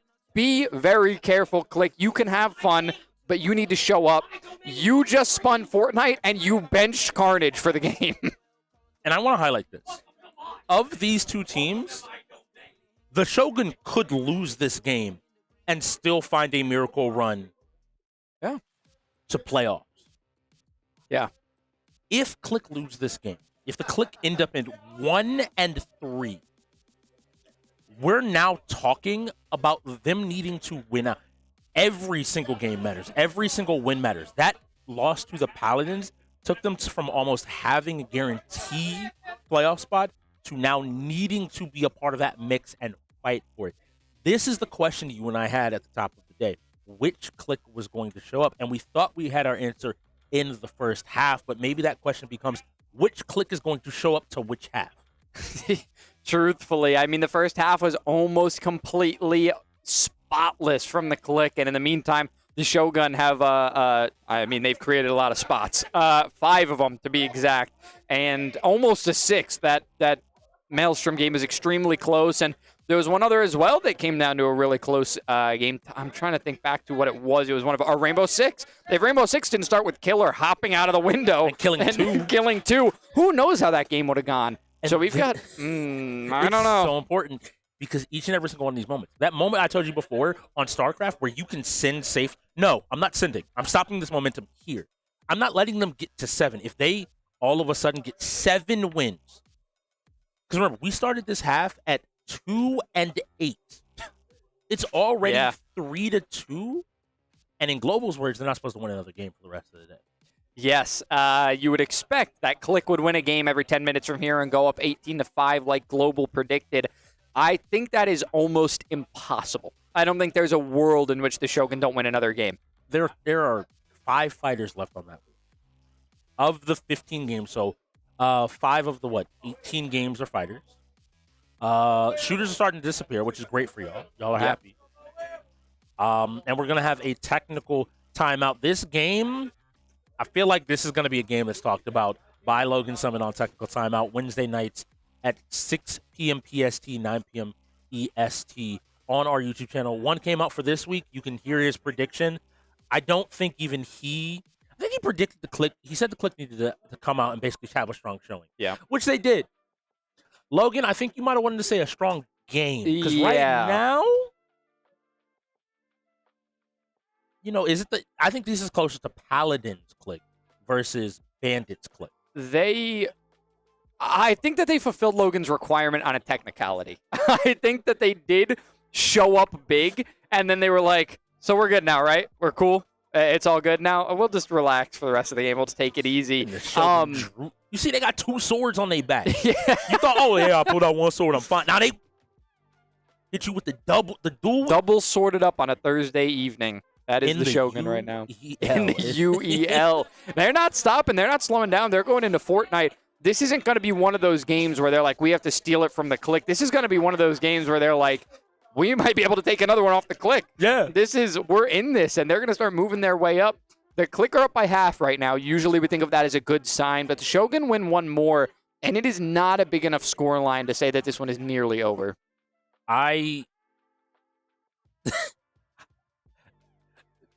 Because you're in a world, once again, this difference is fighting games. Yeah. Like you said, 5 of them still have not spun. This difference is fighting games? Yeah. And your hope is that you roll them when Christie is not available. That is your hope.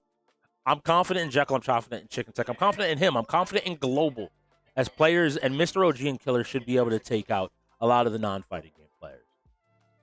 But you don't want to be in that situation, right? You need to win every single game. You want some of these racers to pull up.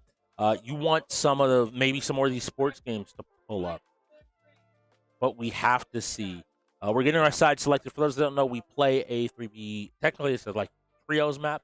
So people have to separate their teams into 2 sets. This plays a lot into tactics. You got to know where do you want to send your strong players, where do you want to send your weak players, and what's the opportunity. And it looks like one of those racers is rolling in Wreckfest. I know MK is a game that both sides actually wanted to play, so unfortunate that we're not going to see it just yet. There's still plenty of time. We're going to have a lot of games still, but Wreckfest 5v5, man, they are really putting these teams to the test. And I'm happy to see him sitting here, right?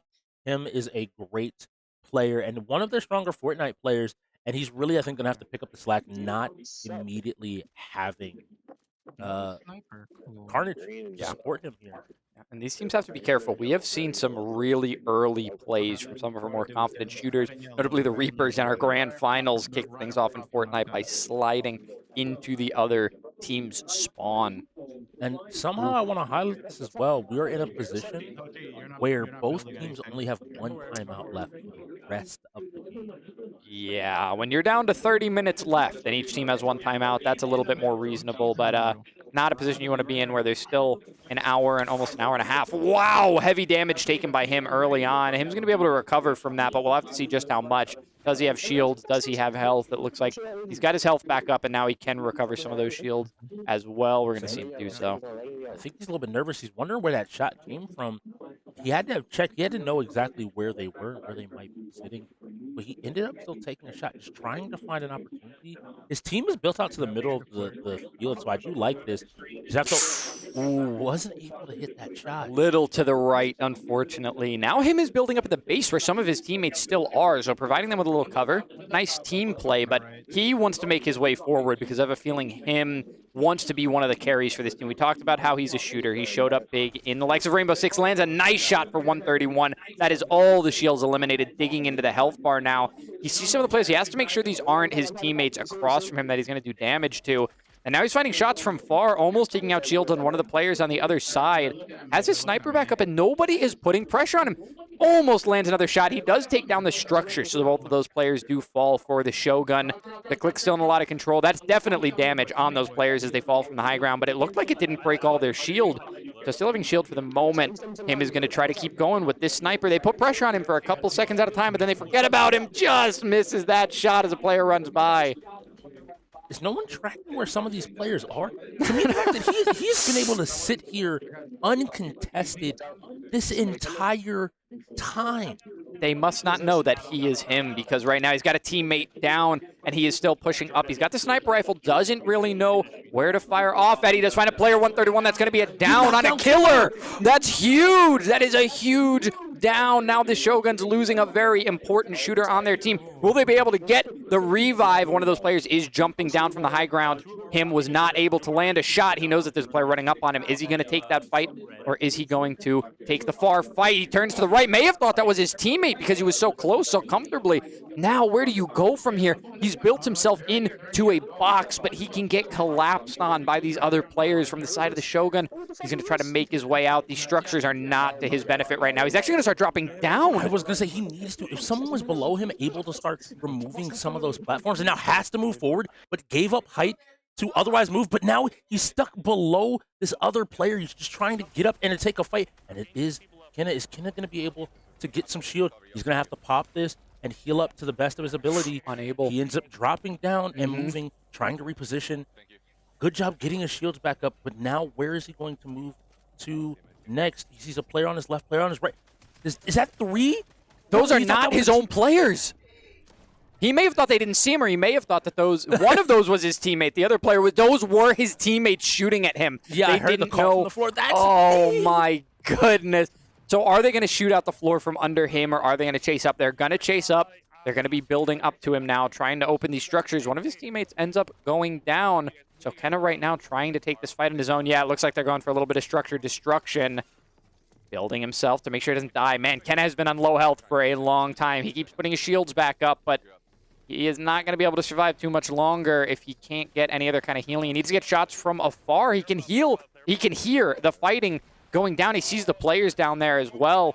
But where is the fight? He can't get an eye on it. So right now he's trying to break through all of these structures. Finds his teammate. They're going to chase down the player together. He cannot be playing outside of the storm right now. His teammate. I need him to heal. I need him to heal. There's so much stress right now. Oh. This is not the best. He's just going to try to destroy structure. He doesn't want to take the gunfight, and really, I don't blame him. He's trying to find where all of the other structures built up from. He's finding him. Him is still alive. Oh my goodness! He finds these shotgun shots from afar. It's not going to do too much damage. Only 26, and he's able to build his way out. Slowly building his way down. He is dropping on enemies. That was a big set of damage. If they can find multiple angles on him, he has to try to build back up here. He has to continue to try to keep this pressure up, but he's trying to find an angle, and Kenna's keeping himself safe. Whoa! And exposes himself for a split second. Him wants to clutch this out for his team. He drops back down. He's looking for another player. Now he's maintaining height. Does he know where the health is? Those are big shots. I think that was shields. Yeah, that was shields. That player is still looking pretty clean, but we don't know how low their health is. It's very possible that once that shield goes down, they'll be very weak, just like Kenna is at the moment. What is he going to be able to find? He's still playing the high ground. The circle is so small. There's so little area to play with. And him is actually exposing the floor under him because I think he thinks that he can win these gunfights at this point. We see sliding from below. That's going to be Ash. Is the other player alive? And he goes down. The 1v1 is lost. And him takes 3 players out to win the round for his team. One more, and the KLiK are going to go up in this game of Fortnite. I'm going to give you something. That was the first round, though. Yeah, that was the first round. We have seen Fortnite games end in that time frame. Yeah. Let alone that being how close, how knife's edge this game was. So let's see them go in. They're looking once again. And they end up rotating. It looks like Ash went to red this time. Maybe choosing 2, because I remember seeing Kenna having only one other teammate in the last round. So maybe deciding that now that they want to kind of stack in this specific area and be ready for a fight. They were so close to taking him out so many times in that last round. I think if they can find that, they will find a win if they can find a hit here. Yeah, and here's Ash peeking out with the sniper to start. He's going to watch those bases because we saw him peeking on his own teammates earlier, finding that they were peeking out of spawn with snipers. So very smart by Ash to be looking for that this time since it happened in the last round. He's going to follow up on his teammate structures here. He sees some of those peekers. He's going to take a shot, not able to land it. He may have actually hit his own structure, unfortunately. Yeah, that's not really what you want to do. Now he is going to hide behind his teammate structure as well. He sees a player, but not in a comfortable position. I like that decision to just keep moving. He wasn't set up. This is going to be a long game, as we know. Doesn't land that shot either, unfortunately. That was just over the head. He gave somebody a haircut. And this play is looking good. It looks like the KLiK's option now has been to slow the pace of the game down. They maybe thought they could just overwhelm and straight up outpace the side of the Shogun, just realizing, hey, we need to give a little bit more respect here and to take this game a little bit slower, and it looks like that's working to their favor, at least currently. Yeah, Ash is trying to find these really tight angles on these players, and I'm going to shut up. He finds one. He nails a shot onto one of those players on the side of the KLiK, and that's really low health for them now. The KLiK are just peeking out like whack-a-moles, trying to figure out which one of them is going to get hit or if they're going to be able to put down the damage first. Just groundhogs popping out right now and not able to jump through that window. That is a slanted ramp in front of you. Is that an enemy player that he's going to chase down? No, it's a teammate, it looks like. They are going to chase to the high ground now. They're going to find their way into this KLiK base that's been built up, and oh, that is damage from a high fall. 40 damage that Ash takes by falling off, and there are explosions everywhere. He just needs to get out of here. Looks like he's finding a flank, and that's a player that he needs to take down. See who this is. He does nail the shot. Shotgun right to the stomach. And of course, that's going to be a kill. So that is an early down. Now another player on top of him. He's in the storm, taking very slight damage, putting out damage from the outside. Lands 23 with that shotgun, just a little bit too far to make it significant. Tries to shoot a player, finding walls again. And now he's getting boxed out by his own teammates. But this is important because now he's separated over with some enemy players. They're trying to... I think a little bit of panic building. He's got to start getting some health back. Yeah, the panic building is working. He's confusing them just as much as he's confused himself. Heads up to the high ground. I just heard the call from the floor. I heard Shoguns kill each other. That means all of the KLiK players are down. They're done. This is going to a third round. Oh, my goodness. They wiped them that time. It was not nearly as close, and I wonder if that says just how significant Killer is for this game. They have to kill each other to finish this one, and they do, because when you spawn into one of those locations, it does put you on a team. So we have 2 separate teams per KLiK and per Shogun. There are 3-player teams and then 1 2-player team. Are we going to see another game that the KLiK take an early lead in that goes the way of the Shogun? If this is anything like Rainbow Six, the KLiK are going to be able to bring it back and learn their lesson. It's the finals, baby.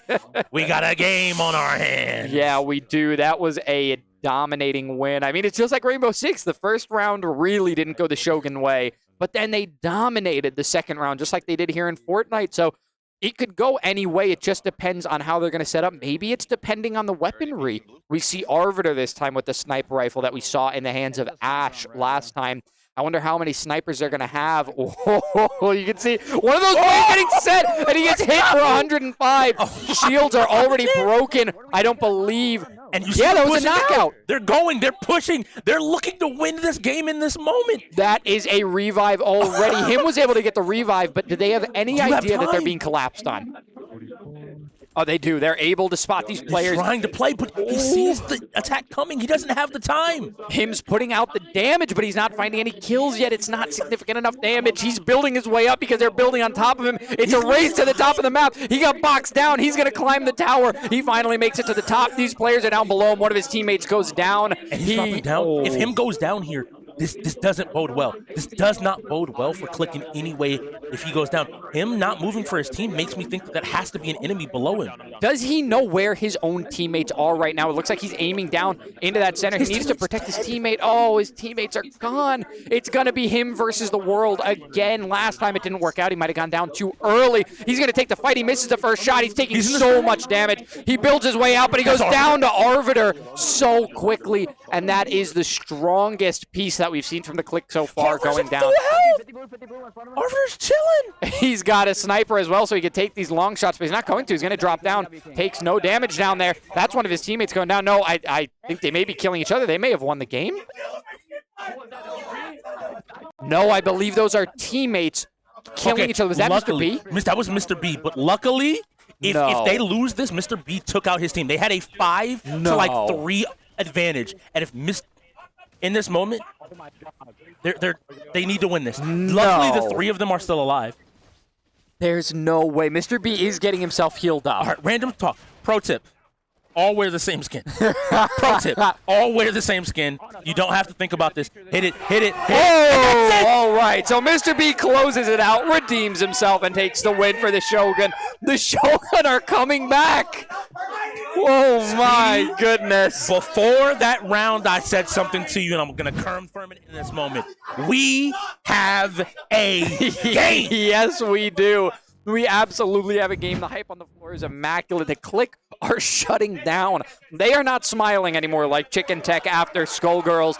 They are trying to figure out what's going wrong. Why is there a landslide coming down on the top of their heads? And Wreckfest is coming next. This is where all this hectic energy is going to thrive. This is, I need you to understand. Y'all don't know, because again, y'all were watching the game, y'all were focused up. The call I heard from Arbiter on the floor, I'm like, B! That was me! Oh, maybe we'll be able to find out a little bit of what happened, because I think Tony actually has some information from the floor with one of our players. And we're back live on the floor here at the UEL. I'm here with Arbiter, who was showing a heck of a game of Fortnite. How do you feel after that? After showing that, hey, someone said y'all might be ending with the 5-8 team, but it's looking like you said no 5 here. It's 6.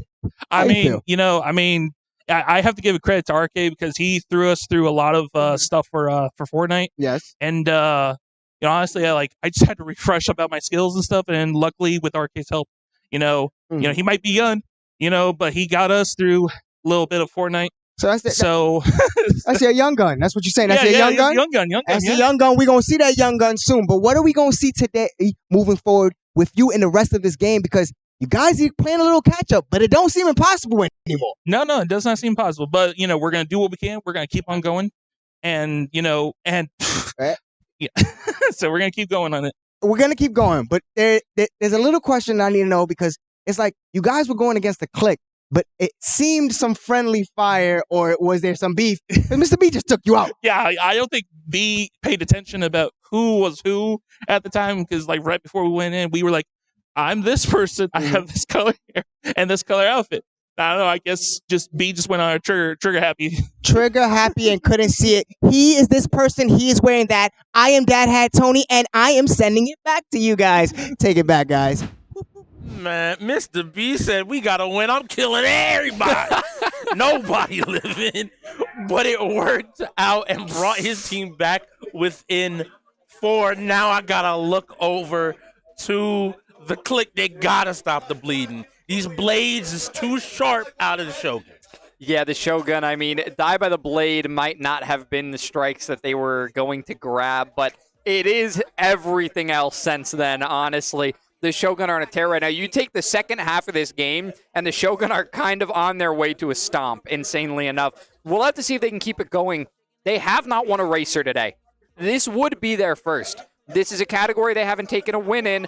Maybe KLiK can stop the bleeding here. This might be a good spot for them to take control of this game again, but Shogun are riding a high right now. Yes, a lot of veteran talent is going to have to step up in this moment.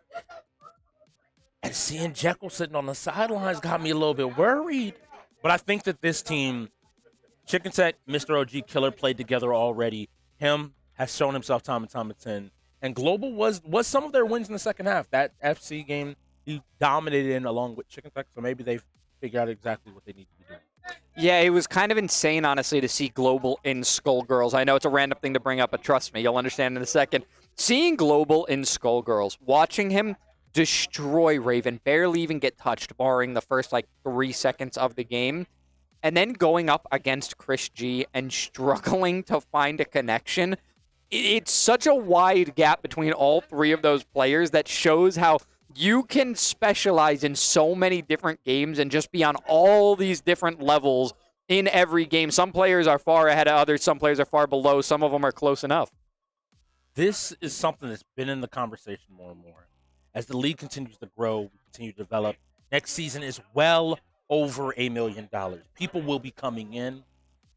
And this is the thing that I will say to existing UEL players. And the Shoguns use their last timeout in this moment to get in to Wreckfest. So 1 hour of perfection is what we're looking for. 1 hour, and you might just find your victory. But what I was saying was what needs to happen for all of the players from the existing UEL players. I'm talking to you right now. I'm going to look you in your eyes. You need to be utilizing your advantage as much as possible.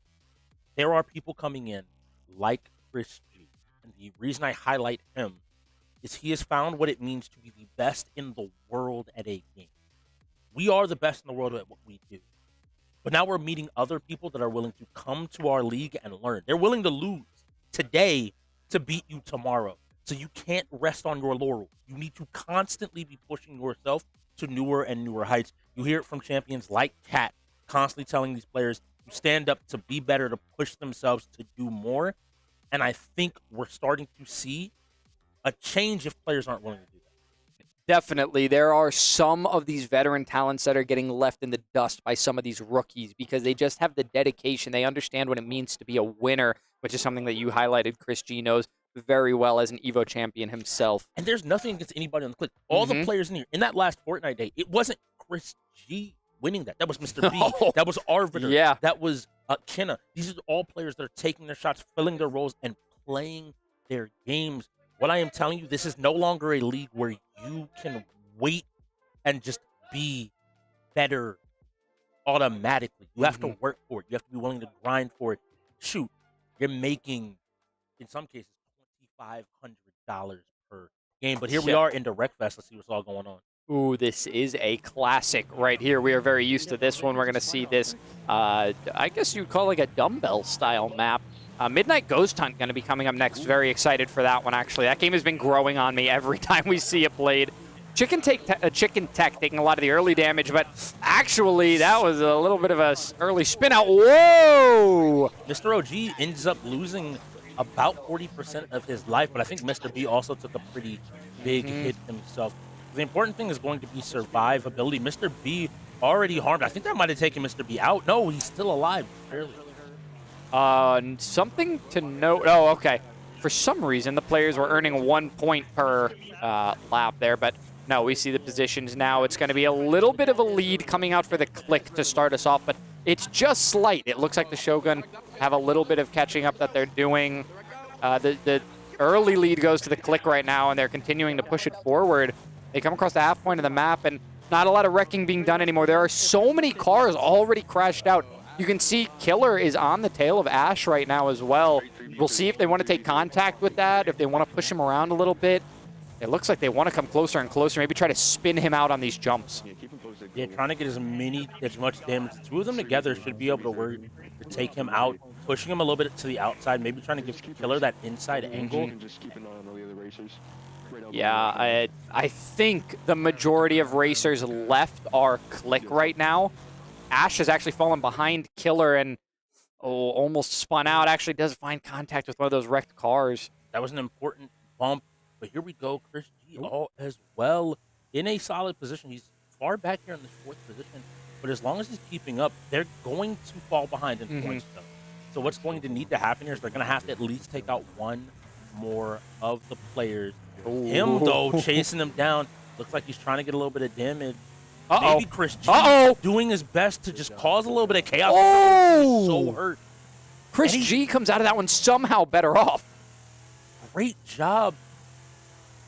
But I don't know. I think there's only 2 players left on the side of the Shogun. Yeah, they're going to have to find a wreck out here.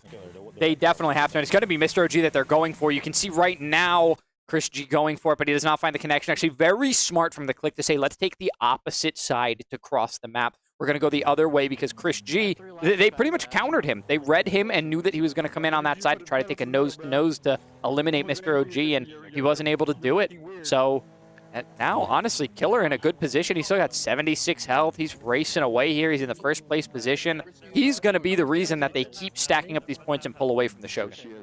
It's really important here. Looks like, though, the front of his car is damaged. A head-on collision with anything could spell the end of his race. He has to be incredibly careful, and Chris G taking a ton of damage, but doing even more of that, putting him down to 27 health. Now they have to gingerly move their way around this map. They can't safely play here.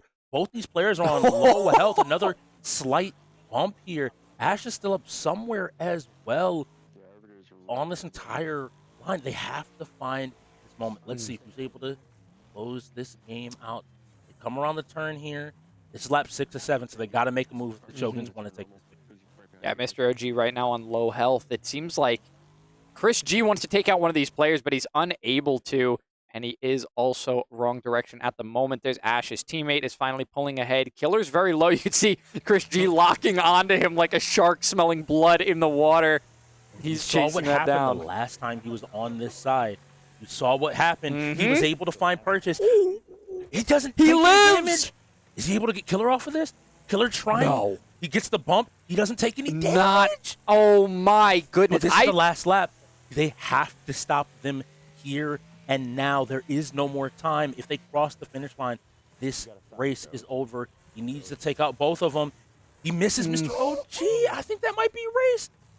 Yeah, Ash is coming toward him now. It's going to have to be Killer that he takes out, and it's very, very possible. All he has to do is touch, and he doesn't. So we know that that is going to be their last lap. Him is going to take some damage, and okay, finally Chris G. But I mean, how much damage does Chris G have to do before the rest of his team can capitalize on it? I think the issue was so many people were already down. It was just Ash. Ash went ahead and finished the race.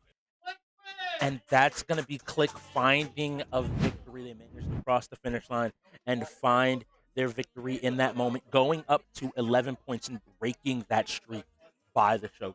About time. That was a 6-game streak that the Shogun went on. 4 of those came after our halftime. So does that mean we've only had 4? No. I'm sorry. It was not a full streak that they went through. The KLiK did pick up some of those wins. There was the StarCraft forfeit as well as the FC.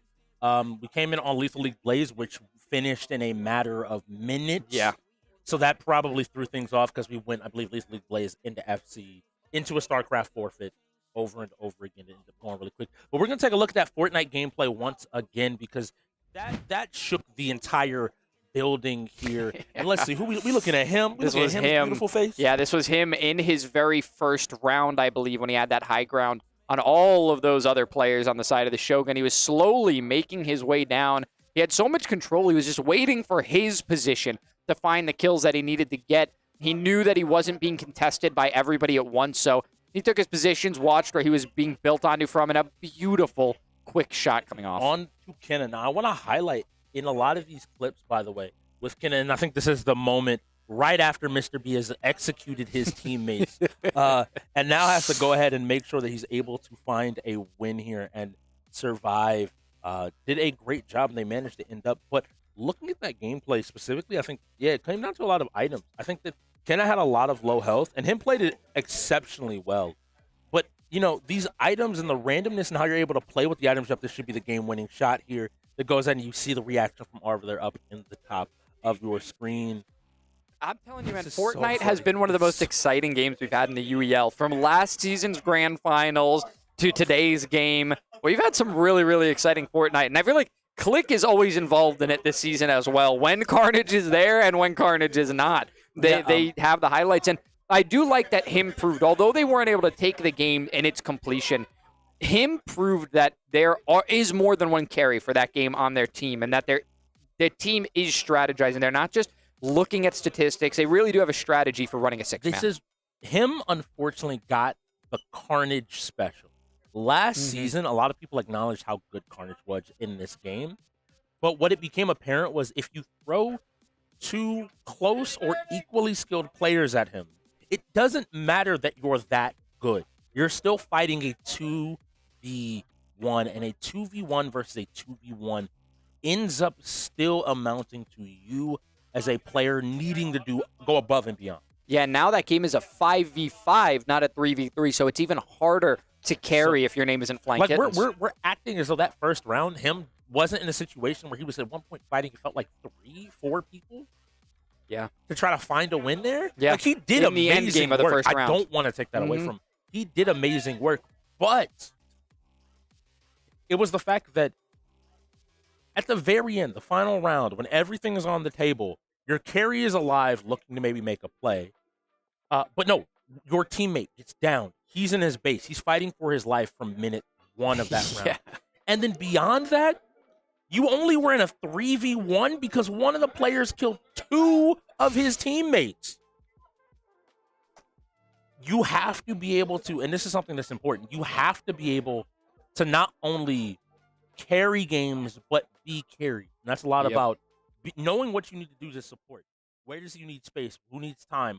When do I take a fight? Not because I can win it, but because it puts my carry in a position to win it. We saw it in finals. We've seen it in so many of these different games. Oh, man. That is what the Shogun wanted to see.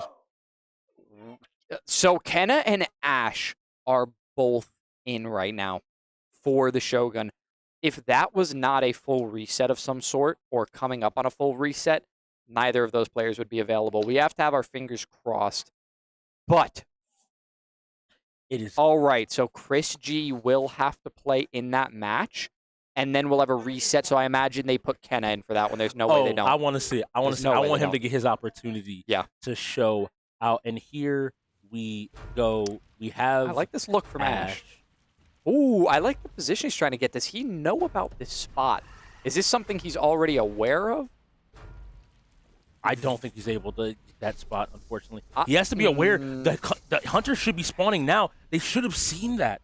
If they're aware enough, they should have seen. And he has to be a little bit more careful because they're going to come hunting and looking for him. You see the quick reposition, and that's really important for him. To kind of try to find this other spot. So before we really get deep into this one, let's get a quick rundown of what this game is. So this game is hide and seek, but the simple answer is there's a timer, and when that timer flips, the seekers become the hiders, and the hiders become the seekers, and the seekers become survivors. They need to find a way to live until the time runs out a second time.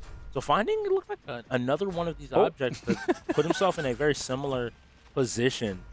This is kind of funny. They're looking, trying to figure out where he is, who he might be, and what all is happening. You see them shooting out and putting out a ton of damage. Funnily enough, if I was him, I would have moved just to make it be like, oh yeah, you pushed me. Yeah, and that's to keep it to it. But here, instead, choosing to, it looks like some he was seen, manages to hit a jump. He gets caught on the corner. That might have helped the juke out a little bit, but he's in his car. He's zooming. Never mind. He's stuck, and he ends up going down to the project. That's one player down. Now, he's been vacuumed up, which means he'll come back at midnight with a little bit more, a little bit less health. And now we go ahead and take a look here at Dolo, moving around, doing his thing. Yeah, the fact that Dolo can go from the best sniper in a 5v5 lobby to a portable cooked chicken is one of the funniest things about the UEL, I think. This is amazing for him right now. He is moving around right now because he needs to get rid of some of that buildup. Ectoplasm, yes, in your bottom right-hand side of your screen, you see that bar going down every time he starts running around. You see that bar starting to drop down. Depending on the items, if a player has one of the meters that can check and catch ectoplasm, it's a very good way to catch a player that is sitting still for too long. But it looks like someone is finally coming down to check the ground, and he ends up taking off running. Cloaks. Yeah, he's going to be caught. Yeah. This is one of those things that he ended up getting pinched. A good job covering both sides of the tunnel. How many players? Looks like 2 of the players are still left. With a minute and 30 seconds, this isn't great. This isn't great. This is ultimately something to be aware of. But now we're on to Kenna playing his game, moving around, and he is all that's left for his team. He has to find a way to continue to move and continue to find success. It looks like they're looking for him, and I love the quick movement to try to get out here. Did they see him? Was he able to elude their capture? Maybe, just maybe. His ability's not off cooldown, but it almost is. If he can buy a little bit more time, he might just be able to escape this. And he jumps in and is starting to fly. He's moving exceptionally quickly, trying to go to a different spot. Does he manage to lose track of them? They still seem to be in pursuit, but it's going to come down to whether or not they still have eyes on him. I think they may have lost eyes on him, and he just needs to make it 30 more seconds, and then his team has a chance at winning this game. Now, there will be reduced health. You can heal up a little bit if you are a ghost, but they have to figure it out. And KLiK has to start making a decision. Do we pursue this last player, or do we back off? They did. Give him the win. and basically say we need to be able to defend against this fight. Yeah, when it hits midnight, they're going to get turned around on, and they have only 13 seconds left. So smart idea for them to pull back. Kenna's movement was insane on this one. Small objects can move very quickly, but also extremely hard to hit. And using that ability to get himself up on that high ground that's so hard to contest as a hunter, it was a great play to really end the game out. I like that he went back to hiding. Usually when we see someone get caught, they just run as long as they can. I like that he found a position to go back to hiding and play the early game or start it all over. It looks like, looking at his abilities, he has the ability that lets him see the different things that are placed down on the ground for the hunters. Now looking for an opportunity, doing some good movement and kind of catching them off guard. And you see a little bit of the panic. That's one of the ghosts coming in, and they're playing this trap strat. So we've seen a lot of teams just kind of backing themselves into a corner and playing for the traps. But people are going down. It looks like 2 are down. Uh-oh. And now Kinnan was able to get a kill, but I think there's 1 ghost left, and that should be a win. Oh. And I start hearing a little bit of life out of KLiK. They've managed to go ahead and take a win there. Good job by the KLiK. I didn't get a chance to talk too much about it because it's a little bit chaotic. What we've seen is a lot of teams in the UBL have now defaulted to utilizing traps and kind of backing themselves into a corner and waiting for the ghost to try to come and kill them. It worked, but that's not the cleanest we've seen it work out. Yes, and there might be perks that directly counter stuff like that. Once again, continue to experiment. Mr. Rulebook over here. My entire thing is this is something that I'm going to stand by. To players in the UEL, if you came into this league expecting to play 33 games, and at some point ever stop and put one of these games down for the season, I'm going to be your worst nightmare. I'm going to ensure that there is a counter to every single thing out there, and at the very least, people have the information to be able to make a move and to try to play. We've seen multiple teams now do this, where they've backed into the corner. KLiK has done it now, I think, 2 or 3 times. Yeah. A lot of teams are defaulting to this because they feel really safe with it. The big thing is just about finding and being able to create the openings for your other players to get in and deal some damage. Yeah, and it worked out for him, too. So even when it's rushed, because sometimes we see teams pulling back with 40 seconds left on the clock. They'll pull back, get themselves set up, change their loadouts. That's not what we saw. We saw the KLiK prepare their loadouts in the early game and know that if we have to play the late game, we have limited options, but we'll make it work. In the end, they made it work. And I'm going to balance out. We've had a lot of fun with the Shogun, but I think what we're seeing now is why the KLiKs have managed to find a win in this league. A lot of our lower tier teams will enter, the best way to call it is a death spiral. Something goes wrong, and that turns into another problem, into another problem, into another problem, into another problem. And what the KLiK have managed to do was to stop that spiral. They've managed to pull out, straighten out, and once again find their course and find an opportunity to win this game, possibly. Now, Killer is available, and Killer would pretty much be going up against Kenna. Now, my big question here is, are they willing to just run the clock and play it against somebody like Christy and Kenna, even if they think they are going to lose? They do have some time to go ahead and set up, and it looks like they're sending in Jekyll. So that tells me they might be trying to possibly play for one. Maybe they think they can exploit this weak point. This is actually a pretty funny statement. Against the Paladins, they did not play this when they had Jekyll and Chicken Tech available. It was into TK and Mad Genius. Mad Genius, yeah. Talking with them after the game, and they were like, we didn't think that we could necessarily have won that. And I kind of looked at them, and I'm like, you're scared of one player that much. Yeah. So that's where hopefully this is them changing that idea. They're not going to hopefully forfeit here. I think they should be playing, even if you believe him to be good. They're also in a very different situation than they were in that game. The Paladins game, they expected, it was very early on, and they expected it to be close. They wanted to get as many games of theirs as they possibly could. This game, I think they're willing to run the clock by playing out games. I think it's smart. I think it's the correct. Definitely. But yeah, the KLiK have shown out now why they are at 1-2, looking to make that 2-2. Mostly off of the back of they found their footing.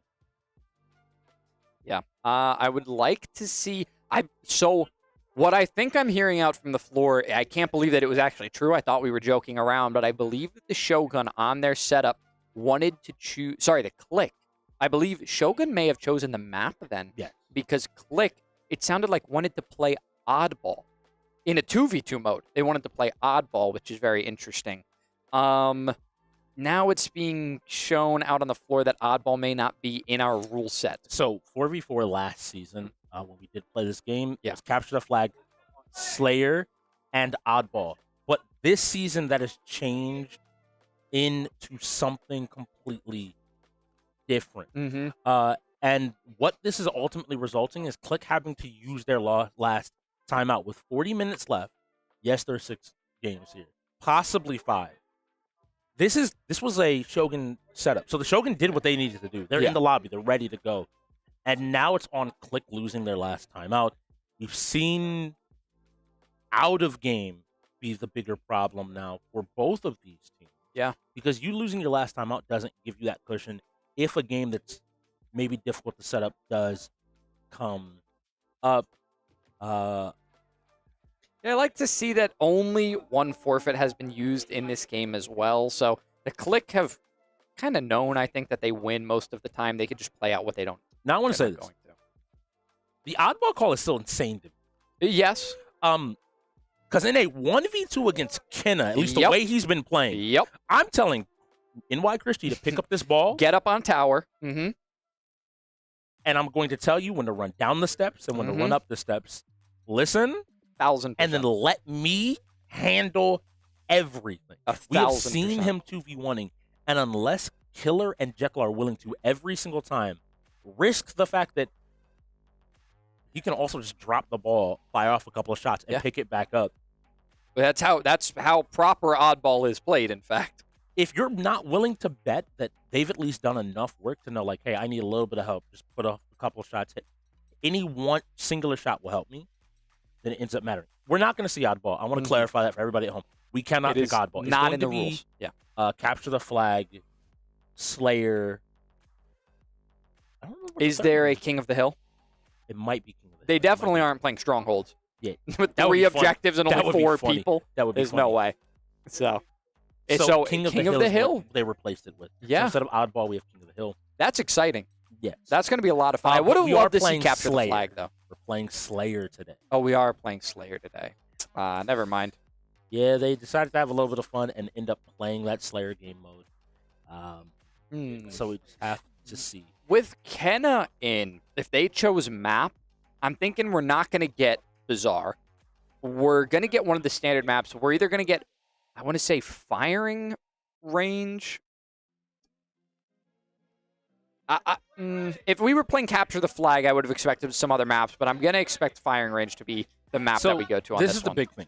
KLiK, I need you to play here because Kenna almost carried a 4v1 in playoffs. Yeah. Like 4v2 in playoffs. It was, I mean, it was all him. In this scenario, your job is to find NY Christie as many times as humanly possible in the timeline. Yeah.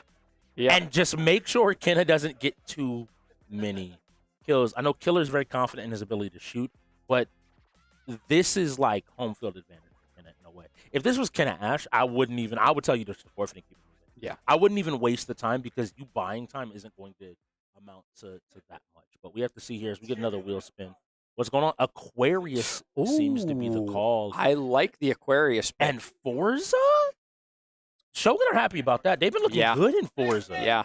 So I'll tell you what this Aquarius pick is. This Aquarius pick is oh man, I almost dread saying this because it's probably possible, but not in standard is there a King of the Hill set for this map. I imagine there is a King of the Hill possible, but it's not a standard set. So it was going to be either Capture the Flag or Slayer, and I'm sure Shogun didn't mind either one, so that's probably why they chose this map. You see, it's great for both. I just want to highlight his movement, his ability to get exactly where he needs to be immediately. He targeted the grenades to challenge the possible route that someone else could beat him to the overshield, and now he is already in there, and you hear him calling out. He's told them to run. Oh my! Man, yeah, double kill to start off the game on the floor, saying "Run from me." He's got the overshield. He had the nades picked up. He's got He also has the dash as well, so he's going to be able to get out of the way of anything. Picks up the, oh no, he picks up the dynamo grenades as well. Those things can be so annoying in the hands of an experienced player or not, honestly. So they're going to try to find these players who seem to be bunkering up. They're going to bunker up on the dynamo grenade spawns. He has to put damage on 2 players at a time. He does find 1. Now he's going to try to find that second player, jump down on him here. In this utility, using this handgun, he does find the kill. As soon as the shields go down, he is locked onto the head, finds the kill immediately. There's a difference between a UEL pro and a real one, is what was said on the floor.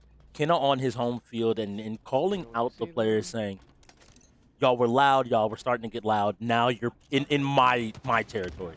Beat me where I play. Putting these nades out, and he is low health now, so very they're possible. They're going to push him. They're going to hope to get a kill. Playing this corner perfectly, even with 1 hit, not concerned, willing to continue to challenge and to play. Kenna doing a great job of showing what a player when you get your game is supposed to do. He's going to keep trying to cut off these routes as well, but it can get dangerous. He can't get too overconfident here. He finds the kill, thankfully, before the teammates are able to group up, and now he knows where the other one is. He'll probably find a second, and he does. I think that's 7 kills. I'm being very, I think he's killed.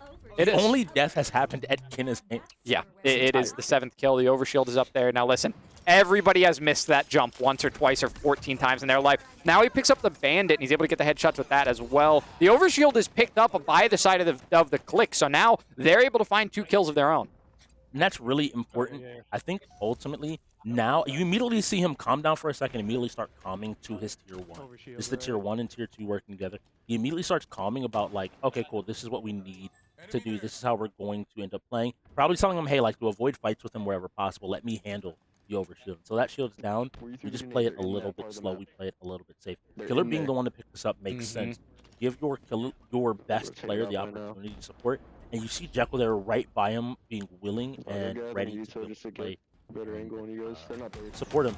Ooh, an immediate hit. Didn't even have a chance to react. Yeah, the Mangler with the classic one-shot melee gets those shields down real low, and he's still looking for another one. He wants to jump on Jekyll here. It seems like he knows where the rotate was. Trying to find which angle that went. It's probably going to be the blue utility. So he wants those dynamo grenades again each and every single time. He seems to be right back, right on time. Yeah, just an awful piece of utility to go up against. He finds the kill with that Mangler. 2 shots after the dynamo grenades take a ton of damage. Now he's going to hide behind this corner. Just wait a second, get those shields back up, and now he's going to engage. He's going to push on Killer. This may be a 1v1. It doesn't seem like his teammate is quite on his back. So it'll be a 1v1 for a moment. He can see on his minimap where Killer is running to as well. Jekyll's respawn, though, KLiK. This should be a 2v1. But you notice, again, he's almost having in his shadow Chris G tail him. So even if they tried to flank him completely, they would have to. He could immediately turn around and retreat in the direction he came to try to buy some time to get some health. I think he's now paying attention to the spawn on this overshield and realizes this is an opportunity for him to once again take a power position. He gets it. They try to take him down, but he manages to get the shield up. And Chris G, importantly, went down here. Yep. But again, that's 3 kills, and guess where we're back to? Yeah, it is 10-3 once again. An unfortunate position to be in for the KLiK. They're down by 7 at the moment. This overshield in the hands of Kenna, very dangerous. He got those dynamos again. Ends up tagging himself a little bit, so he will lose some of that shield. Those shots do not land from Killer, and now it's just Jekyll. He's running on him. One more shot will do it. He doesn't find the head, so he's going to have to land another, and he does. Just takes him down. He's running in the streets, and a tactical crouch coming out to make sure his footsteps cannot be heard. He will be naded. He knows that he has enough of those kills with not nearly enough time for it to come back. This is one of those games. Almost sticks his teammate. He said, yeah, go ahead, run in there now. Yeah. You're good. You're good. I got you. He's like, listen, wear this and go in there, and we're going to have a good time.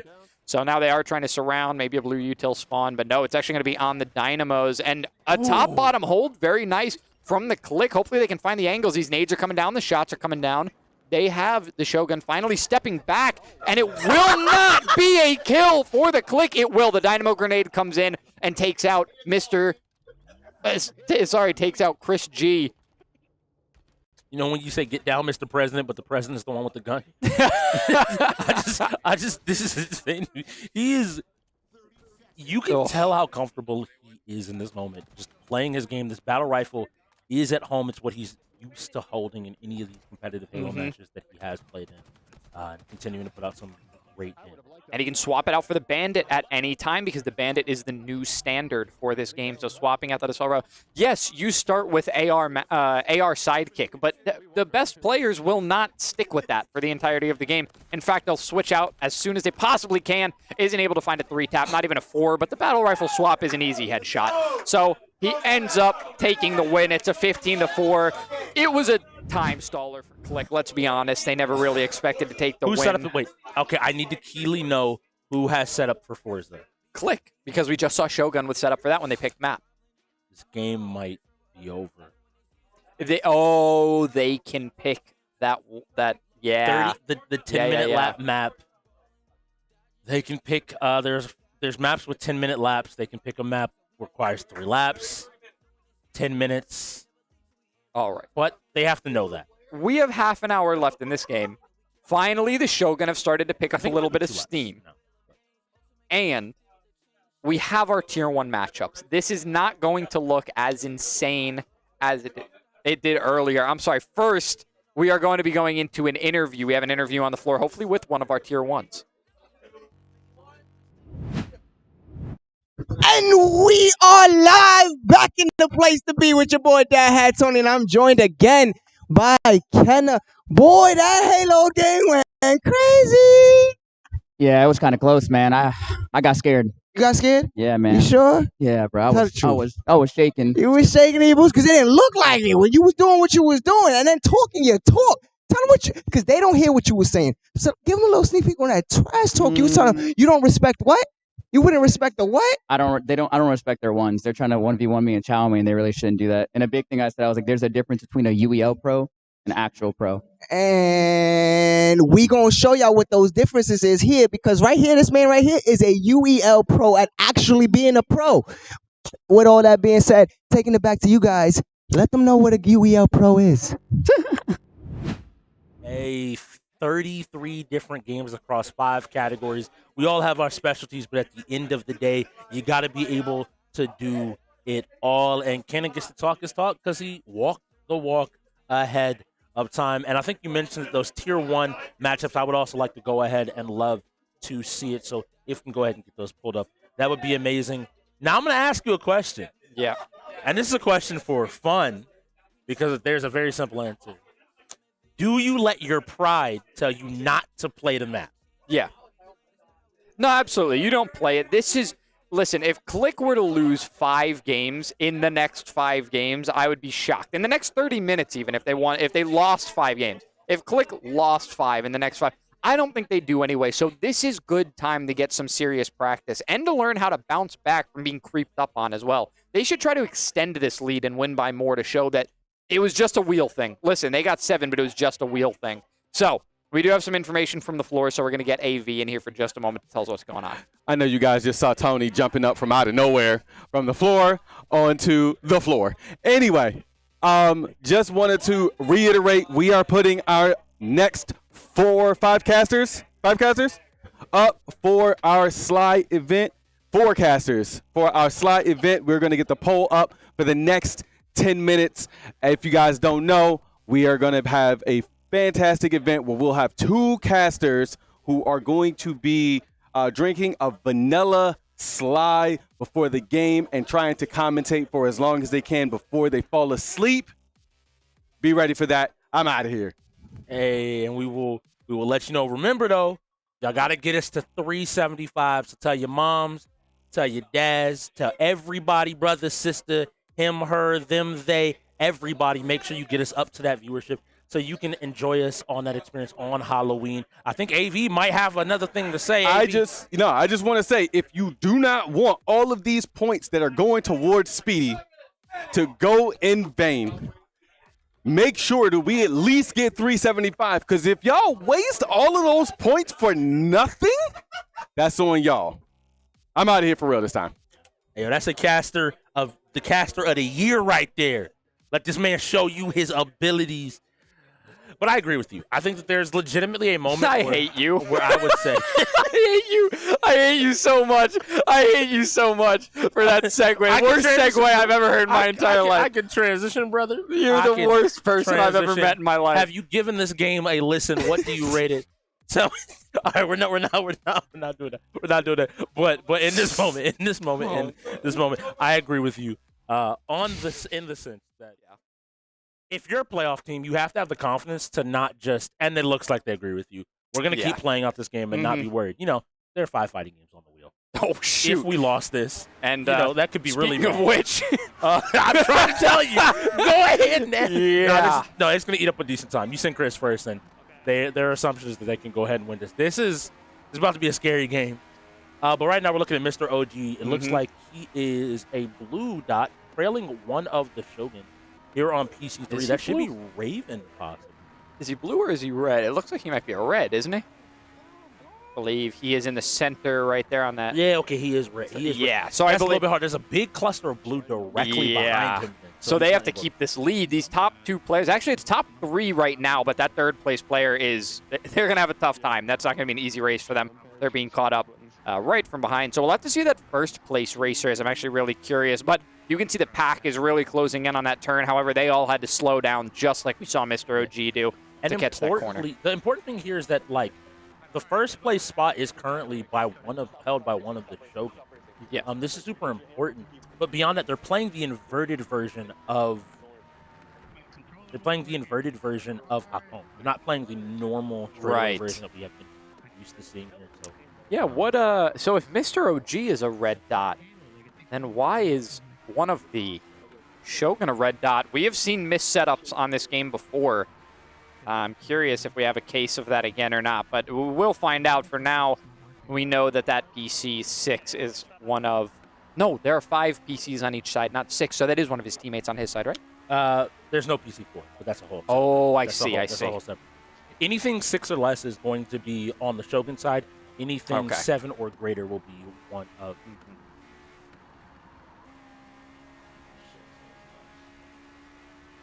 Killer is not going to be able to drive anymore because he went into ghost mode. This means that if I am any of the Shogun players, our game plan is to just finish the race. They're guaranteed to have a DNF, which would guarantee you to win here.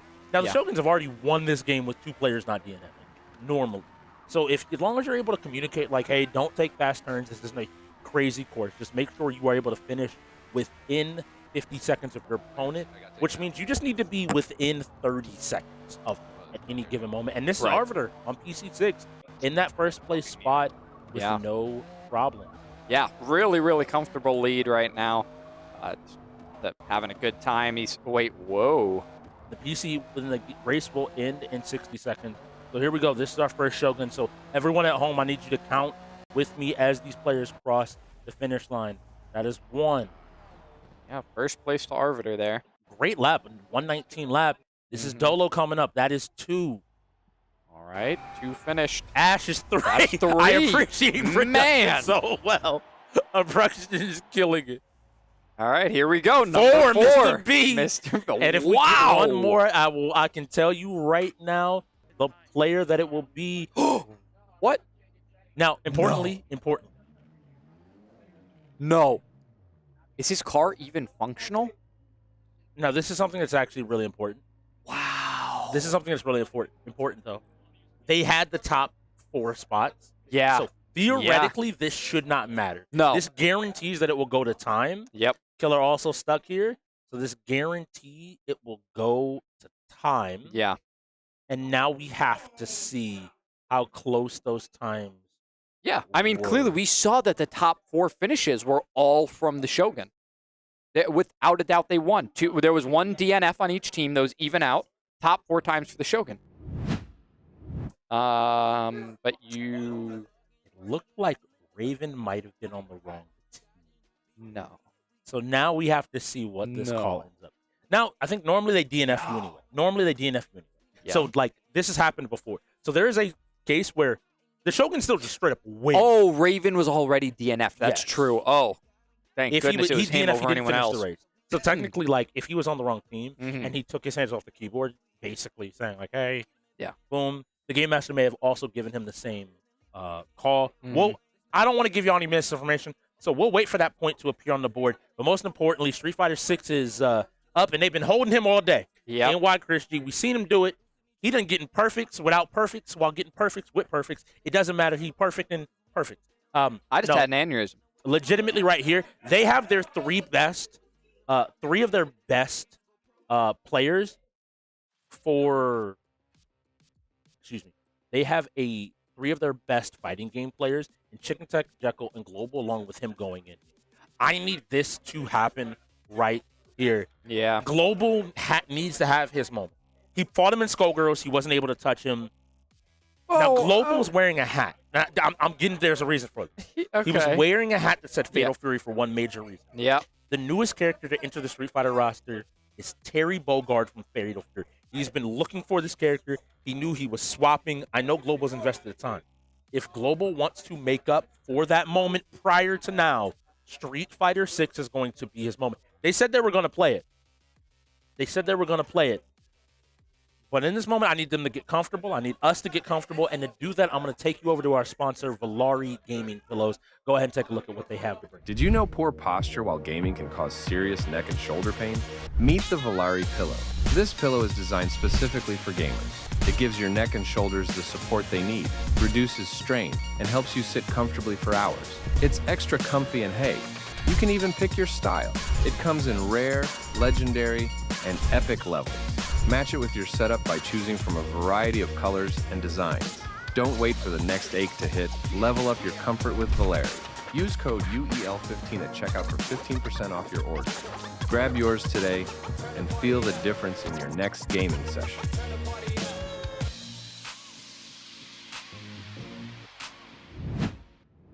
And here we go. We're back in waiting for this Street Fighter 6. That point still hasn't been awarded.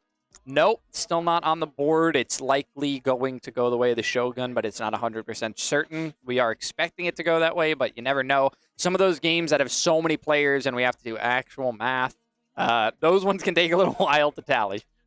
I want to touch back on the KLiK one more time for very specifically. The KLiK have a lot of talent. So what sets KLiK apart from the Reapers, as well as sets them apart from the X-Gods? And I'll give you a very simple answer. Cohesion. Yeah. The Reapers have been together now for seasons. They lost a player. Picked up a couple of rookies. I think some of them they know already kind of intimately, like Chloe, I believe he's a family member of Ricky Rock, right? If they're related, like there's already some synergy there, right? Then on the flip side of that, if you look at the X-Gods, 3 of them were New Moon players. Yeah. Havoc to Your Face is a very plug-and-play player. Mm-hmm. And then they picked 2 more rookies. Cool. KLiK is taking a bunch of established players, putting them together, and on paper, they should be good. But I think what teams over-focus on is the raw, just like, oh, well, you're a top player, so you should be able to come in here and do this. There are legitimate, what's the word I want to use? Legitimate stylistic choices you have to make. If maybe some of your team is far more cautious and calculated, you don't want to pair that with an aggressive player and vice versa. You want everybody to kind of complement each other's style, and a lot of these other teams built their style together, or at least have had a season to build that style, and now are able to play very much in their comfort zone at all time. And what I'm seeing from the KLiK is moments like this where it's like, well, why the Shogun are starting to make this into a game? A lot of it comes back to that synergy not existing. Perfect moment that I can give you, and you'll remember this. During Siege, they called, hey, pull back the site. Yeah. Hey, pull back the site. Yep. And clearly there was a conflict of ideas because a player wanted to continue to hold that further out position. Mm-hmm. They didn't want to just retreat the site. And eventually it happened after a gunfight. But against some teams, that can lead to a loss.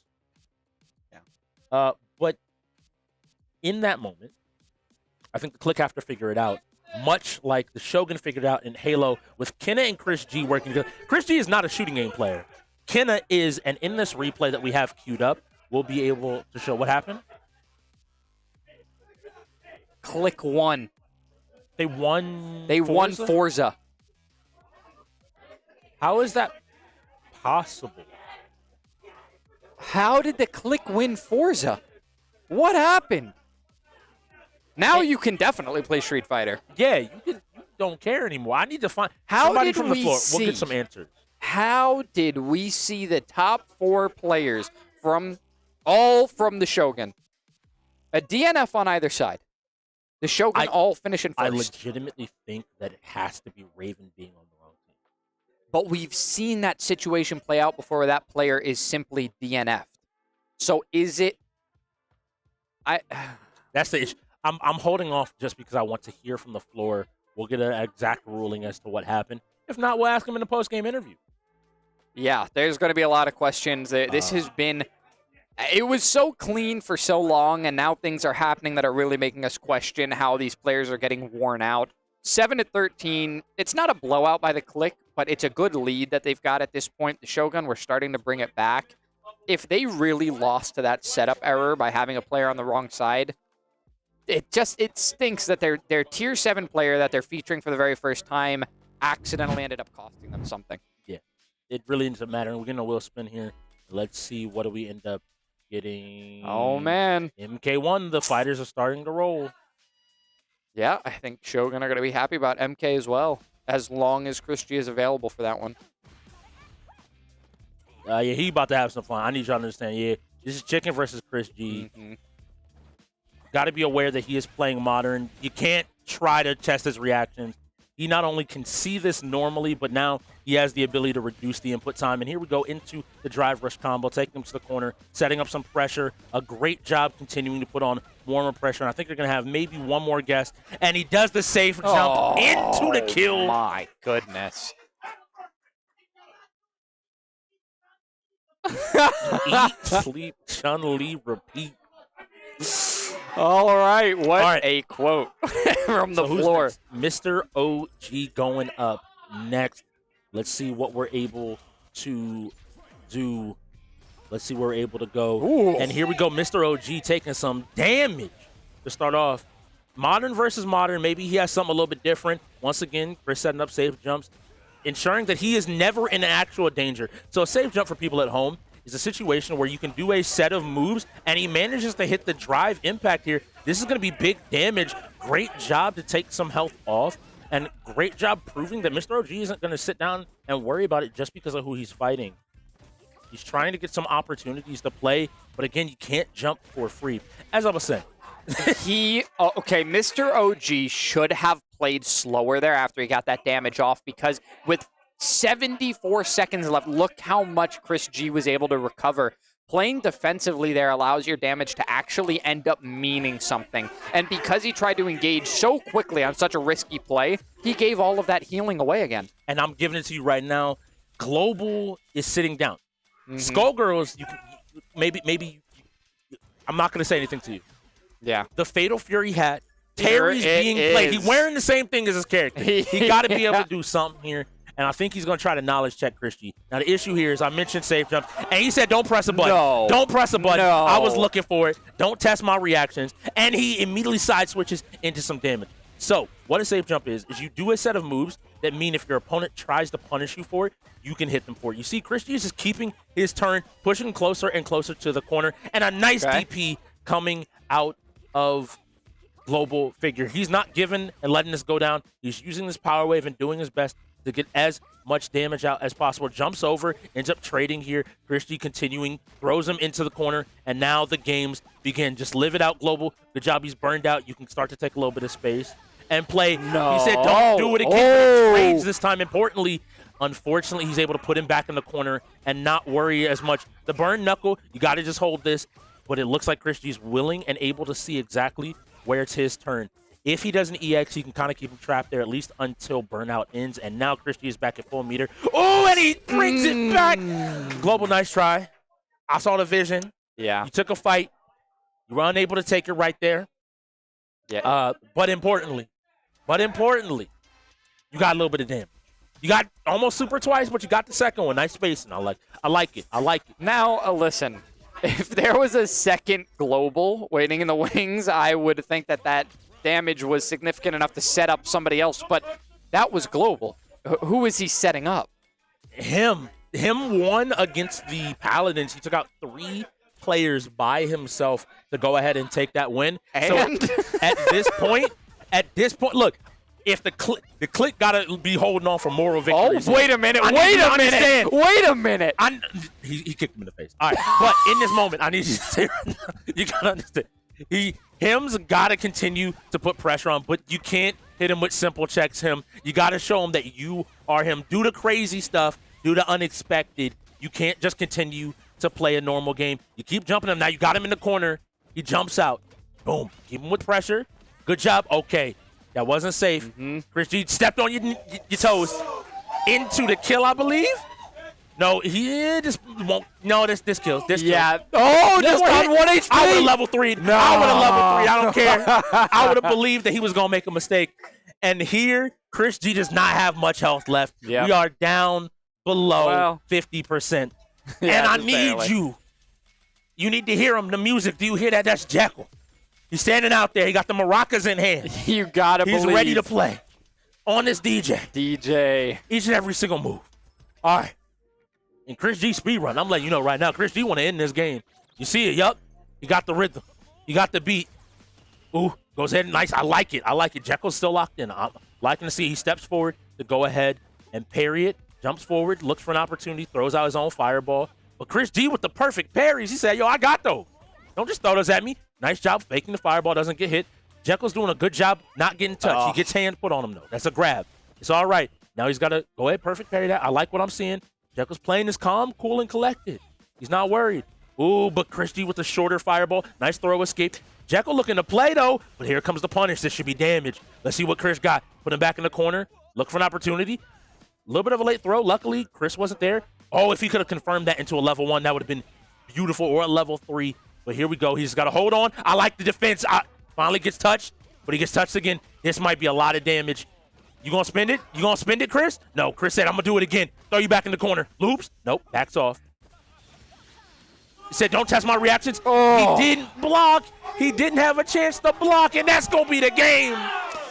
Chris G sweeping. Oh, not Kenna with the shrug. No, Kenna, you didn't even touch the controller. Yeah, that's what happened. What happened? Oh, no.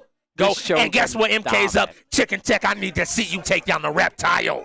He's in. Chris G's in. This is what Chicken Tech wanted, too. So if you're looking for these last 15 minutes to be your training course going into the rest of your season, pretty much the second half of your season, you're coming up on the halfway point.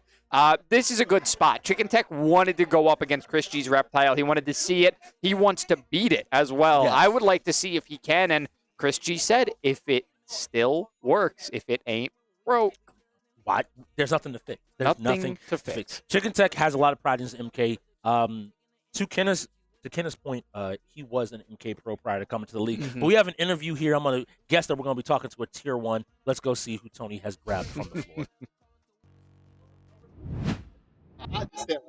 Here you go. We're back. Y'all know it. Y'all was waiting for it. We back in the place to be with your boy Dad Had Tony live on the floor. And we here with Chris G. And boy, oh boy, you had me hyped. You had me. I was screaming and I know the crowd was hyped up. Boy, straight clean sweep. No. Oh, hell yeah. I mean, look, like I said I was going to do my thing.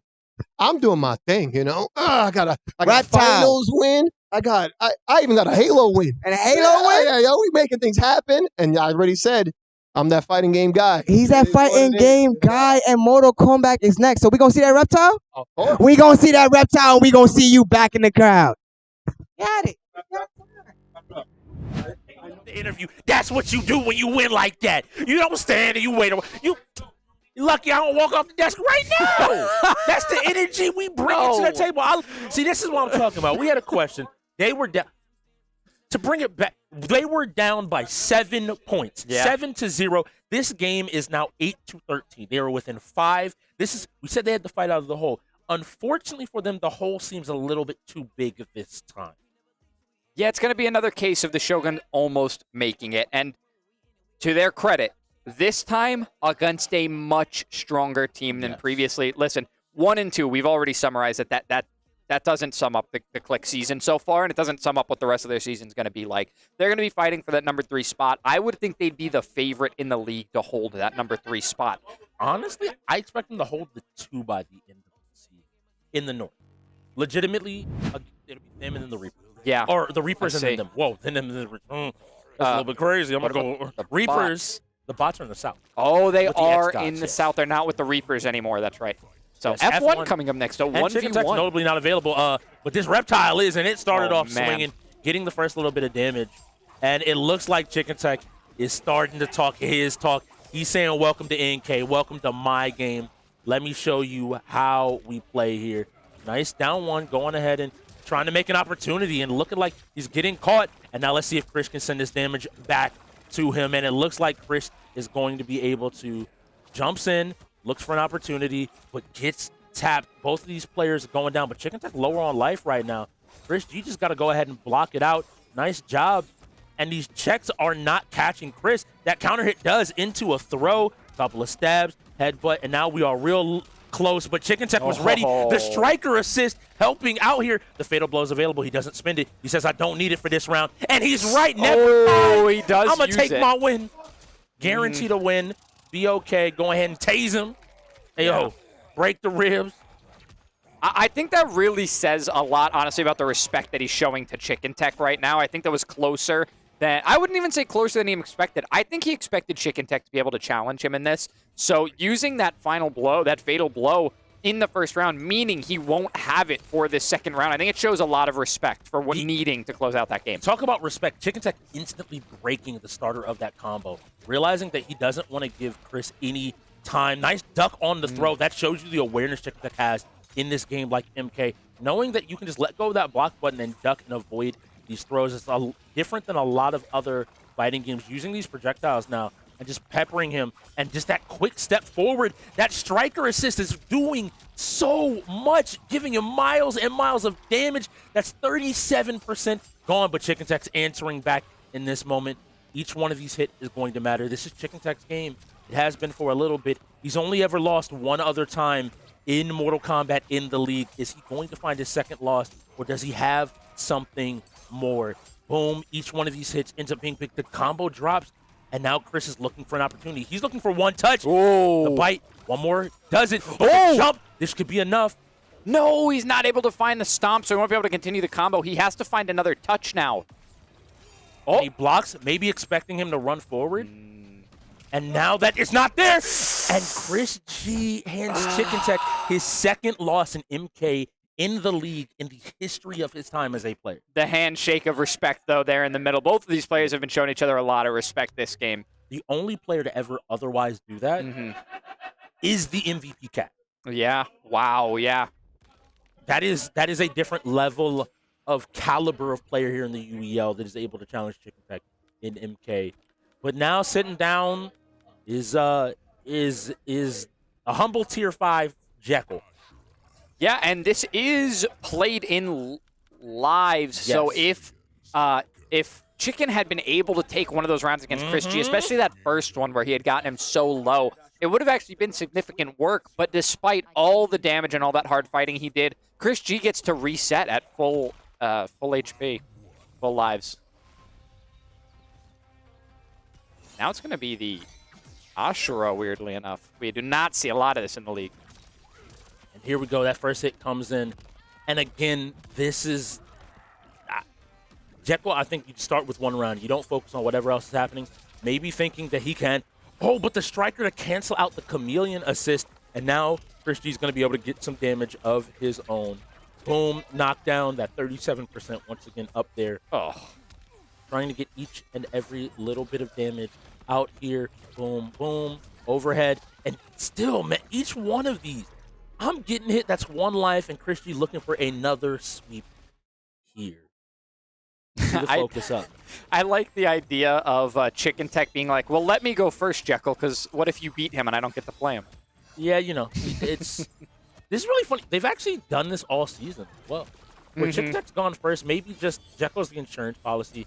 Chicken feels comfortable having him at his back just to keep him safe. Nice block on the striker assist there. Not falling for the same tricks and now putting him in an opportunity, but not able to convert the combo off the hit there. Again, has to block and just respect this assist every time it comes up. Doesn't end up getting a hit and now might get comboed himself. Ends into it. Oh, Chris G was ready for that. You ready for that? 27%. and goes into a combo, he should be able to finish out the game here, especially with the fatal blow. He drops the combo, importantly. So, Jekyll, you got to make the most of it. You got one hit left, and that is the end. The Shoguns taking another win here, going up 9-13. They might hit double digits. Unfortunately, 10 minutes left. Mm-hmm. left. Did we see Kenna the other day race and do a pretty good job, I want to say? I want to say Kenna's done pretty good in F1.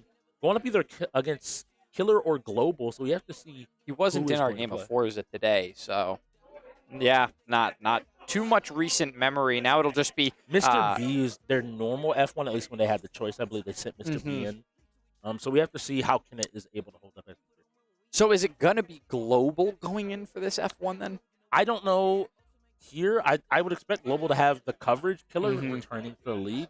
Maybe he hasn't touched the game in a little bit. He came from a team where it was expected. Chicken Tech, as a leader, expects everyone to pretty much play everything. I'm not expecting you to be an expert, but I'm expecting you to not be a liability. So it wouldn't surprise me if Killer was able to go in here. Now, this is going to take us down to the 6-minute mark, so I have to believe that this is going to be our last game.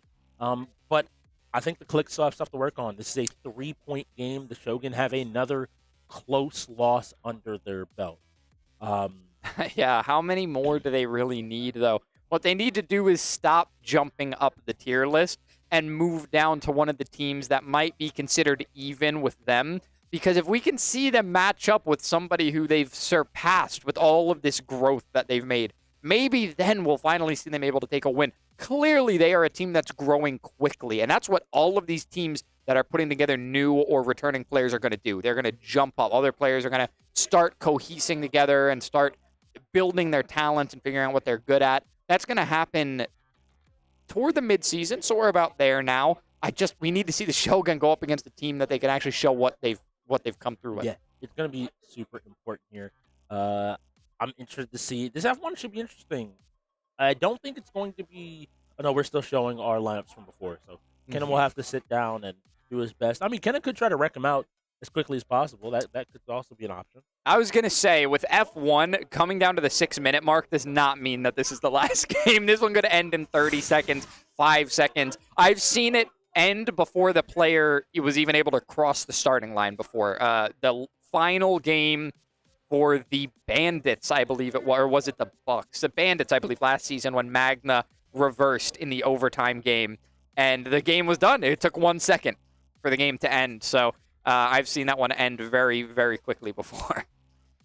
It'll be interesting to see. I think KLiK gonna still make sure to take their entirety of their timeout. This is on the Shogun. The Shogun got to go ahead and get in the game. I don't want to see you slip up here at the end, regardless of whether this game is signed, sealed, and delivered. You got to hustle until that final clock beep. Normally I'd say whistle, but we don't have whistles. We might need to give Zach a whistle. I think that would make people respect him. I think that specifically have a whistle that directly feeds into Speedy's headset. Nope. I'm good. Thank you. I would rather have a whistle that directly feeds into my headset than just giving the Game Master a whistle. And I think giving the Game Master a whistle is a way worse idea. I could try to do my job with a whistle in my ear. I don't know how people would handle it on the floor if there was just a whistle going all the time for every call. Flag on the play! Yeah. Trust me, he has been very clear lately on when things are being called. So he doesn't need a whistle. He's got a voice. The man's got pipes now, so... And it is Killer going. It's going to be Killer. Okay, so not Global going into this one. Let's see. There are no more timeouts, so there is the chance after this that if we get one more game, it's going to require players to get in there quick. Yeah, let's see if they get into this one quick enough. We have 6 seconds remaining on the clock, and if that's matched up with the clock out there, we're... So if they want to win here, by the way, they after this game, I think KLiK should have the advantage on this. I don't know Canada play racing games. Love for him to surprise me. If they want to win a fighter, just for posterity's sake, Tekken would be the one that they're looking to roll. I think most of the other ones aren't going to necessarily go in their favor. Not Blaze Blue. I don't think he really plays Blaze Blue. Global available, I think Global should win that. Yeah, true. We might have to find out here. Dead by Daylight would be the next one. Oh, interesting. Looks like we're going to have a technical timeout. Yeah. So I might see our pretty faces Dead by Daylight being the next game, that would be the KLiK's setup if they want to play it. That's if this ends up going down. Yeah. Ignore that clock counting down below the timeout timer. It has been stopped out there on the floor. We will be probably getting another game. They give Global a chance to play Killer, see how he feels. I was just gonna say I think they play Survivor. I think they play Survivor because I think they get a lot more out of that as well. Getting to play 4 of their team members now. You know you've won against the Shoguns. There's no chance they can play 4 more games. I think it'd be really good to get a lot of your players working together on Survivor for that because that is a strategy game as well. We see So Kenna on. Whoa, Kenna on the top POV, dropping all the way back. Forfeit Shoguns is what I heard. Forfeit Shoguns. Oh, the game was set up incorrectly. All right. Well, that won't be our last game then. At least we know for a fact that they can work on figuring out exactly where they set that up wrong. Yeah. Hey, you got some notes for VOD review. I know you don't have very many from this game. Game went perfect how you wanted it to. It was 5 laps, not 3. Wasn't Kenna was the player who last week went up against Jury in F1 when he was the only player here. Awesome. Right? No, Karkazik. Karkazik was the only one here. He was the one that had to play. Karakazik? Karakazik. Oh, Yeah, Car. That's why he was playing. Yeah, he's very good at driving cars. It's kind of amazing. But anyway, Dead by Daylight. This is another game, less hide and seek and more cat and mouse, with 4 mice trying to find ways out of the building to avoid one very hungry and bloodthirsty cat. Yeah, there's a lot of different kinds of cats that can be chasing them down as well. There are a lot of different killers, and then sometimes there's also Cat from the Reapers. Flying cats. Yeah, there are flying cats. There are cats that can send a bunch of skulls out at your face. There are cats that can... With big chainsaw. Really fun. Yep. It's a lot of different cats.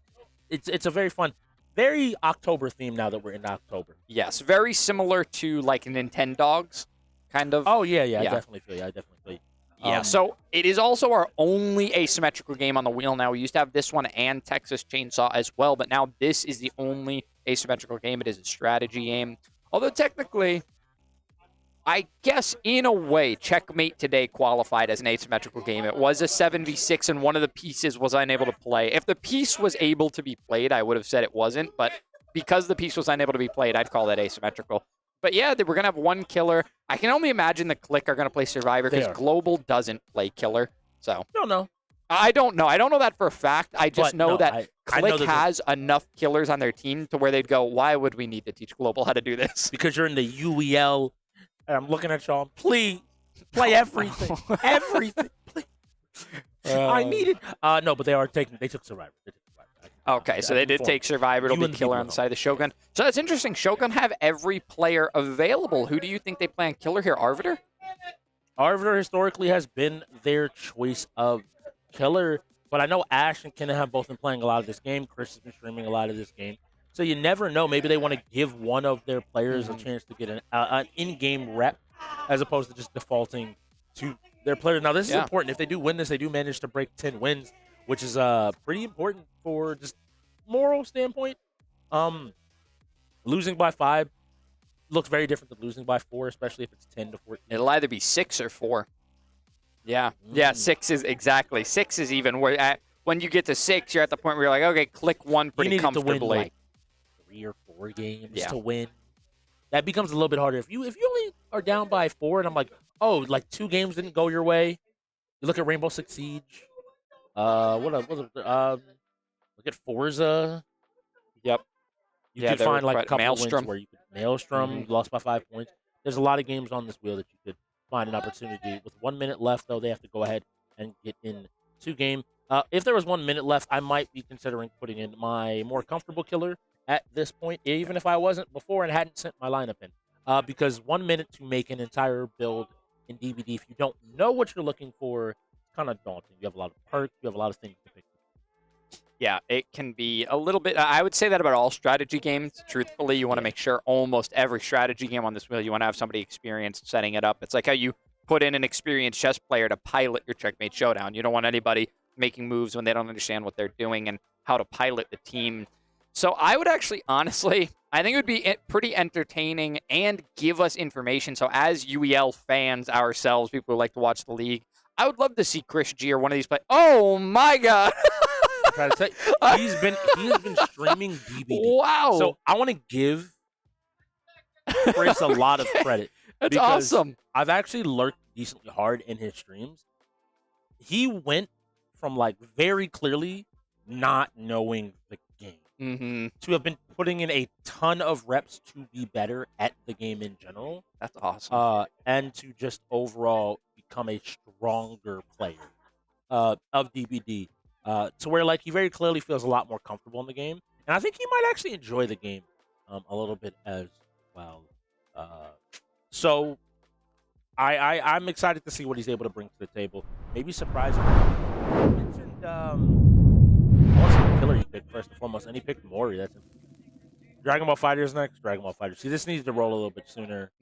Or okay, Dragon it Ball is. FighterZ. Yeah. But yeah, Tekken and Blaze Blue are still on the wheel as well. They still had some opportunities for some wins there as well. Checkmate could have gone, or Overwatch could have gone their way. But yeah, like I was saying, I want to see what he's able to play. Again, a lot of credit to him. He's playing Mori, so he's definitely trying to find the kills, and he's playing Wraith, which is really interesting. I'm going to go ahead and see how he's able to play him. Okay. Cool. Immediately cloaking up and moving out. Again, he has learned and taken his time to play this game. I wonder if he's made his own build or if has maybe one of his teammates with even more experience than him come up for a decision. They should know where he is. There's usually a standard for Survivor as well for them to all play the same one, and not in this case. Yes. So in this case, also, what's really good is he got what is arguably the best palette on this entire map already thrown for him. Now, every time he comes out, he has to slow down. So whoever this is, that was deja vu. That was deja vu. He's on the chase. That pallet doesn't go down. He's going to leap this window here. And he's chasing Killer here. You see Killer incredibly comfortable with the game, trying his best, and this feels like he's getting a little looped just a little bit. Killer knows exactly how far and how often he can do this. Waiting to throw the pallet. Ends up taking a hit, but at least having a little bit more space before jumping over the pallet there and running away and getting a little bit more space. Braces, so notably he has an add-on so that when he cloaks and uncloaks, he doesn't make any noise. Yeah. This helps him sneak up on people a little bit better. But I'm expecting this KLiK team to have to be comfortable enough and have enough of a conversation. Already a generator popped, by the way. Yeah. In that entire chase. Again, a generator takes about a minute, give or take, if a person or two are playing on it to pop. So good job by KLiK working together. Chris has some knowledge of where they might be, and now is just going to have to navigate his way around the map. Doesn't look like he's the most familiar with this map. That's Killer what I was getting gonna say. reset, Ooh. and unfortunately, right here, body blocking the door. Someone not realizing, and that was Jekyll taking a hit here. Somebody on Jekyll's attack, probably global. If I had to take a guess here, Mr. OG's on his, Killer's on his. Either Jekyll or Chicken Tech. So interesting, or global or Chicken Tech. There we go. They keep playing here, and we have to see where we go. And running a cross, breaking another pallet, and they're just buying time at this point. This is where, I mean, like an experienced Survivor team, why it becomes incredibly difficult. If you know how to loop the Killer, if every one of these chases lasts at least a minute, notice he has to either continue this chase or break chase. To start checking on this other pallet, you notice one of your generators, one of them is starting to glow red. That means somebody's working on it. He's actually moving away from it, unfortunately, which is going to put him in. Oh, two of them are being worked on. Yeah, he's going to move toward that side of the map now. Yeah, smart decision. He has to start stopping some of the pressure that's being applied here. Does he know the stairs and where? No, I think he's looking right now for the stairs that are going to lead down there. Behind him, he could have dropped down if he wanted to just get down there. He does find quickly. it.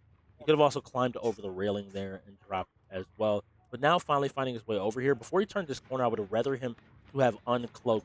He's waiting until he gets too close, I feel like, to cloak and uncloak. Gets another hit, this time on Mr. OG, and is now going to cloak back up and look to see where he went. Finding him here, but Mr. OG, I think, is just going to take the time. Nice job avoiding the pallet stun and forcing Mr. OG to make some decisions. Ultimately deciding to break this pallet. Instead of continuing to pressure until he makes a mistake, finding some more scratch marks and maybe losing sight of Mr. OG in the meantime. This is what happens. 2 generators left. He's only been able to get a couple of hits throughout the entire match, 3 in total, actually. Again, waiting Okay. a little bit long. Surprise attack there. Jekyll, whoever's on that account, taking another hit, and now retreating up the step.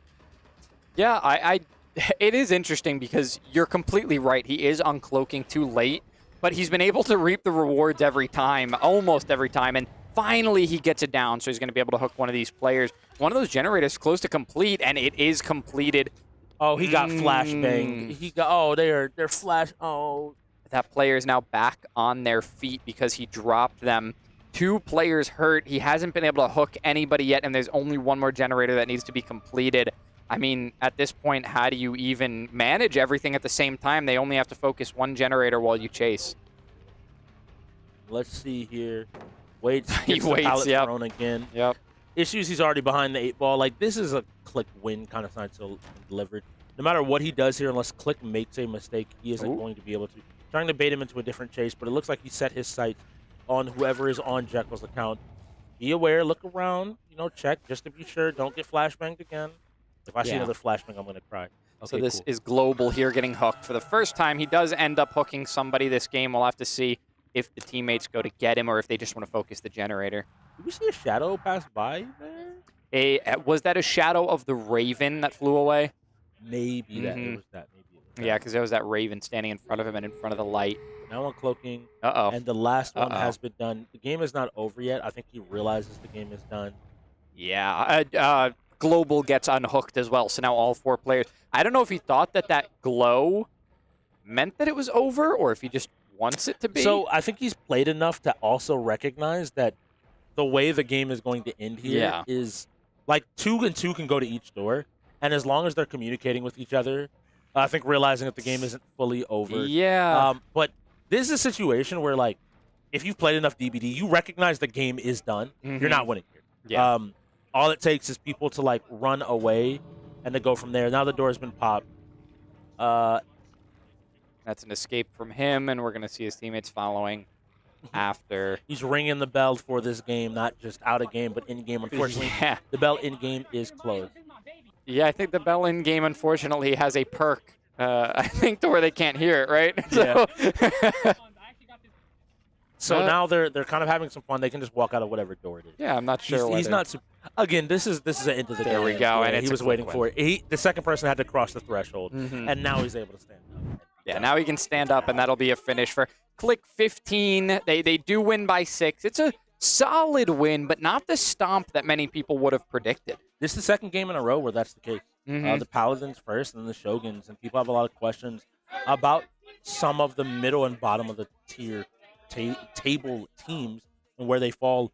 And the question still remains for KLiK. They need to come out and have a dominant performance, kind of like they did against the Bandits against another team, for people to maybe start to put them back up there with the X-Gods.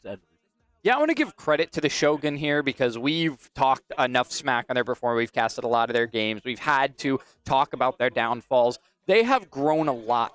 And I don't think that this game speaks very much to the KLiK's performance. I think they performed as high as we expected them to, and they won because of it. They took a player out of their lineup, and they're learning how to play in that fashion.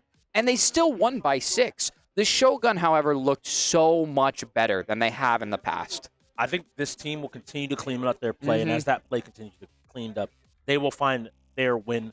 But I want to hear from the players, so to do that, we're going to head on over to our post-game interview. See you in a short. If he loses this now, I don't even know. All right, calm down, TOG. You just lost to him. Calm down. Stay focused, bro. Stay focused. Going great on his trail. Right now, hunting down from the Bandits. And there. And that one goes in there, taking this one away. It's 5-2. The first half is really starting to go their way. Yes, it is. Yes, this could be a runaway.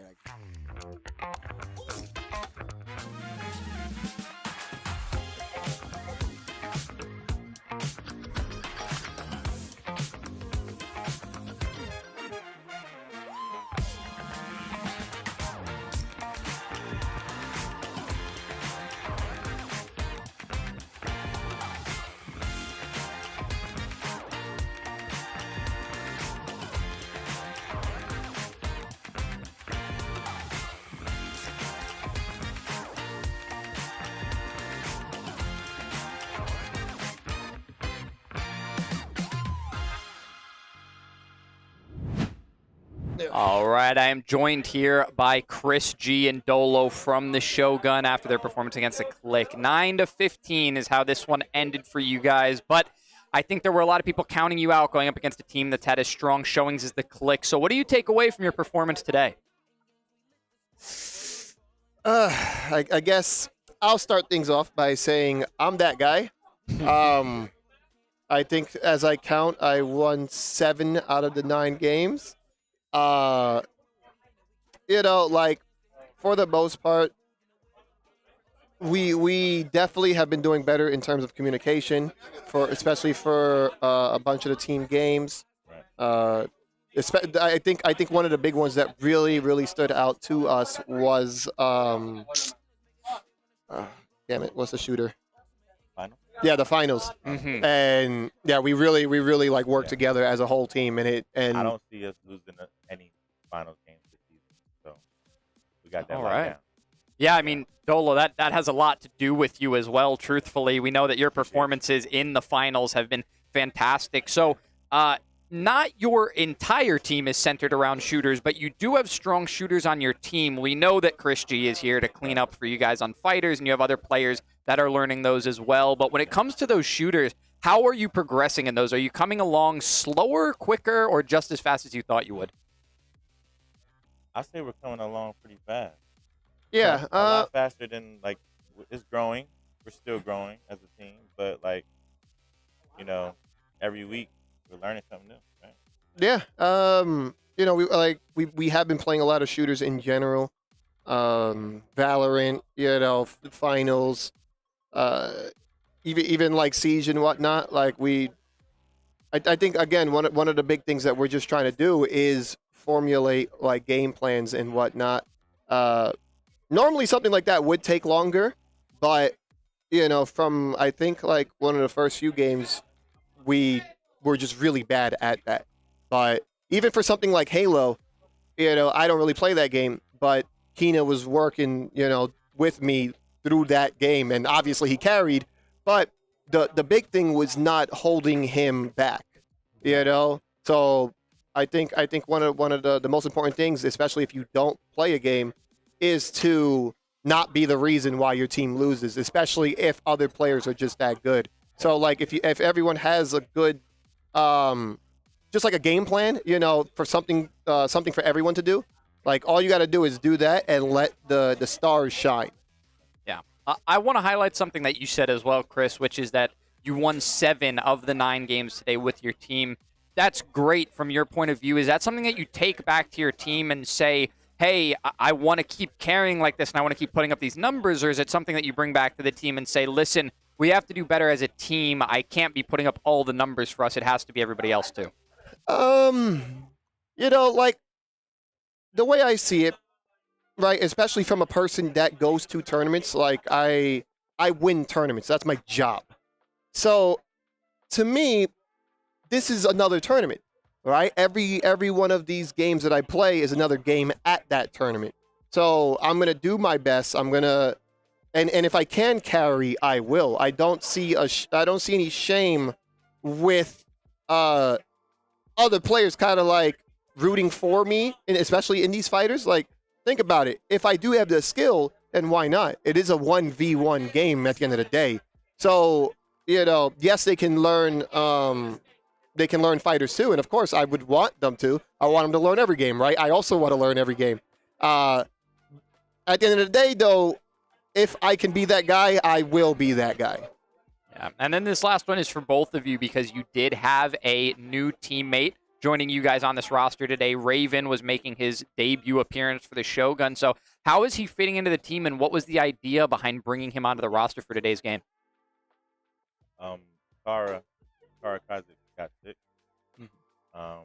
So Raven was cycled in, right? Yeah. No. Raven was already on the line. So no, yeah. Kara got sick and Arbiter came in today. So I mean, Raven's job was to showcase his skill in a sense because he's been wanting to play. He's been wanting to do his thing, and he's pretty good. Yeah, exactly. So it's like, why not? Everyone deserves a chance to play. Everyone deserves to have a chance to show themselves, especially if they are ready and willing. I was ready to see him wipe, their team in Tekken, but we didn't get to see that. Yeah. All right. Well, a really great game from you guys. We're seeing improvement throughout the season, and we can't wait to see what comes. You guys have had harder and harder matchups, so we can't wait to see you go up against some of these other teams and get your first win finally. Great work today, and we can't wait to see you again. All right. Peace out. Did you know poor posture while gaming can cause serious neck and shoulder pain? Meet the Volare Pillow. This pillow is designed specifically for gamers. It gives your neck and shoulders the support they need, reduces strain, and helps you sit comfortably for hours. It's extra comfy and hey, you can even pick your style. It comes in rare, legendary, and epic levels.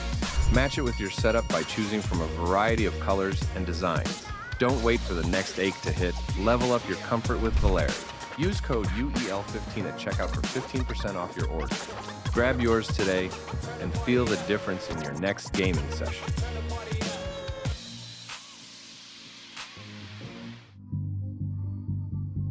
If he loses this now, I don't even know.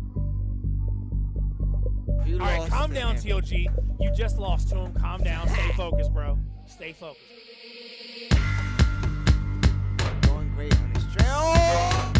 Right now, hunting down from the Bandits. Oh, and there. Again, and that one goes in there, taking this one away. It's 5-2. The first half is really starting to go their way. Yes, it is. Definitely. Yes, this could be a runaway, like you're saying. And I am joined with the victorious Las Vegas KLiK. Yes. Congratulations, first and foremost, on your win. I know both of you. I've talked with y'all a lot. I know that this is not the win y'all expected or wanted. So I want to start there with, what do you think happened today that maybe did they come out stronger than you expected, or do you think you still have some stuff to work out? I think it was everything went exactly as planned. Earlier in the season, we scrimmed against them, so we knew how they was in the different shooters. One thing that did throw us for a loop, we wasn't expecting secure because when we scrimmed against them, they wanted bomb, we wanted bomb. Yeah, so it was like everybody wanted bomb. And then it was secure, and I was like, why? Yeah. But other than that, I think everything was on par. All the fighters. We both knew that fighters were going to be extremely tough going against Chris G. Yeah. Anything he was in, we were going to have to fight for our lives. Yeah. We proved I would like to say we held our own in most of the fighters. Yeah. But he was just better than us, and we got to accept that and get better. Yeah. And for the people that still think I'm washing MK, I think today proves that I'm not. Yeah, no, amazing showing, and again, it's understandable. I want to step and look at the KLiK as a team. Mm-hmm. Y'all have come from a bunch of different locations, and how has it been coming together and meshing? I think there were a couple moments today where we saw maybe players on different pages. How has that been the process of coming together as a cohesive unit? I think I can answer this one. It's definitely hard coming in together, like you said, from different groups, but most of us have played together before, whether it be on a team or just on our own. I know Chicken, OG, Killer, y'all played on the Ghosts a couple seasons ago together. Yeah. So y'all know what you're doing. I've played a lot with fighters with Global. I've played sports with Jake or him. So we've all seen ourselves grow individually with ourselves. Now we just need to combine it together, and once we do that, I think we'll be good. Yep. And I think it's right around the corner. It's right around the corner. I definitely Absolutely agree. is. I think y'all have been moving in the correct direction, obviously. Yeah. Doing everything in y'all's power to get better. Yeah. 3-0 in the races. Yeah, no. Again, checking. Congratulations to you. You had a great performance. Both of y'all did today. My next question is going to now target a little bit in the future for both of you all. And I know y'all have championship aspirations. That's what the KLiK team as a whole has. Where do you see yourselves currently in the rankings of teams? And is there anybody that you feel like you have to beat to maybe? Are we speaking on our conference? Or We'll start conference because let's get conference first and foremost. Okay. So for our conference, I would say probably number 2 or 3. I think we're really good at number 2 or 3 locked in. The game I think I'm always most worried about is the next game. I don't care who the team is, who we're against. The next game is the game I'm worried about. Yeah. But it might be 2 or 3 right now, but we can. I know we can hit time. number 1. I know we can contest with the best teams in the league. I know we can do it, but we have a couple kinks to work out. Yep. We have a couple strategies we need to freshen up on, and I think we'll be there. Yep. That's great to hear. And the last question is an easy one to both of you all. To anybody watching at home, to any of the fans, any sponsors, anybody, this is your platform. This is your time. Congratulations once again on the win, and feel free. All right. I mean, hey, SurfThing, baby. Yeah, I mean, SurfThing. SurfThing PC, it's a great PC. We run it all here. Honestly, I don't really have much to say. I got to shout out Dad Hat Tony for all the interviews. That was great. That was fun. I don't know. I'm not good with this kind of stuff. Yeah, but, so that was a good thing. I think that's a great addition to what we do here.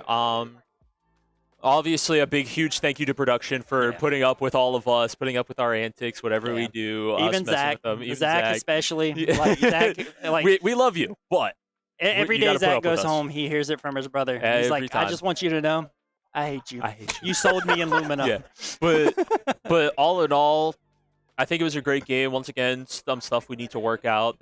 That's just us as a team individual. Once again, shout out to the Shoguns. They played a great game. Came out strong in the second half. They never gave up, which is always fun to see. Mm-hmm. All right, I appreciate y'all's time. I'm excited to see y'all continue to play. Y'all continue to prove time and time again why y'all are one of those top teams that everybody is looking out for and keeping an eye on. So have a great night.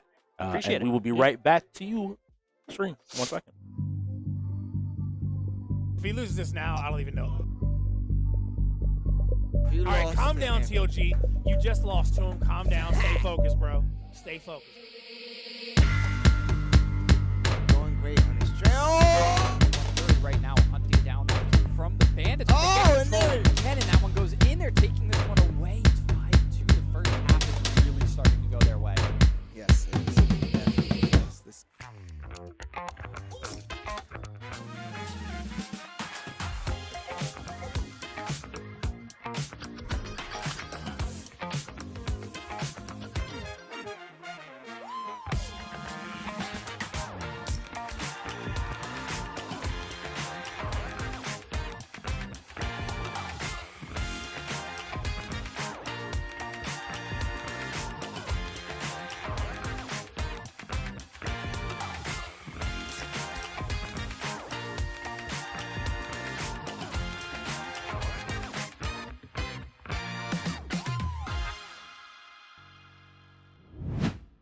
All right, and that's going to be a wrap on our game between the Shogun and the KLiK. The Shogun with a valiant fight, but the KLiK able to take another one. They're 2-2, and they're going to keep fighting for that number 3 spot. They're going to even push for that number 2, and I'm sure they want that number 1 in their conference. So we have the Wolves and Bots tomorrow at 6 p.m. Eastern. That's something Pacific. I can barely remember Pacific at the time. I think 3 o'clock Pacific. So that's going to be it for us today, but we will be back tomorrow. We had Dad Hat Tony hosting at the UEL for the first time tonight. You will be seeing him around. Me and Strix as well will be back this week, so we will see you then. Join us tomorrow. We can't wait to see you. This is the UEL, where gamers go pro. Did you know poor posture while gaming can cause serious neck and shoulder pain? Meet the Volare Pillow. This pillow is designed specifically for gamers. It gives your neck and shoulders the support they need, reduces strain, and helps you sit comfortably for hours. It's extra comfy and hey, you can even pick your style. It comes in rare, legendary, and epic levels. Match it with your setup by choosing from a variety of colors and designs. Don't wait for the next ache to hit. Level up your comfort with Volare. Use code UEL15 at checkout for 15% off your order. Grab yours today and feel the difference in your next gaming session.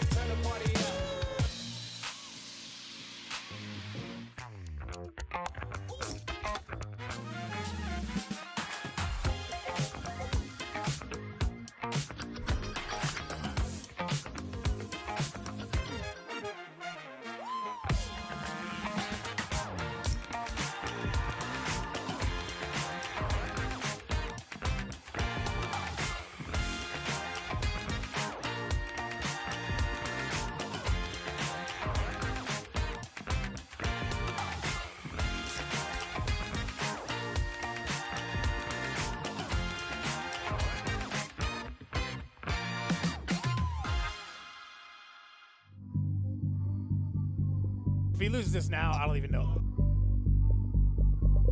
All right, calm down, TOG. You just lost to him. Calm down. Stay focused, bro. Stay focused.